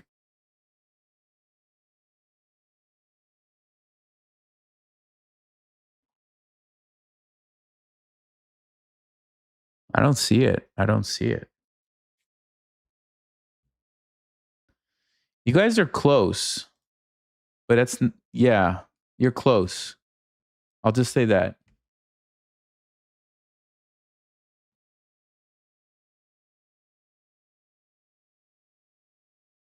He's thinking too long. He's going to ruin this. He's going to ruin my opportunity here. I can already feel it.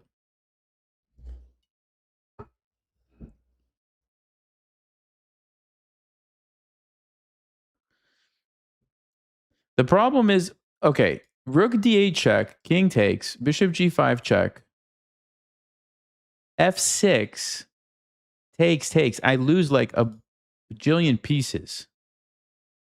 So rook for rook, I have a queen for a knight, a bishop, and a rook. That's a lot of pieces. That's the problem. But there's a different move I can play.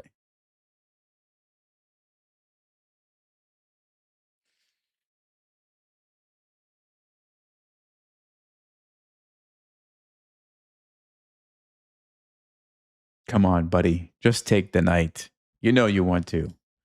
Just take the knight. Here we go. Here we go. Queen sacrifice. Checkmate. That's the idea. That's the idea.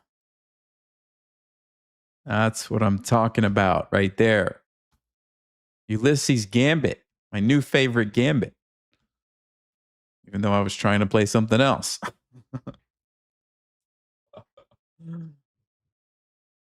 Now, it's not a forced checkmate, but it is pretty. Oh, it might be a forced checkmate. Wait a second. Queen. I was thinking they could play queen d5 and at least get some material, but no. Queen d5. Look at this move. Queen takes e5. You can't take it because it's still checkmate. Bishop e7 checkmate. Queen moves checkmate with the rook, so you have to move. No, you have to move here with your king. I did not see that move. I did not see that move.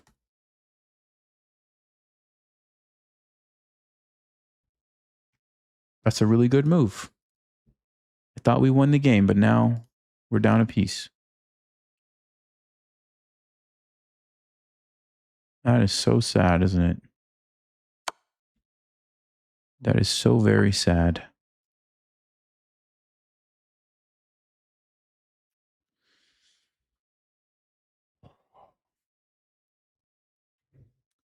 Now, the thing is here, guys, the thing is we have a double pin going on, which makes me think I should probably just trade the queens and I might still have a good position.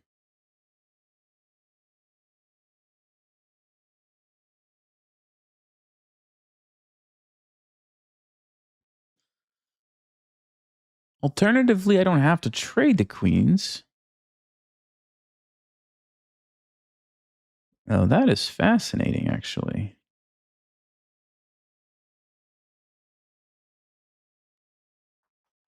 Huh.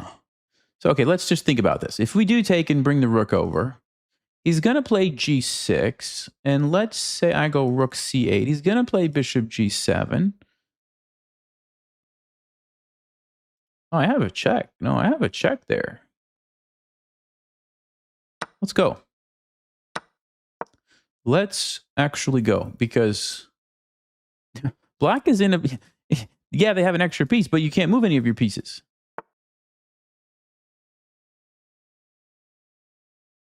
You can't move any of your pieces. I'm going to go here and double up the pin on both sides. This is a fascinating position. Bishop g7 looks like it loses to the check here. Oh, what? What is this? What is this? So check.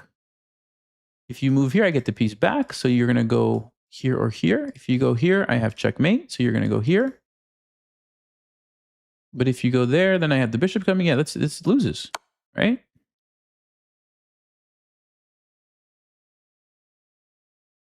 What an interesting game, man.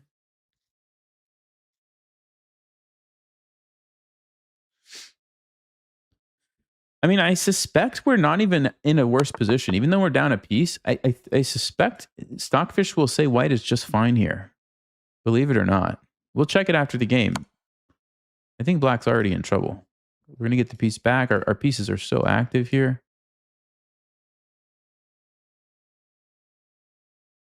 What a fascinating game this was. The Ulysses Gambit. I should try to play gambits I don't remember more often. This is fun.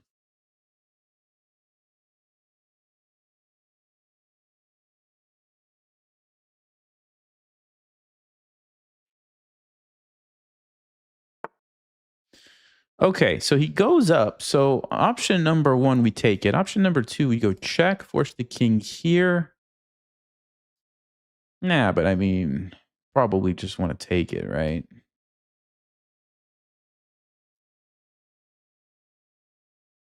Option number three, I go here with the idea of trying... No, we got to take the bishop. All right, let's take the bishop off the board. So 3, 4, 5, 6, 7. We're down one pawn, but we have absolutely amazing pieces. And we might still be able to checkmate this king if we're smart about how we do it.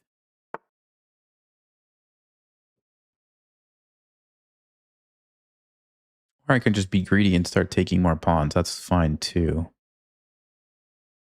G4 would threaten checkmate. Of course, they could stop it with a rook there.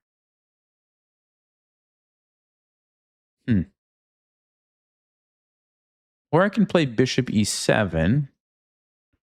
Threatens... That's not checkmate, though. Or is it? Check, king moves here. Check, king moves here. Check, king moves here. Check, king... No, it's not checkmate, but it's pretty close. Wow. This is incredible. I mean, this is absolutely incredible. All right, I'm thinking I'm going to go for that line. How else is the king going to escape, guys? I really don't know.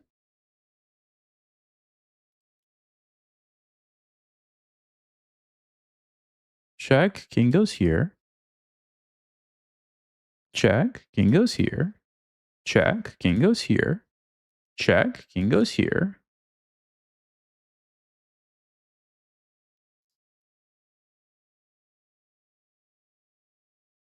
Nah.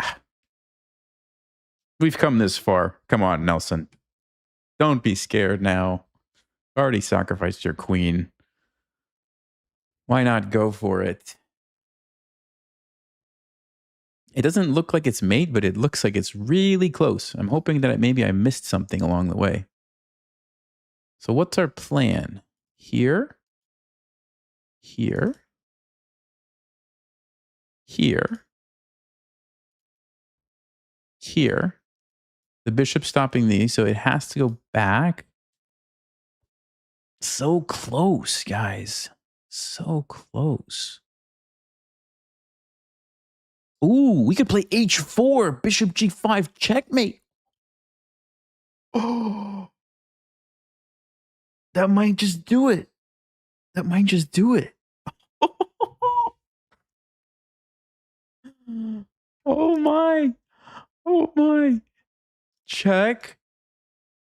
No, sorry. Check, check, check, check. h4, bishop g5 is going to be mate. The rook's cutting off that. The pawn's cutting off that. But there's like no way to stop that because all of black's pieces are looking very silly. Oh my. Why not g4 immediately? Yeah, you could be, though, because this is exactly why. Because black is going to do something to attack us. So we probably have to go with the forcing move. Does that stop it though? So check here, check here, check, check. No, they can't move that. It doesn't stop it. I think we got him. I think we got him, boys and girls.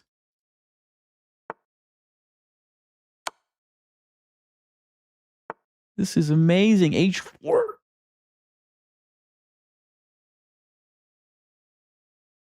Yes. Yes, the pawn is pinned. You can't move it. You can't stop this.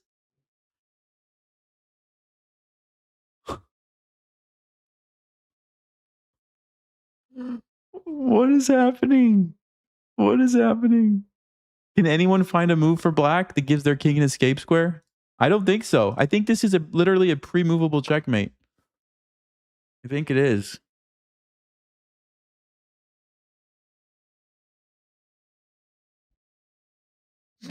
This is wild. Ulysses Gambit. My new favorite gambit.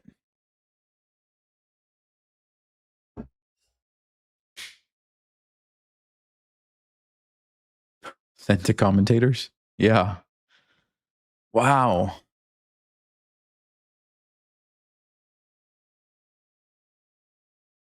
Good game to end on. We'll analyze it a little bit before I go. Wow.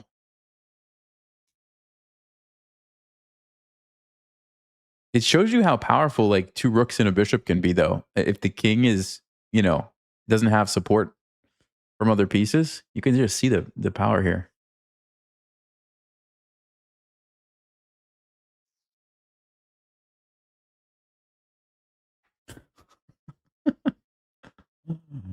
He's thinking, he's trying to find a way out, but I don't think there's one there. Yep, there's the pre-move checkmate. He did it. Wow, okay. No brilliant moves. That's sad. I was expecting at least one. Okay. All right, here we go. Let's see. Ooh, all right. Wow. So not the greatest game. Black was winning. Let's see what Stockfish has to say about this. So knight f3 was not the move. So okay, somebody said the alien gambit was, what is it? This knight g5, is it? Oh, this is the alien gambit. So you jump over here and then you sack it. You sack it, right? And then you try to attack. Okay. I, for some reason, thought it was with this knight. It's not, but okay. That's not a good move. Bishop c4 is a little better, but they could play e6.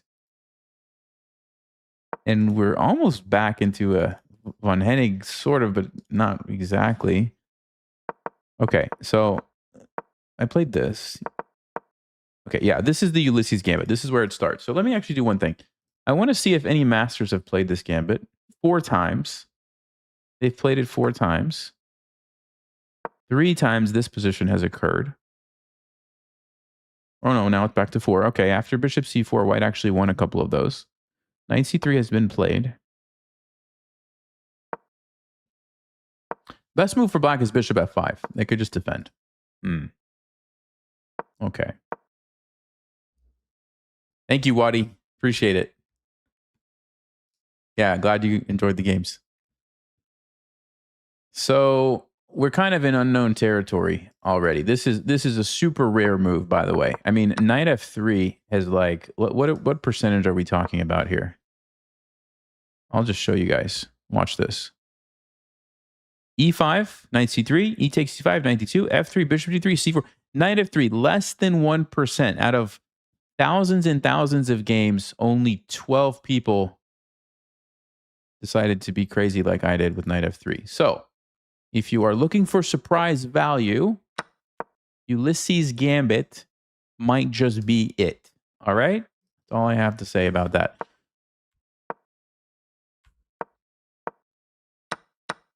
They captured the pawn, which was the best move, by the way. I castled. Okay, so the best move was actually a3, chasing the queen away. And then once the queen moves somewhere... Oh, queen c4. Oh. That's why they wanted to chase the queen away. So the queen actually has to come back here to stop the checkmate. And now you can take the pawn, and white is actually winning. White is actually winning. So eighth, and I was going to play a3, but then I noticed knight e4 and I couldn't stop myself. Okay, but this is an okay move. And this is an okay move. Oh, it was rook. Stockfish says rook d8 check is actually the way to go. Even though black gets a bunch of pieces, you're still winning. Your rook and your queen are very powerful. These guys are not developed, and black is not going to survive this. Your queen is invading. The king has to come out. The rook comes down, and you still get the double pin. You still get the double pin. So, okay. So rook d8 check was the way to go. Bishop g5.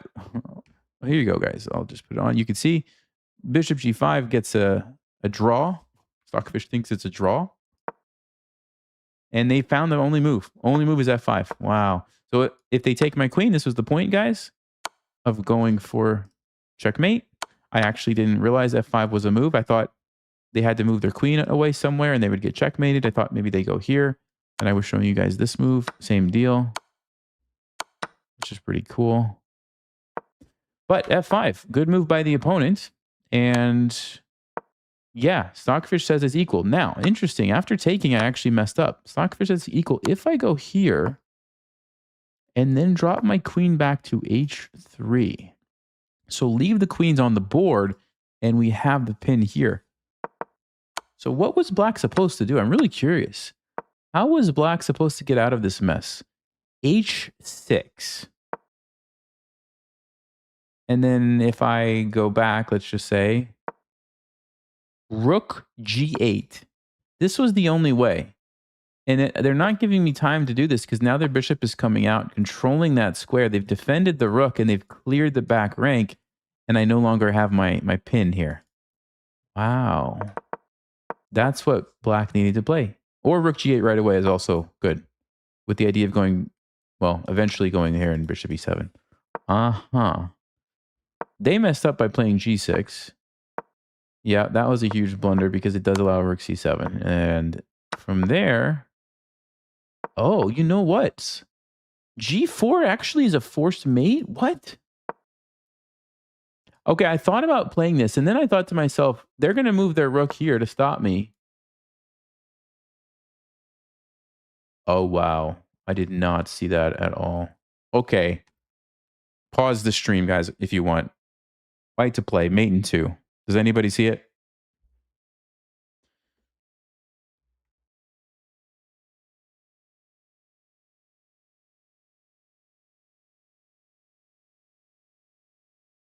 Anybody see the win here for white? I did not see this at all.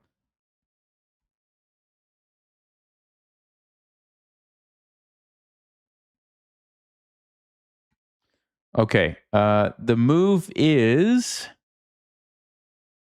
rook G, this one, to D7. I thought this rook. I calculated this, but I said to myself, this is not checkmate, which is true. It's not. The king runs. Whatever, and the game goes on, and it's equal. That's what I calculated. But the move is this rook. You're not going for checkmate on E7. You're going for checkmate on D6. You have the mating net now, and the knight can't stop you.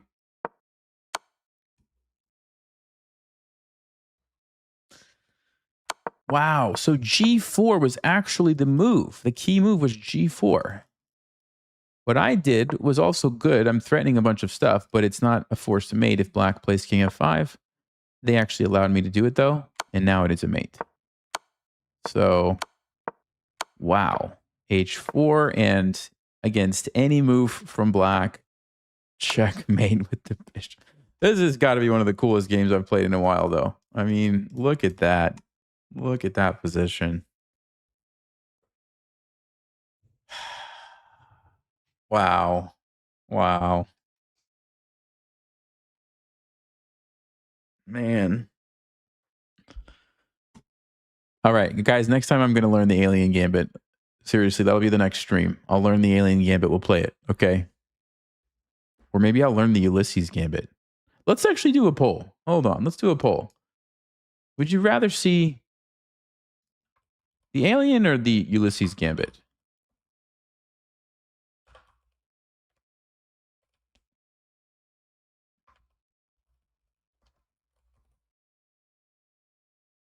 Oops, I didn't spell that right. Hold on. Okay, here we go. Here we go. Poll is coming at you guys now. All right, what's it going to be? 50-50? Wow, it's really close. Wow, it's super close. Oh, man. You guys got to vote. Every vote counts. Look at this. 50-50. Every vote matters. Come on. Now Ulysses is winning. It's winning now. 54% for Ulysses. Okay.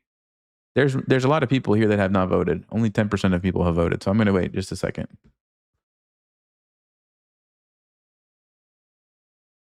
Okay. It looks like Ulysses is taking over here. Probably this game has something to do with it, I'm imagining. Do both. I didn't put both in the poll. I should have put both. That would have been interesting to see. Okay. I mean, it's super close, but Ulysses is winning right now. So, by the way, if you guys are wondering what we're talking about, against the Caro-Kann, Ulysses Gambit is knight f3 and knight g5. Alien Gambit, so they tell me, is this, and then you jump over here and you sack the knight like this. Okay, so we have a couple of... By the way, I'm actually curious. So if you do the Alien Gambit and you sack it, Stockfish says minus 1.8. Okay. What if you did the Ulysses Gambit and you sacked it in the same manner? I'm just curious. Minus 2.5. It's not as good in that situation. What if they would have played h6 straight away? Still not as good. Yeah, so it's not as good as a sacrifice on f7. You have to kind of approach it from the standpoint of you're going to get the pawn back here on e4. So it's a different type of thing. Okay.